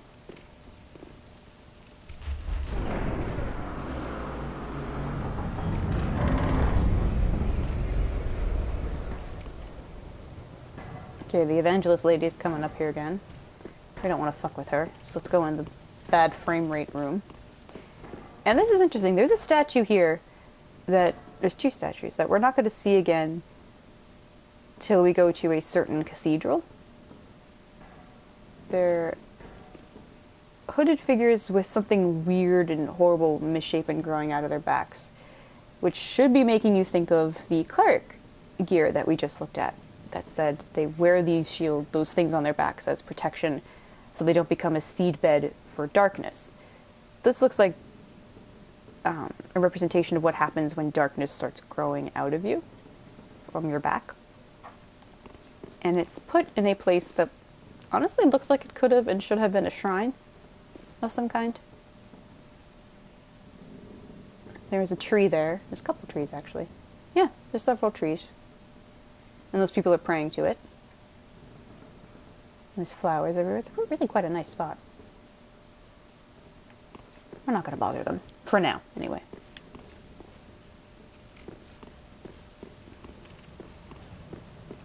Instead, we're going to skirt past this danger.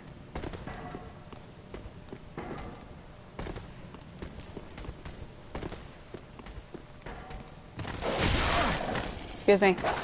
Excuse me, excuse me, excuse me, excuse me, pardon me, excuse me, pardon me.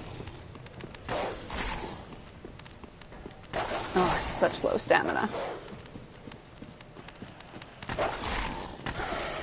Oh, there's another dog. Uh-oh, uh-oh, uh-oh. It's maybe a bad idea, you guys. Yep. Yep, bad idea. That's okay. I can just go to the bonfire right next to it, grab my souls and run away. I thought I could run through down to the sewers, and I forgot that there's another fucking dog waiting there to prevent you from running through. I hate dogs in these games.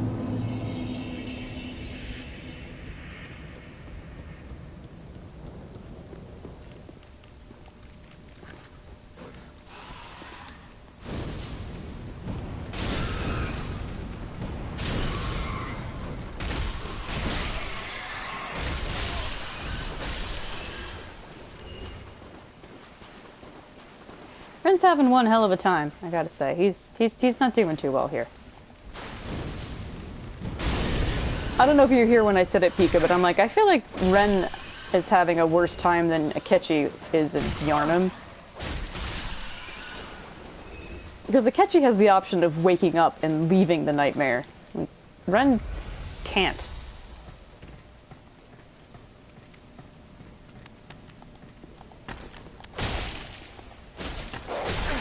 Excuse me. Is there something else I wanted? There's something specific I wanted to run to. Oh, right.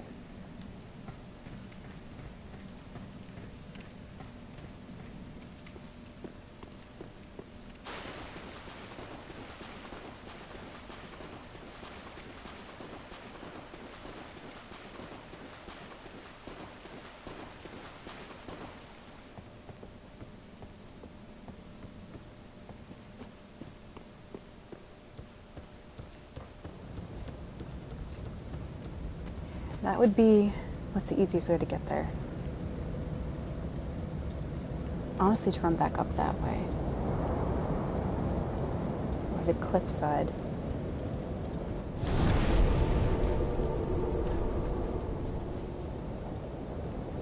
That one's too tricky.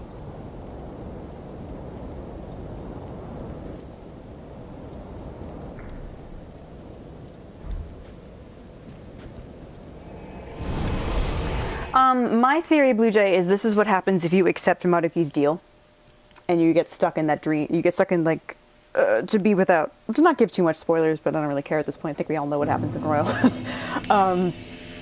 If you choose to stay in the dream world, shit goes wrong, and it's like, I don't think so, and you get pulled into here. Although I do like the idea that this is the Sleeping Beauty ending, but I think that works better for Bloodborne, since Bloodborne's more about a dream.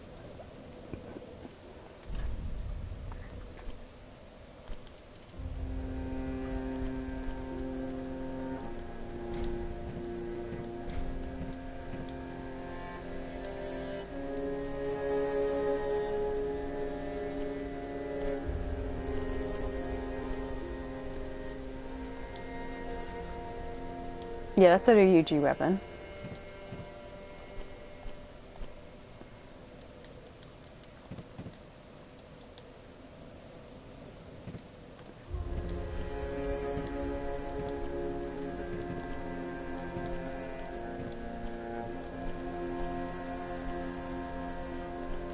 Warrior of Sunlight.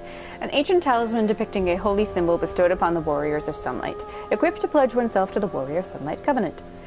Warriors of Sunlight are brilliantly beaming cooperators who place their golden signatures to help those in need, for it is their duty to deliver a great conquest to their summoner.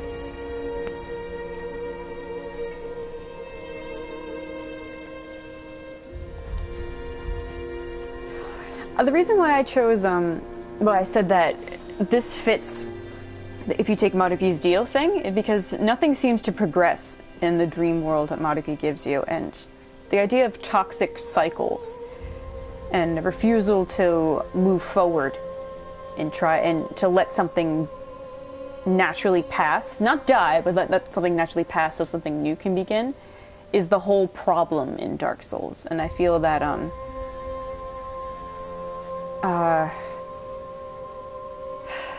I feel that taking Maruki's deal is as close thematically to the Dark Souls idea as possible. Ah, well met, Ashen One. How may I be of service?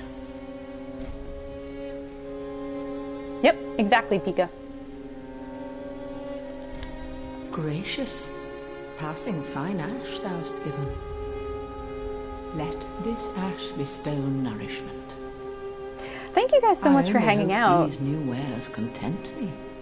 I know that these games aren't for everyone, and I'm the sort of person who loves making connections to things that I like as much as possible, so that, I don't know, I can enjoy them, and then people who enjoy one of the things can maybe enjoy the other, so it really warms my heart that you guys are sticking around and enjoying Joker's adventures through this shithole land. Okay, key to a door in Undead Settlement sewer. Key to the barred door leading from the sewer below the Undead Settlement to a moist grave. The grave, which no longer receives visitors, was once the site of a statue of Velka, goddess of sin, and is believed to pardon wrongdoing and lift curses. This is the key we need.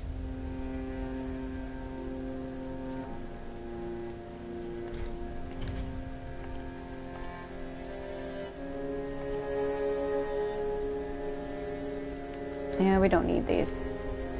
Don't need that. Human pine resin.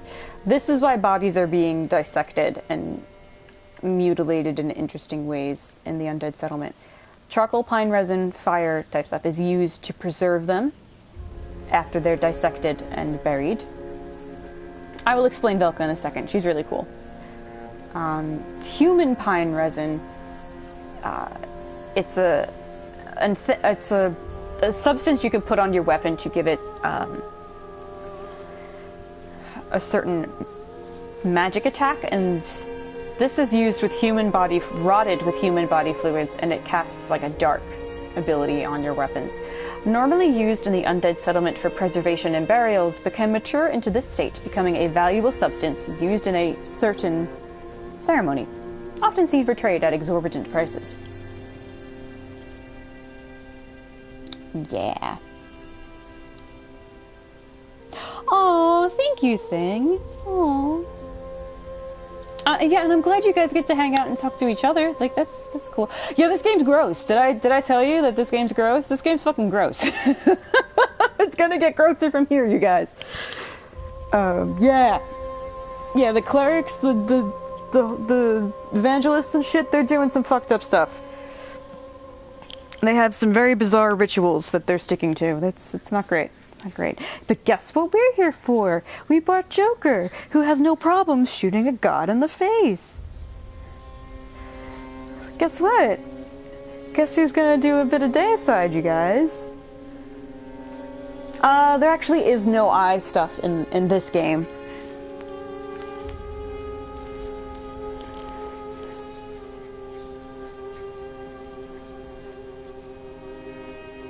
Sure did sing. And Blue Jay, to answer your kind of question, Velka, goddess of sin, Velka rather, in this universe, she doesn't endorse sin, like she doesn't encourage you to do it, but if you have sinned, or if you have done something wrong, which in the Dark Souls universe means if you hurt an NPC who's your friend, and you shouldn't have done that, that counts as sin. And so you will go to one of her statues, pray to her, offer souls, and you will be absolved of your wrongdoing.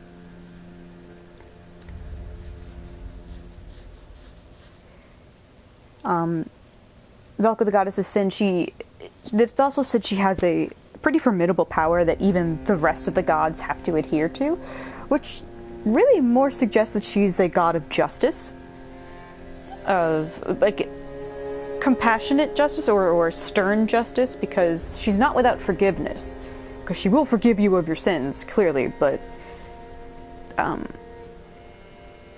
sin is something you do accumulate based on your actions, and it's something you have to actively get rid of.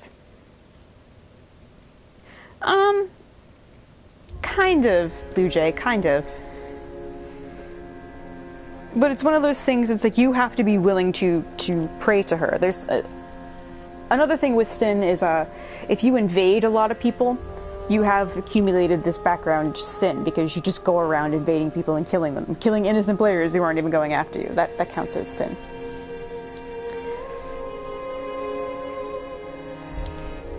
I think it does. I know it did in Dark Souls 1. It may not apply as that in here. Okay, I got the key I needed.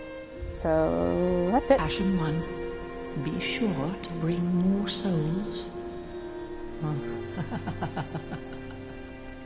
Bye, Grandma. Let's see if Yoel wants to hang with us a little bit. Hello. Oh, our champion of Ash. Welcome back. I would do anything for my master.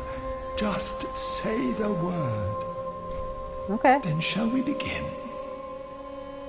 Bearer of the dark sign, let your true strength shine. Oh, yeah. Oh, the Nightmare Frontier? Yeah, that's gonna be tricky. That's an endurance test of one's patience, so I wish you luck there. Let's see, how many levels can I get? Just one? Okay. That gives us 9.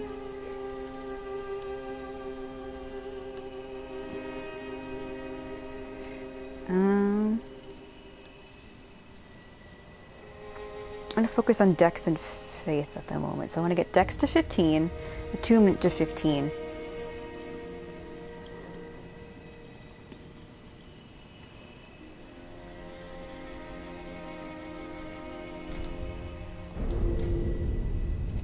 Be safe, champion of Ash. Bye, buddy.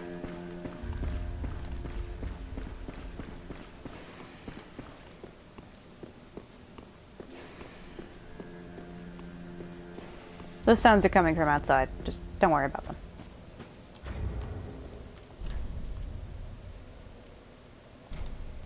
Oh, it'll tell me how much I need to level up, right? 2600, okay. Oh, yeah, if you don't want to get invaded, you could just either play offline or rush forward and find the woman who's ringing the bell. And once you kill her, no one can invade you. Or, like I said, you could just go offline, but that's up to you. PvP is interesting and fun, but if it's getting to be too much of a hassle, because you're just trying to get through, there's no shame in just being like, fuck off, I just want to get through, you guys. Welcome home, Ashen One. Speak thine heart's desire. Very well. Then touch the darkness within me. Take nourishment. Yeah, I'm from thy terrible at PvP as well. souls. Ooh, I should have broken more. Sorry, man. Farewell, Ashen One. No, I'm not done yet. I just didn't get enough souls.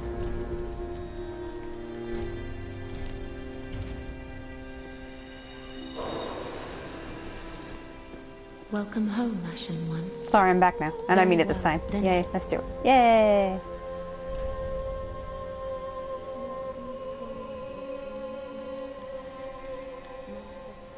Okay. Got that to where I want.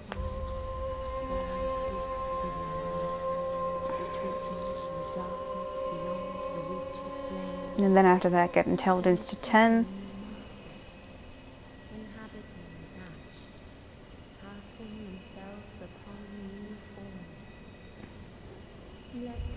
And maybe endurance? Yeah, endurance. Okay. Farewell, Ashen One. May the flames guide thee. This is our Firekeeper. If you watched any of the Bloodborne things, she helps us level up. How in Dark Souls 1 we just leveled up at a bonfire. In Dark Souls 3 we need the help of the Firekeeper here to channel the souls that we find into strength. So she's the most powerful character in this game, honestly, because it's through her abilities that we are able to get stronger. Yeah, she's cool. And again, like I said, pay attention to the farewell that she gives you. She, like, may the flames guide thee. That's tied to Ulusil. Ulusil specifically used that as a farewell. May the flames guide thee. So, Ulusil, or at least the legend or the legacy of Ulusil, still persists in small ways in Lothric.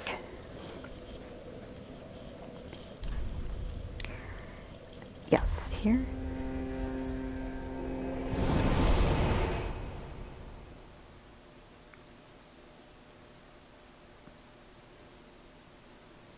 What I'm probably going to end up doing is off stream, I'm going to go pick up some items that I missed in other areas. I'll go farming for the dagger that I want to use, the Corvian Great Knife in this build, because I don't think you guys want to watch me do that. And then I'll probably do some co-op to help people, which, again, I don't really want to do on stream because I think that would just be boring.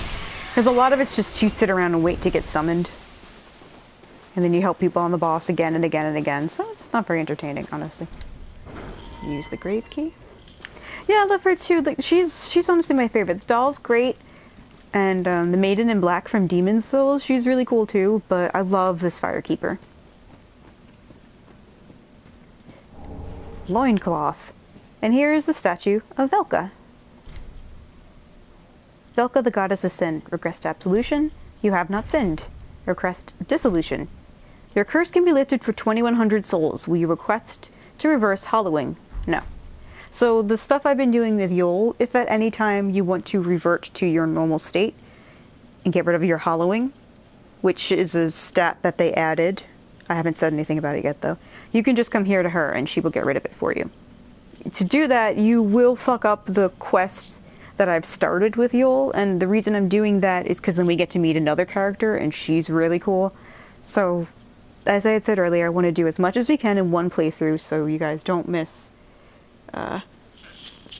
too much. But I'm going for one specific ending. Hey, Lala! Yep, this is Velka. She's actually also associated with crows. She's a pretty cool lady. Actually, let's see if we can zoom in on her statue. She's really cool. Yeah, she's one hand open to embrace. She's got a book, which I guess is like a book of the guilty. and her face is covered. A lot of the statues you see of the non-Gwyn-based gods will have their faces covered and obscure, I guess because you don't know what they look like, so how could they be represented? Yeah, Velka's rad. She's the only quote-unquote character that's persisted through the entire Souls series, and it always made me a little sad that she was never actually in the games properly, like some of the other gods. This other Dark Souls lore person that I know says that Velka is basically just a prop. Like, you're not meant to think too deeply of her. It's really more of the concept of what she represents. Skellies. Oof. Skellies, please.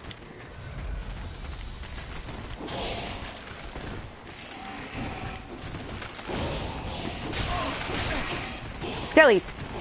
Behave.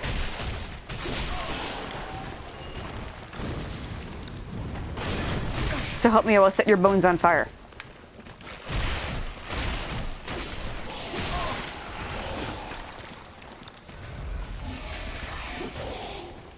Bam.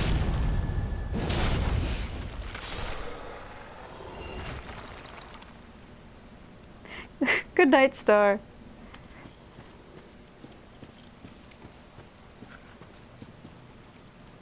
I mean, to be fair to these skellies, I did just show up in their home and start fucking with them, and they're just like, excuse me, can you get out of our house? And Ren's like, no habla skeleton. Oh, I love that they just, how they stack their heads on, or how they set their heads on their necks. They're just like, boop! They pat it down to make sure it's in place. It's cute. Hello. And this one has tree roots growing out of him. Again, tree roots, just the infestation of trees is very gross, but very reminiscent of the Bed of Chaos. Which is still the worst boss I think I've ever fought in any game whatsoever.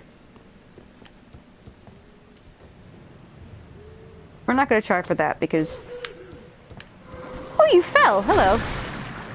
How did you get down here? Oh! Oh god! Oh, that's gonna hit me in the face. Bye, creepy lady.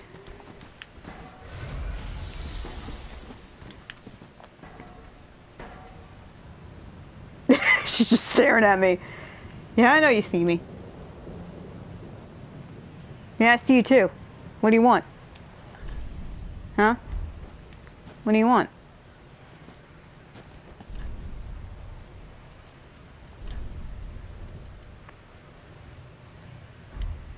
Nothing? Okay, bye.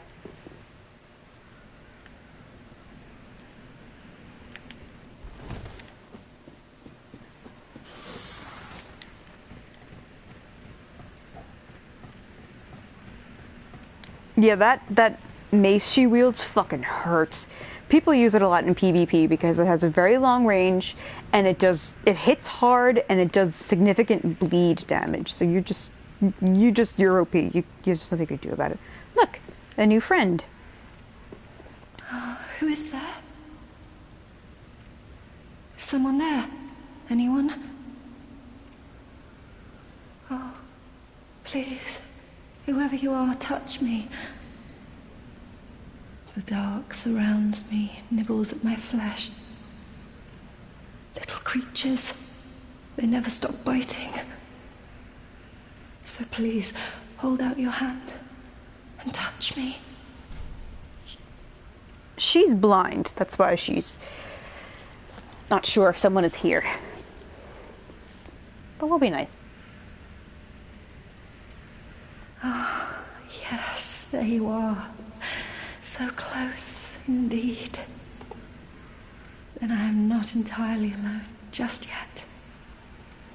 Praise the merciful gods above. And she taught me the gesture of prayer. Oh, forgive me. I am Irina of Karim. I came to this land so that I might be a firekeeper.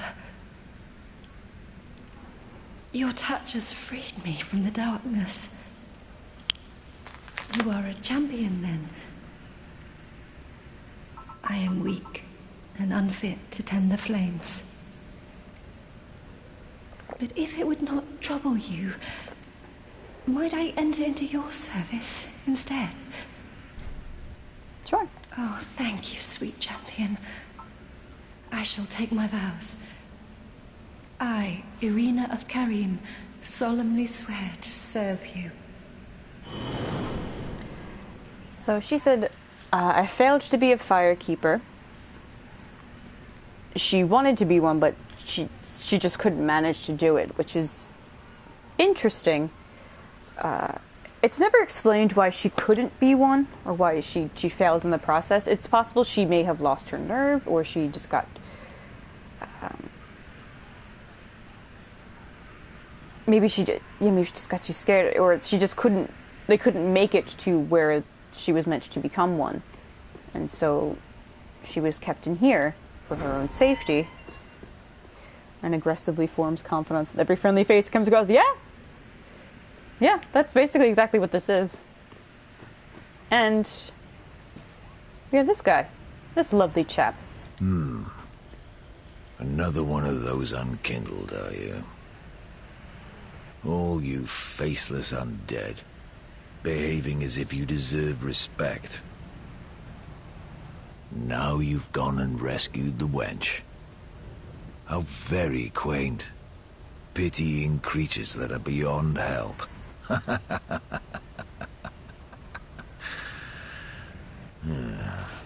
Very well.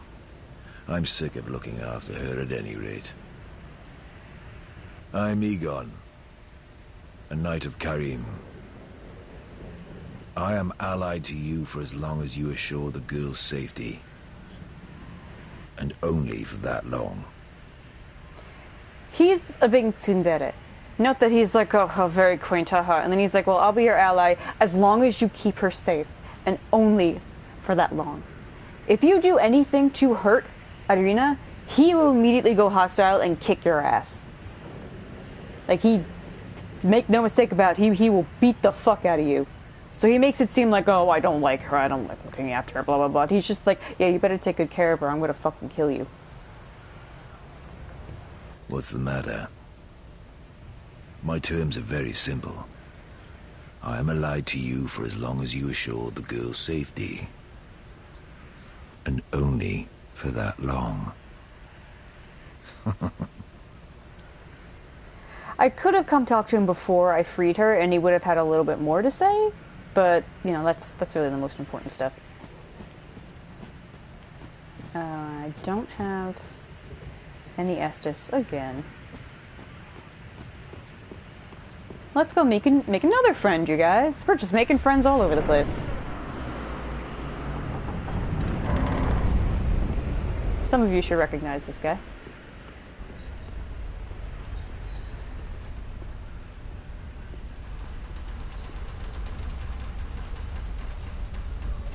Ta-da!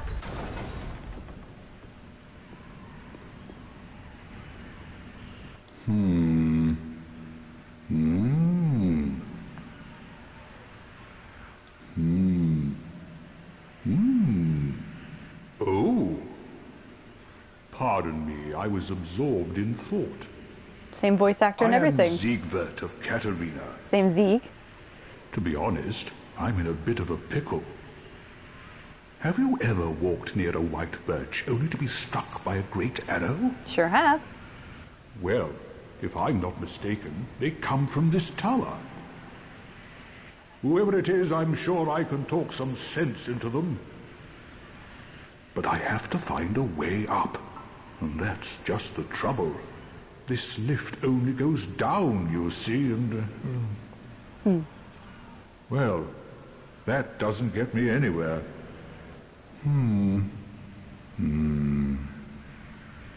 Now, the big difference between Siegward and Siegmeier from Dark Souls 1, Siegmeier was very inactive. He would overthink. Siegward does act, but then he kind of takes a step back and thinks of like, okay, well, what's the best way to do this? And he kind of misses the obvious. He misses the forest for the trees, so to speak. So he's kind of in the opposite position of Siegmeyer, and is kind of better off than Siegmeyer was. Yeah, this game is actually perfect to play as Joker because he just goes around helping people on their nearly impossible quests to make them happy. This lift only goes down.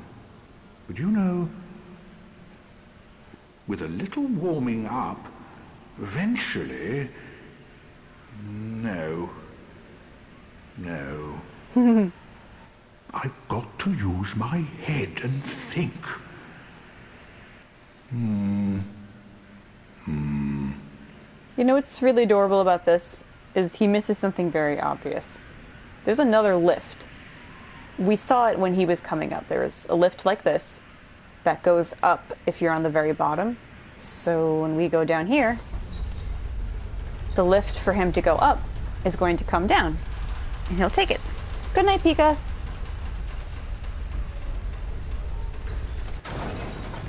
So we just helped our onion bro friend. I want to get to this bonfire, which will require me to run past something kind of scary. Please don't pay it any mind. I will eventually fight it.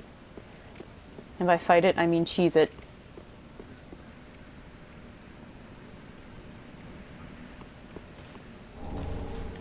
Excuse me. Excuse me. Excuse me. Excuse me. Excuse me.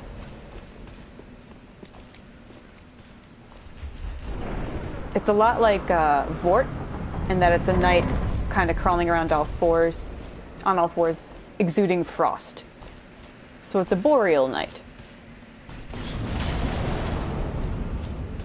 But it's stuck in there. Road of Sacrifices. Isn't that a nice name? Doesn't that make you feel warm and fuzzy? Don't you like that? Don't you feel good being in a place called the Road of Sacrifices? Look how pretty it is too. It's like nice and autumny. Don't you guys feel safe? Let's cheese this guy a little bit. How many embers do I have? 5? Okay, I'm going to use one.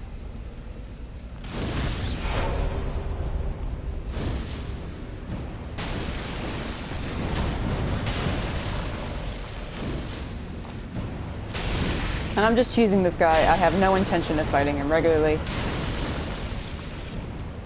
Because I can do this. If the game lets you do it, just do it.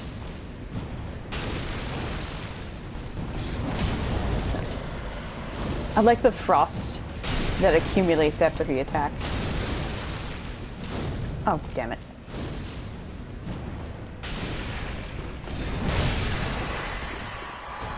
And he will never come back again. And we got his sword, an Irithyll straight sword, which is pretty cool. I may actually use this for a bit. Irithyll, we've heard of that place. Straight sword bestowed upon the Outrider Knights of the Boreal Valley. This weapon is enshrouded in frost and causes frostbite. Every Outrider Knight one day devolves into a beast, constantly hounded by Pontiff Sullivan's black eyes. So, these knights are sent out from Irithyll and go mad on that journey and turn into these beastly people because the Pontiff is haunting them in a way. So, this sword's really cool because it already has an element imbued on it, and plus it just looks so fucking cool.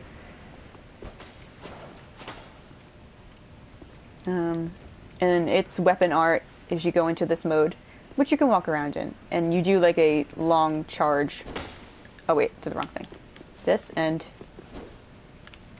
a run and stab, and that breaks their guard. But I didn't have any FP, so let me get that back and show you what it's like. Nope, hitting all the wrong buttons here. There you go. It's cool. Ice and Fire, yeah, it's when my Daenerys build, I had this for a while. I had the Irithyll straight sword and pyromancy, so I was the Song of Ice and Fire, running around, beating the shit. Yeah, just like this. It's exactly the Storm Ruler stance. Yeah. Oh god, I love a Storm Ruler. Alright, what was I doing? Yeah, we're going to go back because we want to speak to Irina.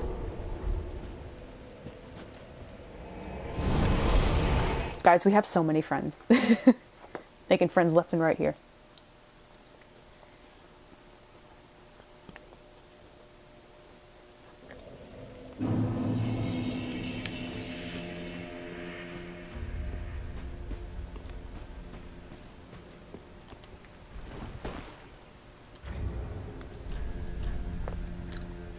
This is also a dex and strength weapon. I can't actually use this, but my dex... Oh no, my dex is high enough. Whoops. Just so we don't accidentally hurt her, let's... Oh, Champion of Ash. Welcome back. I was not meant to be a firekeeper, but I am honored to serve you beside the bonfire. The gods are ever merciful. My gratitude lies with them and with you. I am yours now. Your wish is my command. And she will teach us miracles. We can learn another heal, replenishment, which gradually restores HP. Miracle once cherished by cleric knights, gradually restores HP. Replenishment is a relic of the old Lloyd faith, whose cleric knights were unfaltered in battle. The Lloyd faith was all Father Lloyd, which we did learn about in Dark Souls 1. He was the uncle. He was the uncle of Gwyn, and I believe the precursor or the part of the Way of White Church. So this is a relic of the old Lloyd faith. That the All-Father Lloyd and Gwyn-based worship doesn't exist anymore. That's gone. It's long gone. And this is kind of like regen. In Persona 5 was, you know how like you would have a... Tai would sell a certain item where it could regen your health every turn. It does that, but every couple of seconds it just boosts your health. Caressing Tears. A miracle taught by Morn, the Archbishop's apostle. Cures bleeding, poison, and frost for self and those in the vicinity. Caressing Tears is a tale of the many deaths surrounding the goddess Kaitha, of whom Morn was a known follower. Homeward. This that I like. It's just a picture of home, of a nice little cottage. Miracle taught to traveling clerics. Returns caster to the last bonfire used to resting, or to the bonfire in the shrine. It would normally link to one's homeland, only the curse of the undead has twisted its power, redirecting casters to a bonfire. Perhaps for undead, the bonfire serves as home. And this, we can cast this, yeah. We don't actually have enough to do this yet, which is silly, but... And then she sells... Oh, not yet. Oh, no, she sells it here. This just allows us to equip an extra spell. A ring bestowed upon a Kareem saint allows attunement of additional spells. In Kareem, the saints give voice to the ancient tales. They memorize countless cumbersome sacred books and read them in sonorous tones, a function for which they are widely renowned. So saints in Kareem are living people. So she is actually a saint. She doesn't seem to know many of the tales so far. She even tells you, she's like, I only know very little. And you can teach her more miracles, and she will tell you these stories. It's really sweet. Miracles are basically story time in the Dark Souls universe. You know, in my home of Kareem, I was a nun. I would be pleased to share the tales of miracles with you. Although, to be honest, I only know a few. But if I had a divine tome, I could tell you many tales and more. Oh, only I cannot see.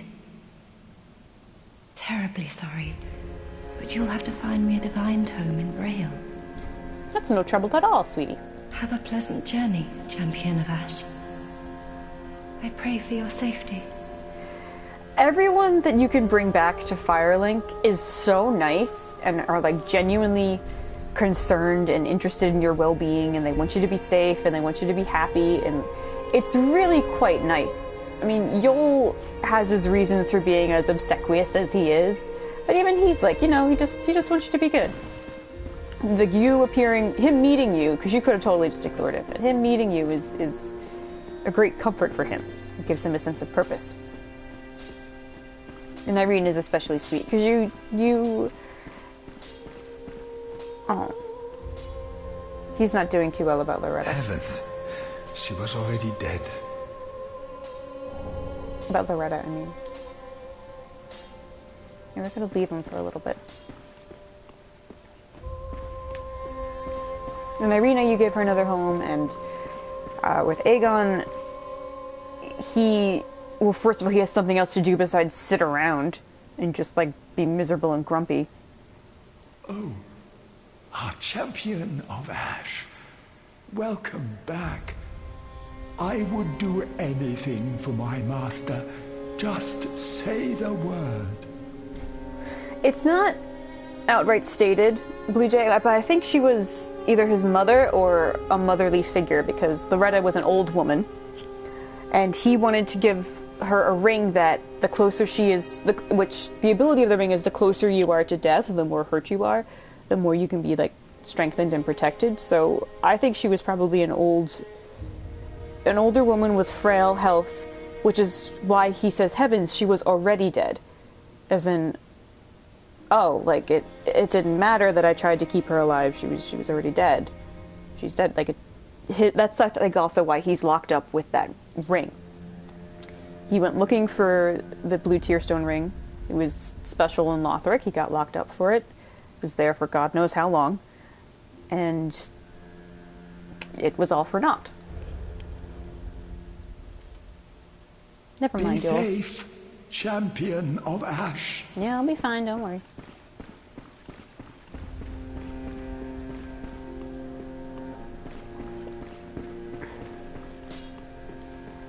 Hey, Andre. Well met. 'Tis good to see ye in good health. What needs smithing this day?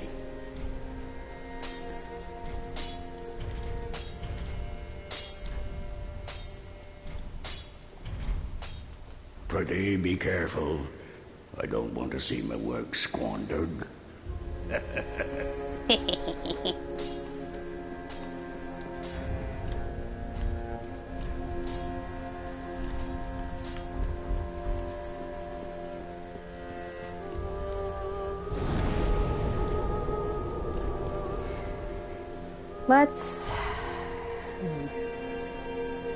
Let's put on this. It's basically just a flamethrower in our hand.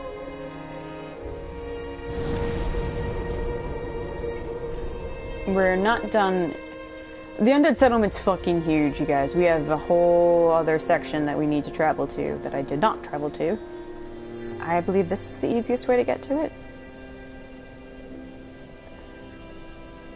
Actually, no, this is the easier way.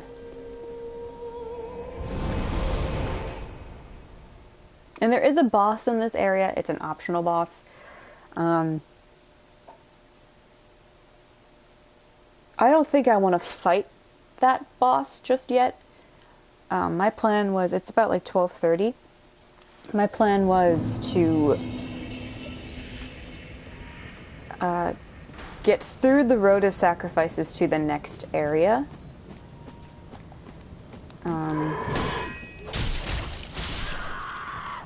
Which is just the next big zone.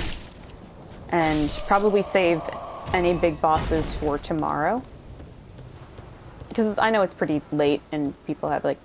I know they're all in different time zones, but I'd rather also do it when I'm at full focus. And I'm going to be completely honest with you, the boss that's coming up, I don't like that boss. It's necessary for if you want to do something cool with the boss souls that you get, but it's just not a fun boss to fight. Hello. And they all look like little gray rats. But they're not as nice as he is.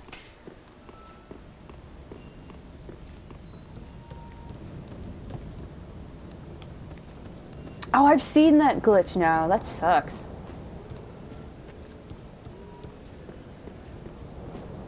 I'm sorry. That is Garbo.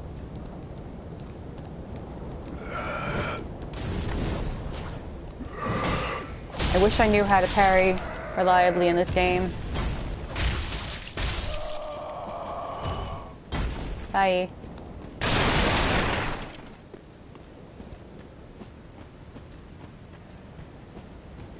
There's a bunch of little sneaky thieves around here, and they're very annoying. They're deeply, deeply annoying, honestly.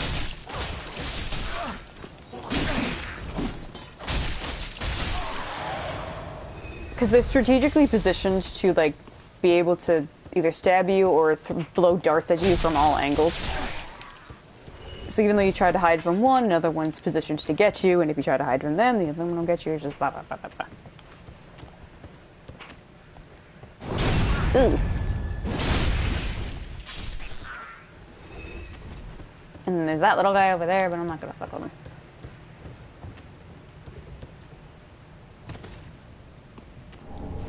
Fading soul. I don't think there's anything down here. No. Your ROM fight glitched. Oh, wow. That's weird, Blue Jay. I'm sorry. Yeah, that's what I figured. Which, in Dark Souls 1, you can parry with the 100% physical block shield, but the fact that you have to go for, like, the nipple shield in order to successfully parry is kind of annoying, because I don't like the way the parry animation is with this. It seems it looks like it pauses too much. Like, that looks like it should be bad. Which is why I like to use the cestus. Like, that's pretty good. I've actually been parried a few times with this, and didn't realize that it was as good as it is, but there you go. Yeah, it's the nipple shield. See? Oh. It looks like a nipple.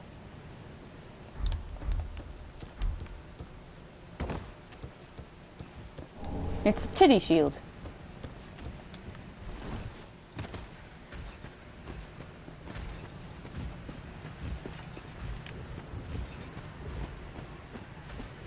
I can't remember. Oh, they're over there. Okay. There's someone we want to talk to before we go to that guy.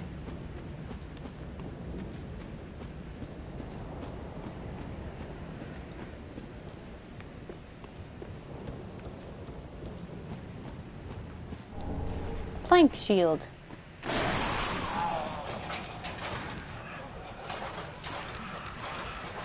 Another Nana disappeared. The Grunton carries a cage. He ever has his cage. And Nana's never coming back. So come into the cage and become Nana's shade. Don't ask me what any of that means. Wow, Blue Jay, that's... You have a very interesting version of Bloodborne, because those all sound terrible.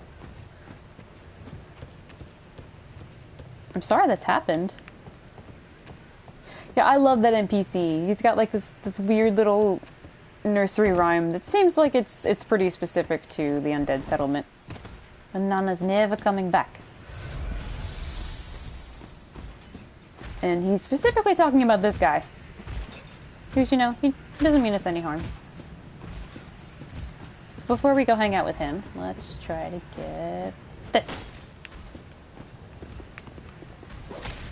Okay. Hey, buddy. Examine the cage.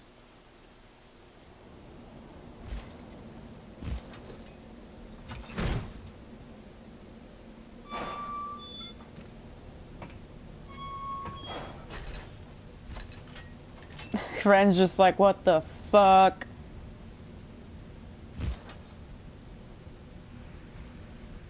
We're going on a little journey.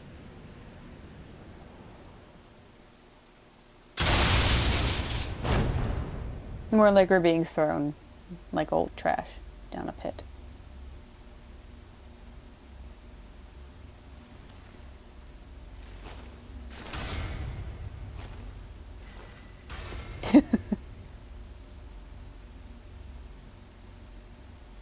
We've discovered something.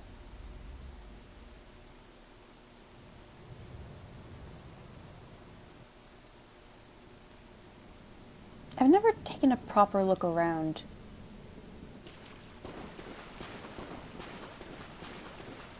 Oh, there's tons of cages here. Okay.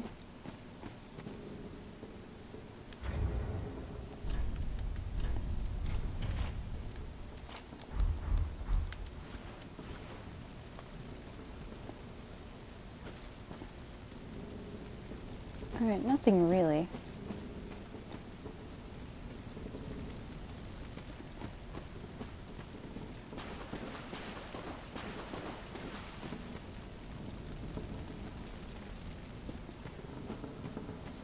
It does seem like a subterranean place of worship, but there's nothing...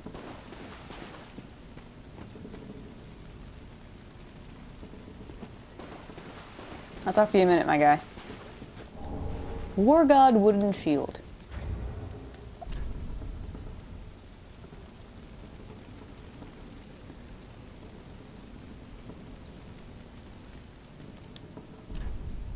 We got the plank shield.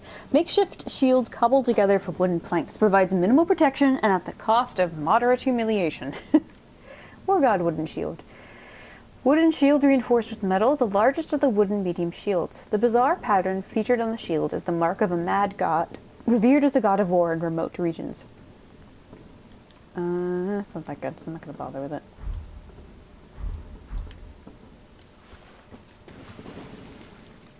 I love the way this guy talks. Well, what's up? This pit is for hollows, not for the likes of you sane folk. Or perhaps you are a hollow, posing as otherwise? Yep. Yes, yes, then we are just fine. It's important to know who you are, but we'll all be mad soon enough. And should you be undead, well, all the more so. Anything else? Beware, the shackles of the gods are fragile. You might need this. Etch it on your heart if you feel your sanity slipping.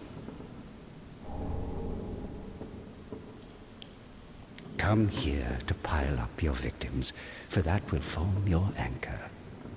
You'll see when you go mad. They'll be your family.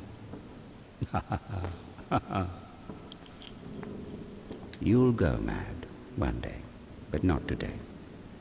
Take my advice. Use this bone and leave this place. This pit is for hollows, and for the occasional madman fond of piling up victims. You've better things to do, I'd hope. He's completely out of his fucking mind, yet he's still able to hold a conversation, and he said a few interesting things there. The shackles of the gods are fragile, which to me suggests he's aware of other covenants, like the Warriors of Sunlight, the Sunbros, the Blades of the Dark Moon, and even Rosaria's Fingers, which is one we'll meet later. Those are all covenants in service to a god.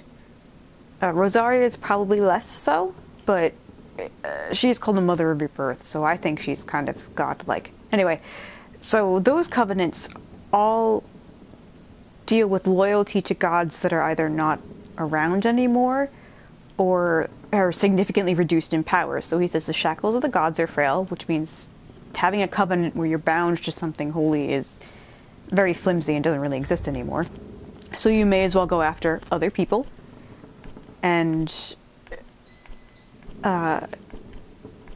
him constantly saying you'll go mad someday is, I think for him, how do I put this? Mad spirits, which is what this covenant is, you can be summoned to help people along their quest, or you can actually turn against them and hurt them. You basically could be for either side. Most mad spirits I've seen will hurt the people, because you can invade their world too, or they can intentionally summon you, and really they can go either way. Most mad spirits I've seen are invaders. I've tried to be a mad spirit where I'm like actually helpful to the person who summons me, but they're just looking to PvP, so it doesn't really seem to be used that way. So mound makers, since you can go either way, that seems to be that guy's way of both being an invader and a helper, but without pledging yourself to one god or another. It's just you pledge yourself to any form of interaction with others, but then they can become your victims, and then he's like, and you pile them up here, and they're like your family. So really, you pledge yourself to possibly likely violent interactions with others, and then you take this and use it as an offering. Mound makers, a malformed vertebra found by the mad with a queer symbol on the inside, proof of the shackles of the gods, equipped to pledge oneself to the mound makers' covenant. The mound makers wish only to add to their mounds, becoming mad spirits whether summoned as cooperators or invaders. They are blithe to those around them, for in their minds any kill might lead to another shackle.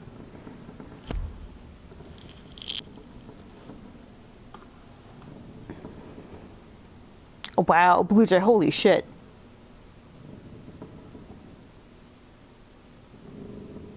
I'm sorry that happened. That's terrifying.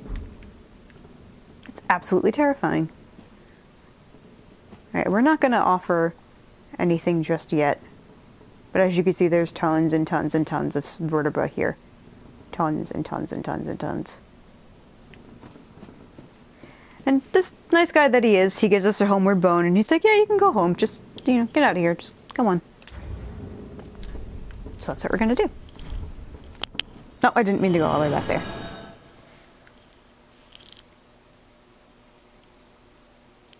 He's part of a quest line that I hope I don't mess up.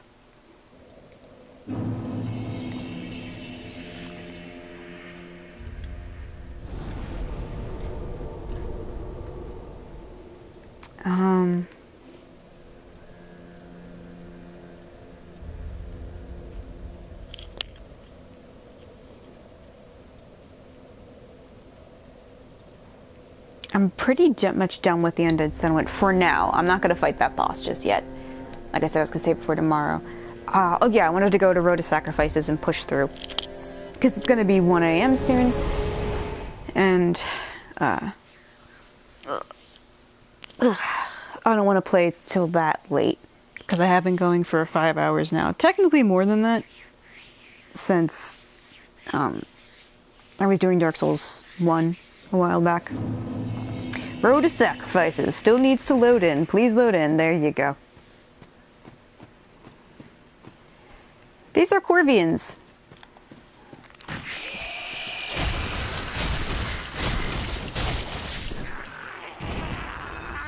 They're not doing too well. These are, I really like them. But they've been exiled from their homelands. And they actually possess wings inside of their bodies. And if you leave them for too long, their wings will pop out. And they get very, very, very, very, very angry with you. And it doesn't look like they enjoy the process of transforming. They kind of like grip their heads in pain. And yeah. I feel bad for them.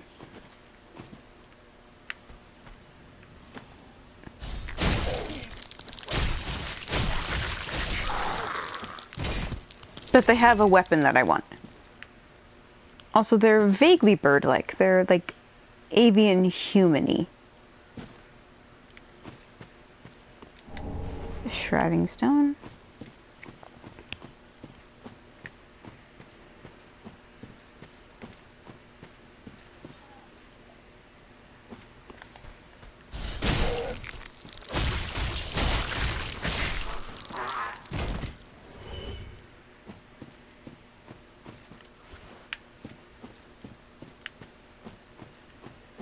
This is going to be a bit scary. I'm going to go for these guys first.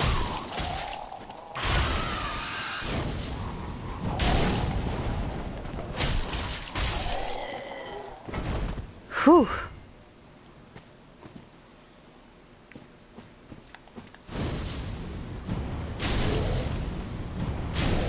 And they have little sides. Okay, that one transformed. That's not good. He's gonna be nuts. Sorry. Sorry. I'm sorry.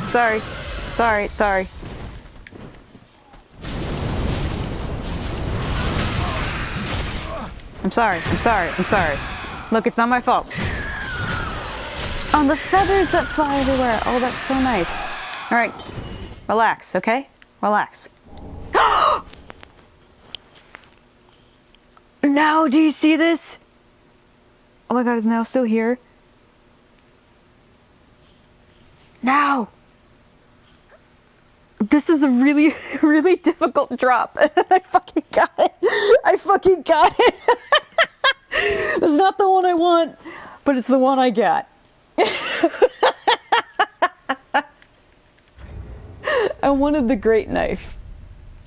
I can't use it yet because I need more strength and dex, but that's a good weapon to have.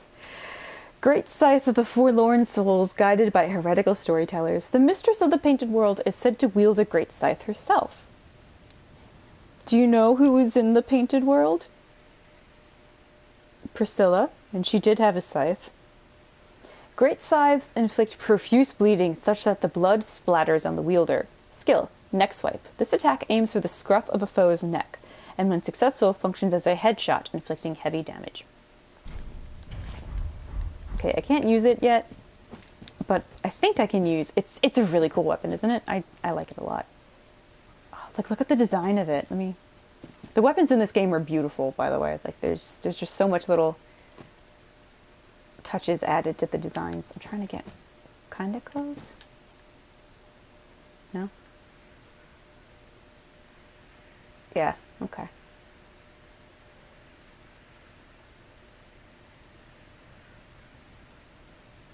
Yeah, okay. And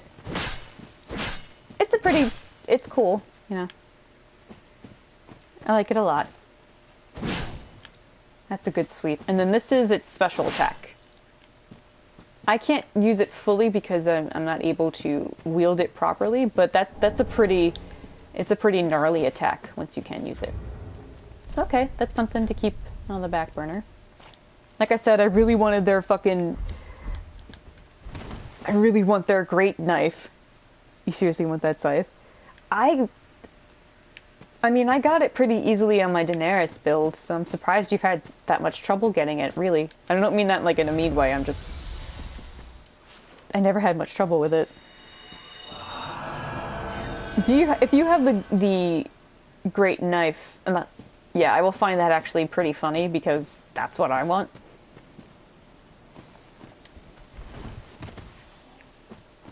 Hey, remember when I got invaded by a knife and machete wielding lesbian in Blighttown, you guys? Do you remember? Well, look who's here.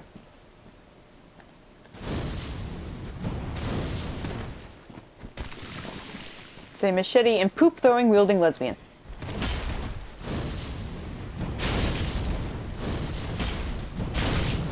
She's pretty gnarly. She's charging that weapon up. I'm going to try to interrupt her as much as I can.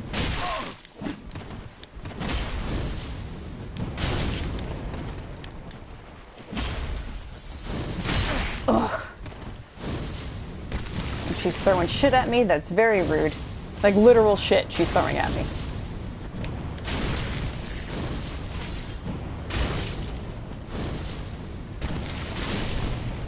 And she's dead. But I have her butcher knife.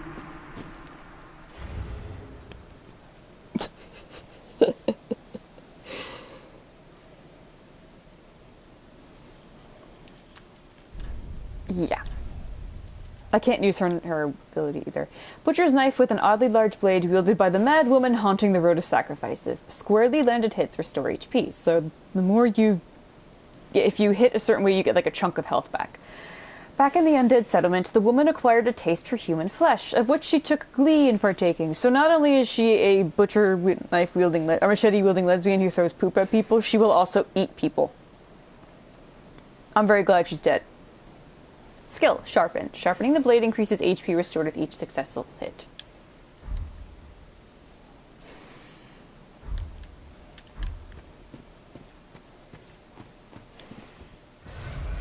I don't even remember what I picked up from that thing over there. And it probably wasn't important. I think it was just an item, yeah. I'm not too fussed about it, really. Brigand hood, armor, gauntlet, and trousers. I am not going to wear any of those because it doesn't really fit our build, but I'll check it for the lore. Brigand twin daggers. Ooh. Ooh, God, I might go with these. There's so many good fucking weapons in this game, you guys. It's so hard to just stick to a couple, because I want to wield all of them.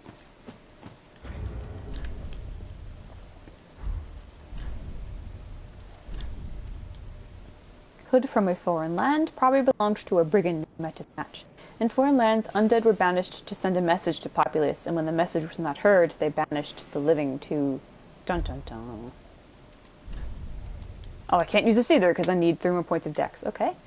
These paired daggers are the preferred weapons of the brigands of a distant land. When two-handed, the wielder holds a blade in each hand, allowing for divergent attacks that include left-handed moves. And then a quick step. Can I still, like, show it off, though? Ooh! Ooh, this is like Lady Maria Rakuyo-esque.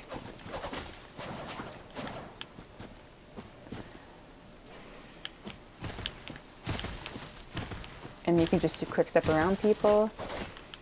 Oh! That's pretty cool. Yeah, weapon arts in this game basically give you an entirely new moveset for the same weapon. It's really rad. You did get the great knife! See now, what the fuck?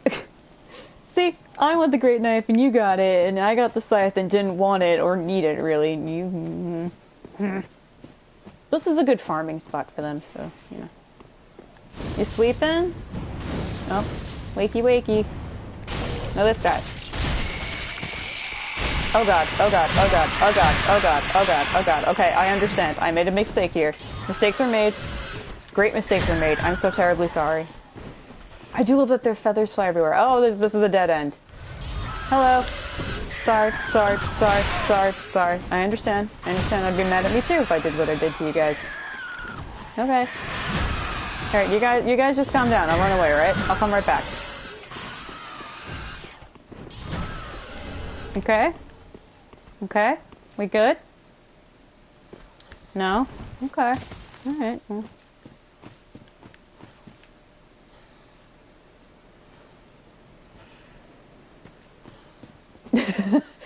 That's why you kind of want to kill them before they transform, otherwise they get very ornery.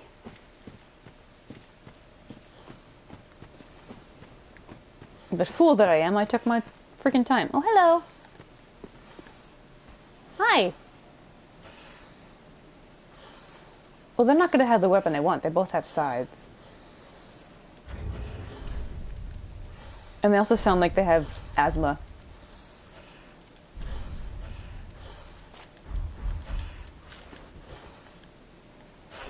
Ah! That scared the hell out of me!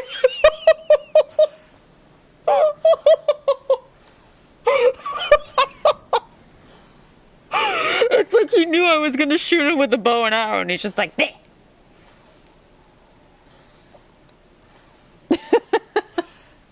Oh god, he's back. Okay. Okay, can I try again? Ah, fuck. No. Okay. I'm sorry. I'm sorry. I'm sorry. I actually really do feel bad fighting them. I wish we could be friends. I thought he saw me too. I actually don't know what happened.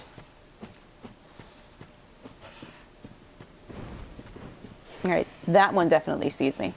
I can hear him flopping around. Oh, it's my arrow. Ooh. Oh, okay. They look so cool.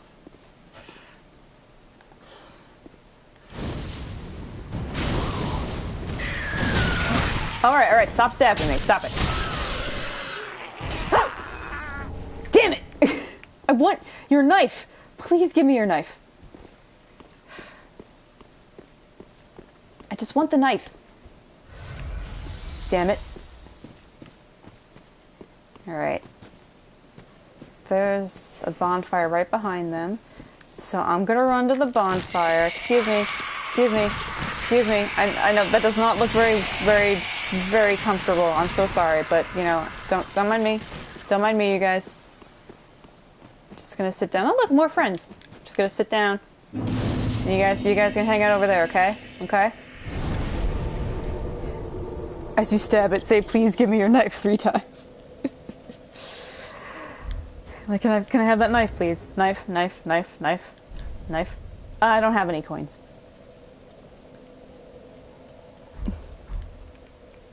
Let's talk to our friends over here, though. Oh, hello. How do you do? I am Anri of Astora, unkindled like you. This is Horace, a friend and travelling companion.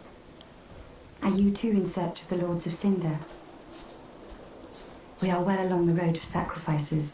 Below us is the crucifixion wood. Beyond the flooded wood lies Barren Keep, home of the undead legion. Further yet is the Cathedral of the Deep. We seek the cathedral, home of the grim Aldrich. We may go our separate ways now, but we are both seekers of lords. The next time we cross paths, one may find the other in a time of need. May the flames guide your way. The fun thing about Henri is, depending upon the gender of your character, Henri will be the opposite gender. So because I'm a guy, and since there's only 2 gender options, Henri is a woman. If I were to play as a woman, Henri would be a man. Oh yes, Horace. He's not very talkative. But don't think ill of him. He's an upstanding, kind-hearted knight, a fine partner for this grueling journey. Without his help, I would have cursed this onerous duty long ago. We are called Unkindled because we are... The main character in Dark Souls 1 linked to fire, and therefore restarted the Age of Fire, basically saved the world. We are unkindled, which means we failed. We were not strong enough to link the fire, but we're brought back because the world is in such a dire state that it's even willing to resurrect a failure to try to link the flame again. So we're an unkindled one, because we're essentially just the ashes of an undead. We're an even shittier undead. We are just the ashen memory of one. And we don't go human again, we have our ember restored. Think of an ember as like your source of life. So when we're embered like this, is we're the closest we can get to what we used to be. That's the closest we can get to fire. So that's what they'll call you different. Champion of Ash, Unkindled One, Ashen One. Ash is basically just... To be the champion of Ash, think about it, like, Ash is nothing. It's the remnants of a fire. It's just dust. It's not really anything. And to be the champion of it is like, oh, great. Anything else? We are well along the road of sacrifices. Oh, Jesus. Below us is the crucifixion woods. Beyond the flooded woods lies Farron Keep, home of the undead legion. Further yet is the Cathedral of the Deep. We may go our separate ways now. Yeah, her voice is nice. We are both seekers of lords. The next time we cross paths, one may find the other in a time of need. Also, may the flames guide your way. Her armor set is the exact same that Oscar of Astora was wearing, and she even has his shield. Let's try to talk to Horace. He gave us this. We are well along the road of sacrifices. Beyond we I know, I'm talking to Horace here, not talking to you. Horace cannot speak. However, he gave us something for a covenant. Similar to what Emma did a while back. He gave us the Blue Sentinels, which has... This is a crescent moon. This is a crescent moon crossed with a blade. Who do we know that was associated with the moon and blades of a moon? Pledge oneself to the Blue Sentinels Covenant. Faded sheepskin parchment depicting the dark moon and a sword. Equipped to pledge oneself to the Blue Sentinels Covenant. When a member of the Way of Blue, which is this one, is threatened by a dark spirit, the Blue Sentinels, in compliance with an ancient accord, assume the form of a blue spirit and help to root out the invader. This is the cop covenant, or the bodyguard, really. Someone gets invaded, they put this on. Whoever has this seal on gets pulled in to help the other person, and you have a chance of a Blade of the Dark Moon, specifically someone pledged to Gwendolyn, or, yeah, pledged to Gwendolyn will come in and help you too. So there's 2 good guy invaders, and there's 2 quote-unquote bad guy invaders, and then there's like 2 or 3 Well, yeah, there's 3 neutral invaders. Basically, if you go into that territory, even if you're part of the Covenant, you're going to get invaded, because it's just a territory-based Covenant. Yeah, it's the Cop Covenant, really. It's the Blue Sentinel. It's basically you're the bodyguard, and when you get summoned in, you're just entirely blue. Alright. It's about 1 o'clock. There are some items over here that I could get. Specifically one for... what's her face? One for Irina. So I'm gonna lower the sound a little bit since they scream really loud, which... it's not loud for me, but I don't know if it's irritating for you guys, so...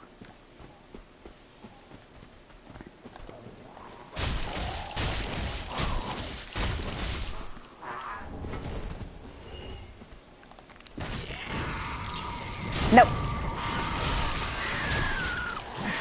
Oh Jesus, oh Jesus, okay. Okay, everybody. Everybody relax. Everybody relax. Hey!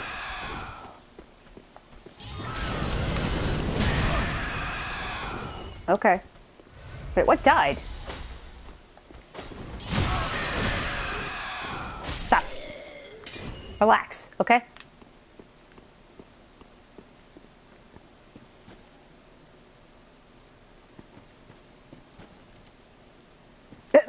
These guys are just like, yeah. Okay. That happened. Like, they don't even fucking care. Hello. Oh, whoa, whoa, whoa, whoa, whoa, whoa, whoa, whoa, whoa. Okay, this guy cares. Oh, he tried to stab me in the head. That's cheating. If I had 4 wings, I'd do that too.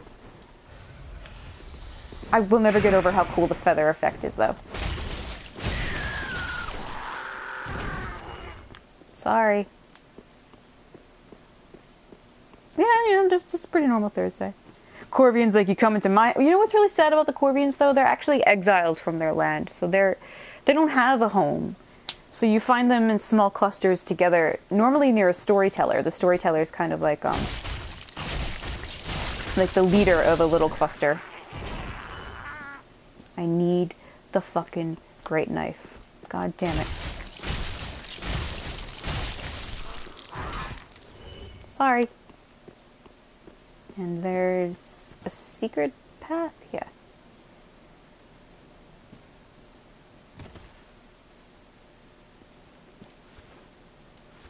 You come into my nomadic group. You come into my wandering itinerant crew, and you fuck with us. That's not very Gucci of you.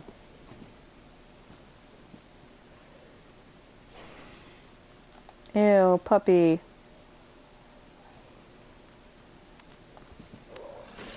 Ew, I didn't know it did that.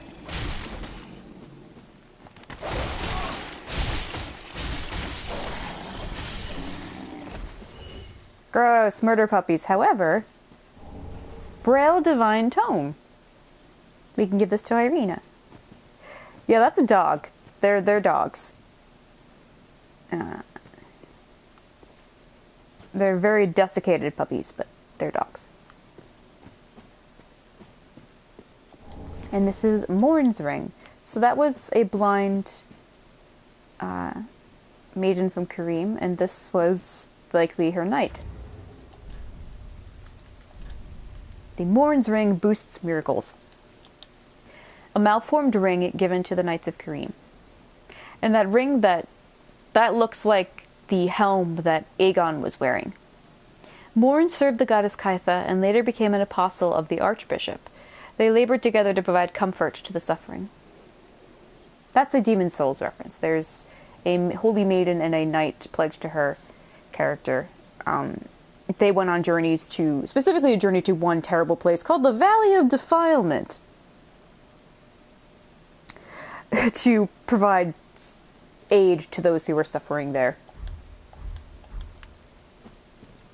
Didn't go too well.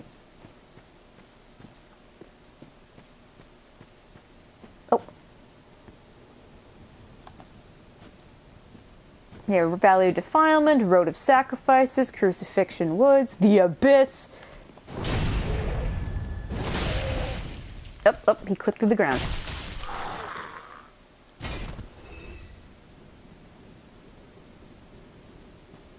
I never really got a chance to look at their back before. Oh, he's wearing a very discreet loincloth. Interesting.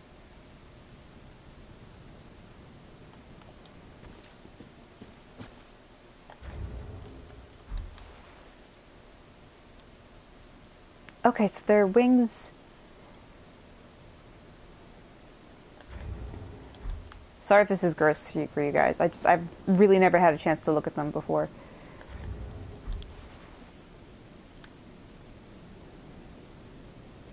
Okay, so their wings are little stubs. Like they're kind of like baby bird wings, like they haven't sprouted yet. And then they sprout, I guess, when they're scared and they see us. That's why blood comes shooting out, and that's why it's painful for them. Sorry, guys.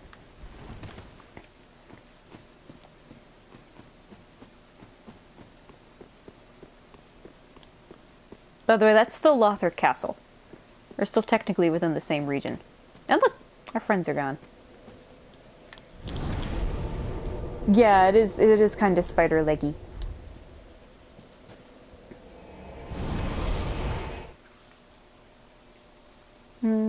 I did say I wanted to hold off on a boss till tomorrow, but this boss isn't really that interesting, and it's really goofy, so I think you guys would like me to... Ooh! Got a new friend. Yeah, that's another thing about this. You know, you make friends, and then friends will actually just show up here to talk to you. Like this lady. You're an unkindled, aren't you? I am Cirrus, of the Sunless Realms, former servant of the divinity. Duties we each bear, but one's duty is a solitary affair. I doubt we've much to gain from fraternization. Blessing of the moon upon your journey. Who does that remind you of? She is Cirrus from the Sunless Realms. What is Sunless? Former servant of the divinity. That means she used to serve someone who was a god. And while she is like, okay, she came here specifically to check you out. She's like, oh, I doubt we can do much together. She's like, blessings of the moon upon your journey. Who do you think she's connected to?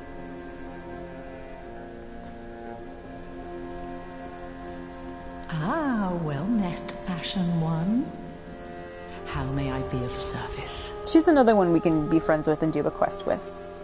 Knowest thou of that soppy gossip? Good night now. That cordial intrusion layeth the path to embers. And so thou art in need of a soapstone, Ashen One. Then thy pockets will overflow with souls to trade to me. That's her telling you, cordial intrusion layeth a path to embers. That's a fancy way to say cooperate with other people in their other worlds so you can get not only embers to go kindled again, but also so you can get souls. And she's like, okay, and the more souls you get, then the more shit you can buy from me. And so she sells the item we need to be a cooperator. So she's encouraging you to buy it. And I think she's referring to Emma, the other handmaiden, where she's like, that soppy gossip. Or I think she may be referring to Cirrus. I think Cirrus may say that. I'm not too sure. Cordial intrusion, yeah, that's Cirrus's line, sorry. So she's referring to Cirrus when she says that. Yep, Gwendolyn. Gwendolyn is pretty significant in this game. Surprise! Gwendolyn's really important in this.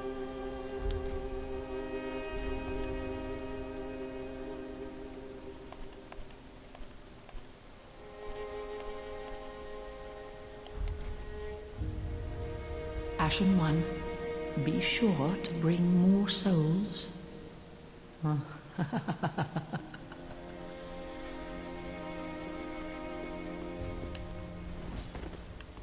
Alright, let's give the Braille Tome to Irina. She'll be pretty happy.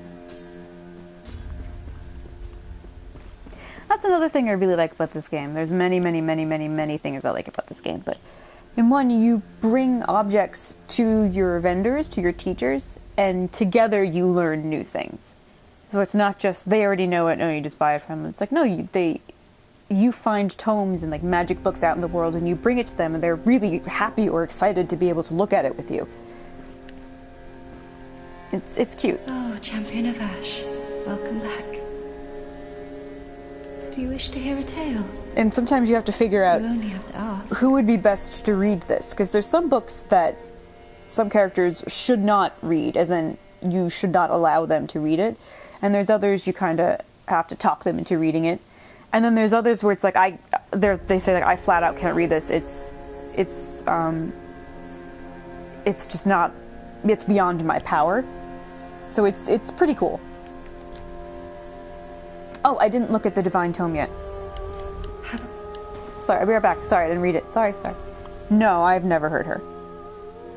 Like, I've specifically gone out of my way to be as nice to her as I can. Learn High Miracles of Kareen. A sacred braille tome from Kareen filled with advanced miracles. Give to a storyteller to learn advanced Kareen miracles. A storyteller. That's what I like. It's... Clerics and nuns, they're not like we hold sacred magic. They're not magicians or anything. They're storytellers. Holy magic lies within stories. In the Way of White, there's a tradition of placing great faith in the words of the blind, and braille tomes are not unusual.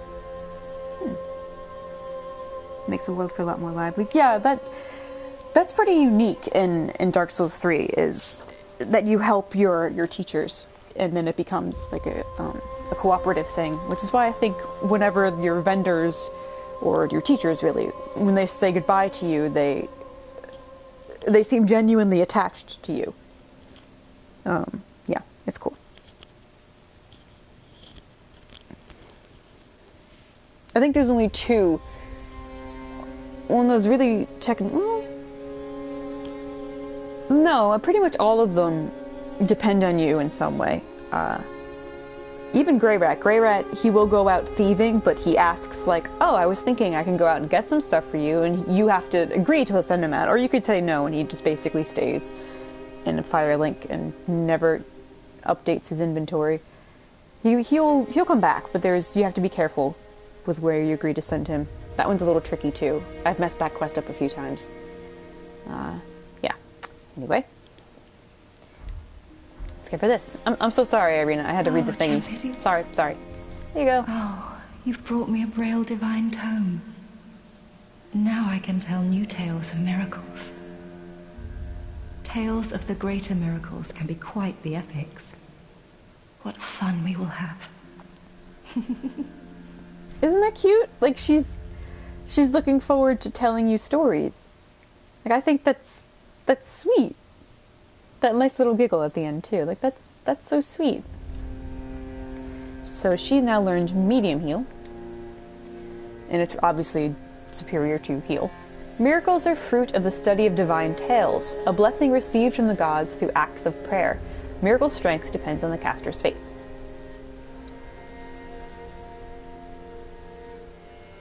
And that's why I find it interesting that, I think I say that a lot, but while clerics are painted in a very disparaging light, like the institution of miracles, the institution of a cleric, so really the church as an institution is painted out to be very insidious and sometimes, and in this especially, malicious. The miracles themselves aren't a problem. Miracles are the fruit of study of divine tales. And divine tales are a blessing received from the gods through acts of prayer. The individual study of divine tales, the individual act of storytelling and learning things through the art of learning the acts of the gods and focusing on it and having faith in it and praying to them, that's not a bad thing, because you learn pretty gentle and restorative miracles. You learn helpful things. It's just the institution that can become corrupt.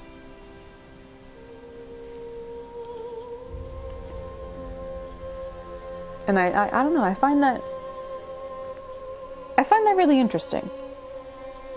Because I think most people are like, oh, the clerics are evil, pff, whatever, Miyazaki hates religion. It's like, no, it's I don't think it's that. It's more that miracles more so than sorceries, and even more than pyromancy probably too, but miracles seem to be the magic best used in a solitary sense, or one-on-one, like a storyteller tells you a miracle and you study it and focus on it together. instead of a whole church preaching miracles. Now I'm braiding my hair again, so don't mind me, guys. This one, Tears of Denial, this is so useful. Miracle taught by Morn, the Archbishop of Kareem. Grants one chance to endure when HP reaches 0. So say you get hit, and that hit should have killed you. The tears will burst, and you have a magic pixel of health. You have like 1 bit of health. So you get hit, you could like roll back and immediately heal. That just gives you 1 quick chance. I see people use that all the time. I use it all the time, actually, towards the end of the game. Because sometimes you just get got, and that's not fair. And you don't need a lot of faith to cast it. You need just 15 points in faith. Forced. I'm going to show you... How much do I need? I'm going to show you guys this. This one. This is the hip thrust one. Force. Elementary miracle among clerics. Creates a shockwave. While it inflicts no direct damage, this miracle propels foes back, staggering them. Can also defend against incoming arrows. There is a version of this that actually does damage called Wrath of the Gods, which you do a little hip flex and it just like shockwaves and knocks people back. It's really funny. So we're gonna buy this one, and I think that's all I have the money for. Yeah, that's all I have the money for. Okay.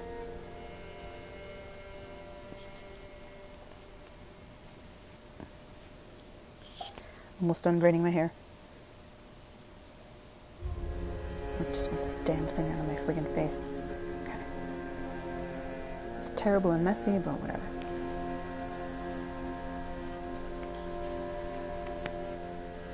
There.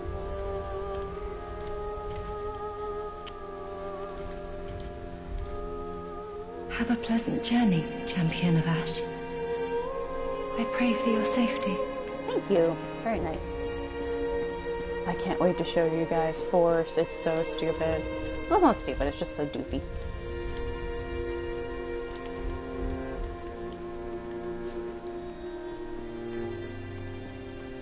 I'm so glad you guys like Arena. Isn't she really sweet?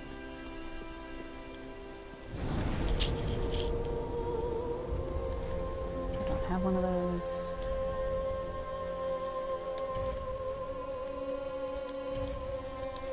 Okay.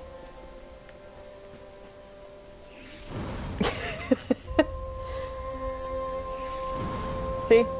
It's just bam.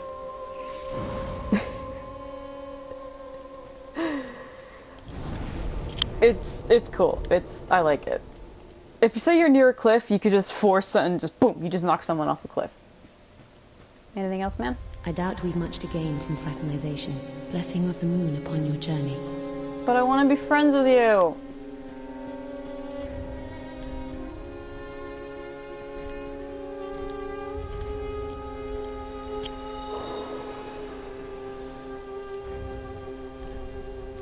Okay, I can get 1 level. Oh wait, no, I have more in here. I kill a man for Arena. Oh no, I took them all out. Whoopsie. Okay.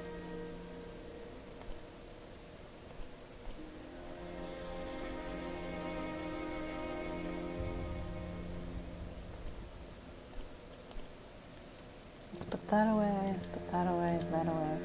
That. And that. And that. And that. And that. And that. And that. And that.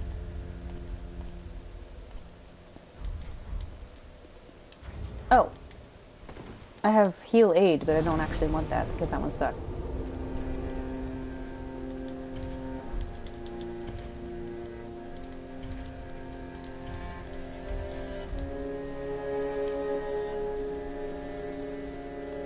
Welcome home, Ashen One. Speak thine heart's desire. Very well. Then touch the darkness within me. Take nourishment from these sovereignless souls. Let's see.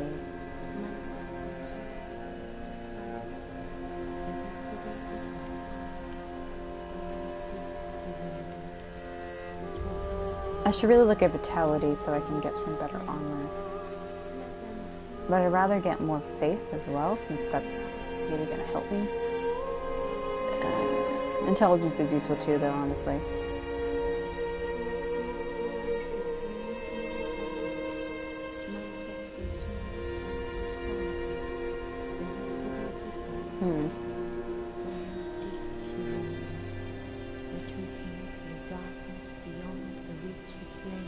I'd actually rather save intelligence for when Yol can level me up.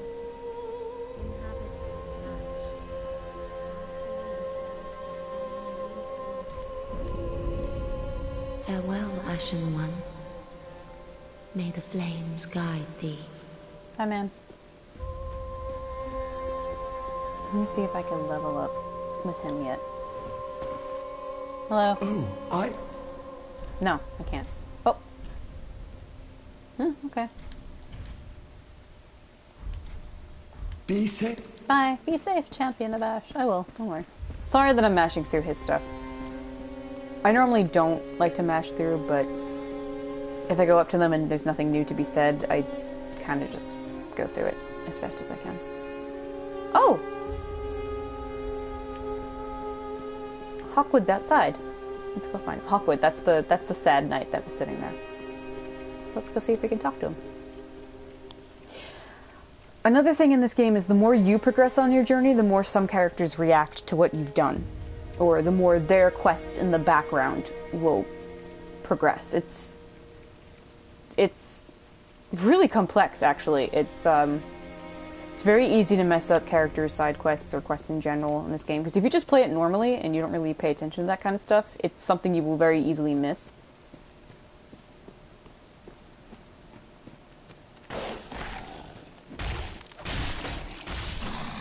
Yeah, there he is. He's over here. He's praying at a grave. The poor wretched souls. Be they lord or legend, the curse shows no mercy. What a sham. He's very brokenhearted by being an undead. The curse takes and affects everyone the same, doesn't matter how important they are. And he laid his sword on this grave. To the people who just watched me do the Artorias the Abyss DLC, does this sword look familiar to you at all?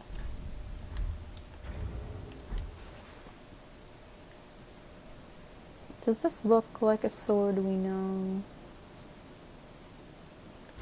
Perhaps. Anything else you have to say? The poor wretched souls. Nope. Be they lord. What a okay. I do like that he comes out here to just reflect. That's unique. Got another ember. I didn't actually go traveling and looking around here, so let's do that. And then I think that's about 126. I'm going to get some items though around here, and then I'm going to switch over to my Daenerys build so you guys can see all the pyromancies. Because I especially don't want Lala to miss that. And then I'm honestly going to call it for the night because I've been going for quite a while.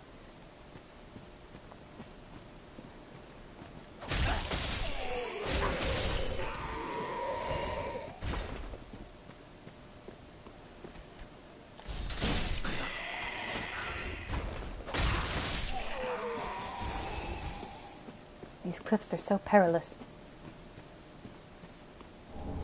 Homeward bone.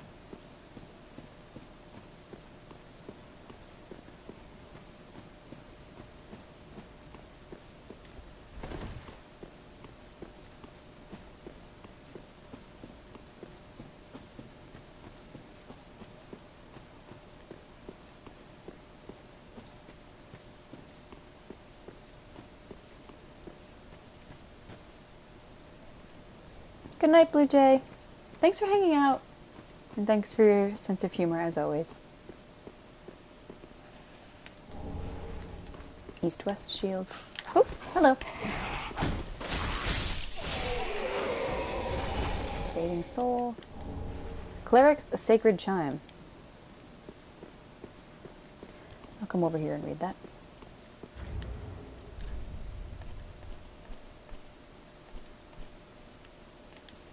Sacred chime for casting miracles of the gods. Chimes such as these are often given to clerics who become undead. Equip a talisman or sacred chime to cast miracles. This is what I use, but you can use these. The chimes and talismans are really interesting miracle things. They remind me of Sailor Moon's wands when she does her attacks. Another ember. I don't know how deliberate that is. I doubt it's very deliberate at all. But it just reminds me of that.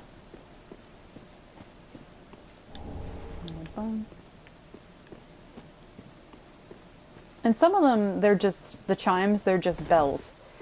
So it's really pretty, like, you will hold the bell above your head and ring it to cast the miracle, and I'm just like, oh, nice.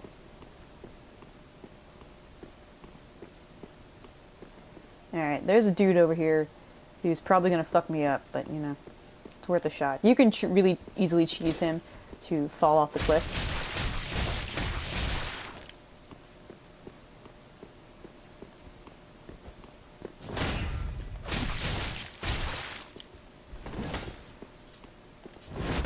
Oh, he just parried me. I forgot that that's a parry stance. That right there, that's a parry stance.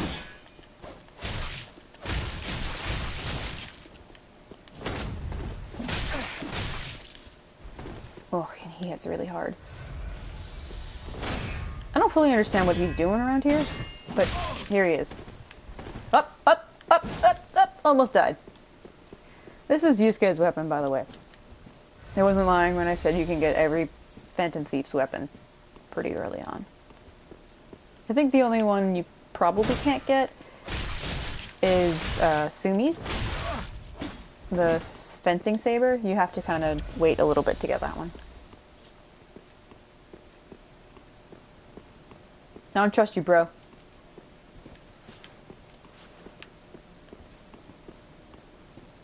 Knock it off. Oh! Oh, I should have done this. Come back here. Come on, I got something. Come on. I'm gonna try something out, buddy. Come on. Come on. Come on. Yeah.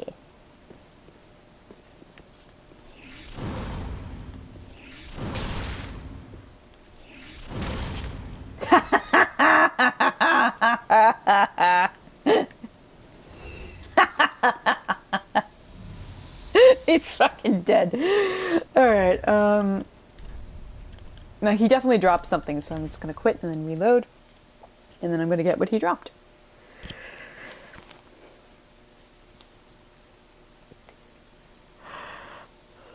Excuse me.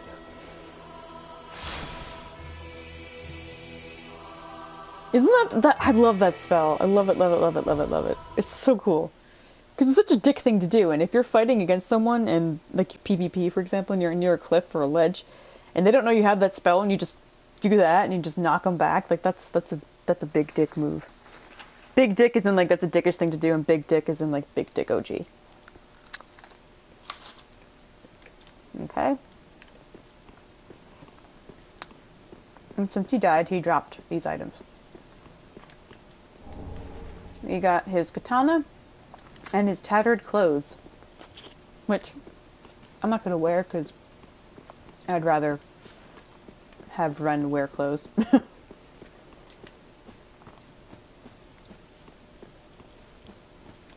Okay.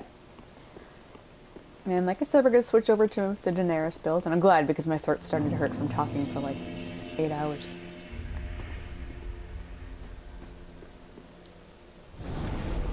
So, Lala, I hope you're here, because I'm going to do a pyromancy demonstration.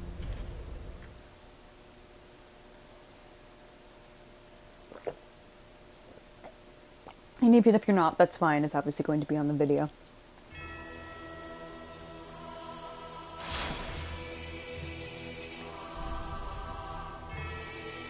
Yeah, my Daenerys, I have 224 hours, because that's my New Game Plus file. Don't judge me.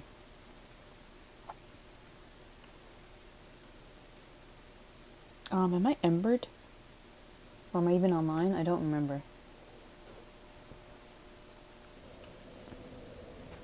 No, okay, don't pay any attention to this, you guys.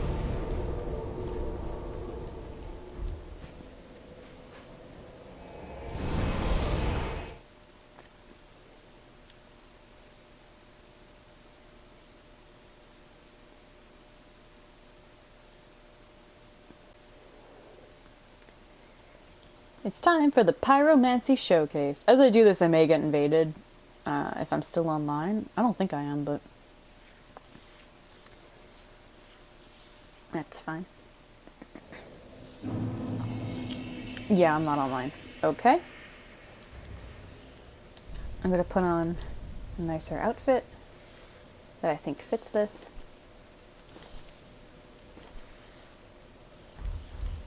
We're dressed as the Firekeeper. Let's put on...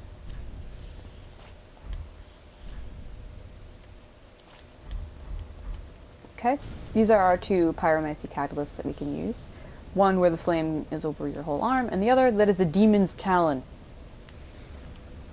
It's fucking rad. Okay.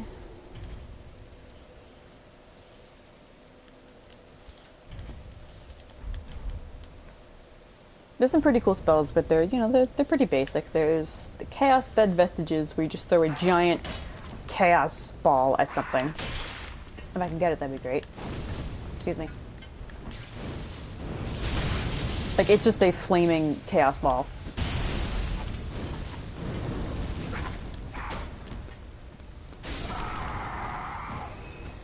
There's the Bursting Fireball. God, I hope Lala will see this eventually. Where the fireball just explodes. Which is pretty cool if you have a wide array of people. There's Black Serpent, which is really fucking rad. If you can get it to work. Oh, because I wasn't targeted. Whoops. Black flames will run across the ground and target someone. He's pretty resistant to it, though. There's this where you spit a boulder out of your mouth.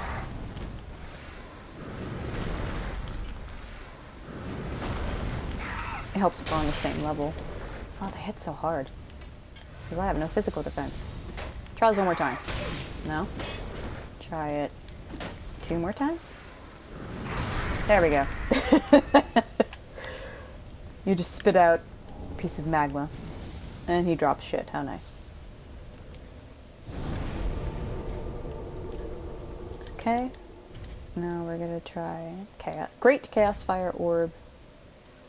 Floating Chaos, which is pretty cool. We saw the Fire Surge, we didn't see the Whip, and then Firestorm.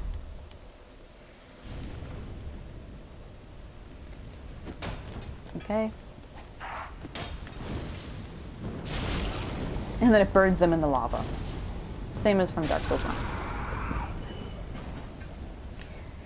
This one is neat because you just kind of gently let the flame roll, like, float up in the sky. And if anything comes near it, it just shoots them. Although that one didn't really target it at all. Sometimes it's a little special.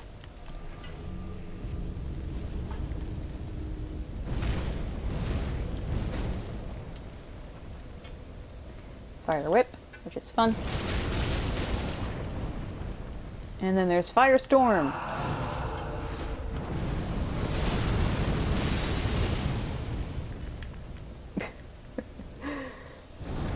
Nothing can come near you.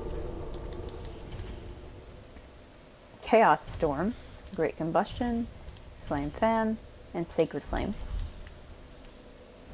Chaos Storm is pretty similar to Firestorm, but I think it's more densely packed flames. Let's see. Oh, fuck you, Flame Jumping Me. Yeah, it's lava, and it'll burn them on the ground. Great Combustion is just like a little grenade in your hand. Ooh.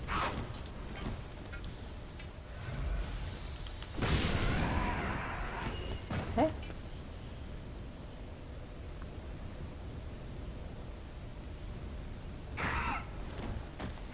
And this one, you just make a fan of flames. So you go back and forth with it. This one I think I can only use against human enemies. But I'll try.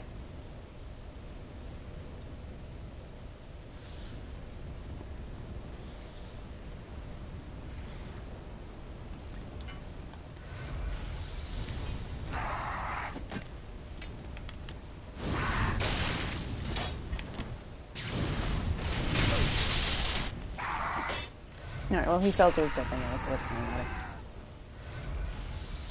I still want to try it, though. It's a pretty cool spell.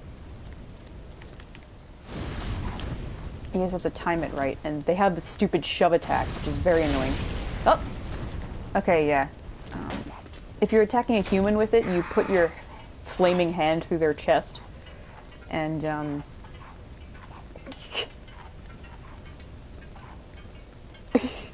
and, like, rip out a whole bit of health from them.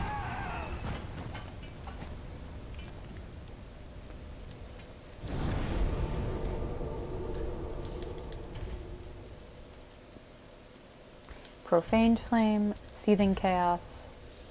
These mists is you just spew out poison or toxic mist. It's nothing too unique or special. These are just buffs you cast on yourself. That's you put flame on your weapon. This is you charm an enemy to help you. Okay, there's only a few pyromancies left.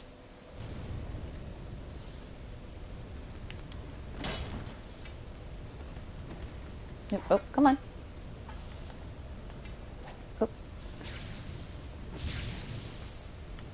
This one hones in on them, so they have to be kind of standing still. Not standing still, but they have to be in the vicinity of where you cast it.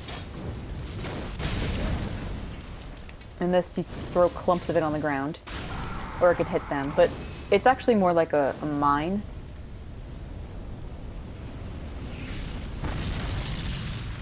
Really fucking cool.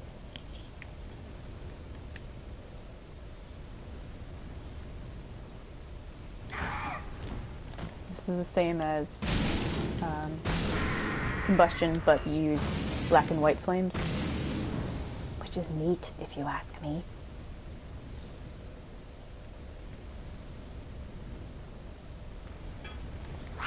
Whoop. And this you just throw black and white flames at someone's face. Oh, I'm probably gonna die here. Yeah, look at that.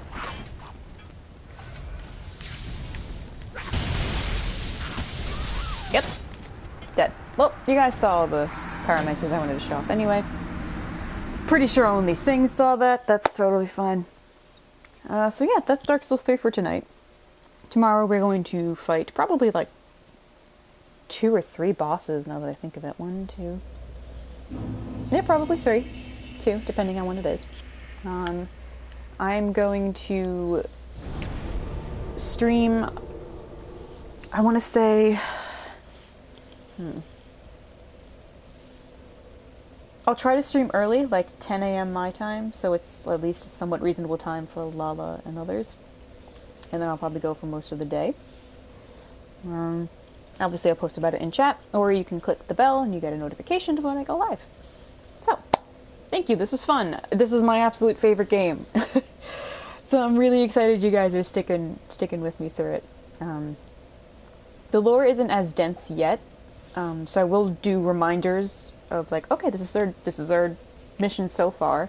Let's recap the journey so far, and then the further we go along, the more we will see similarities and parallels. It's just we have to get there first. Okay, so. Oh yeah, of course. I'm glad you had fun. Thank you so much for hanging out, you guys.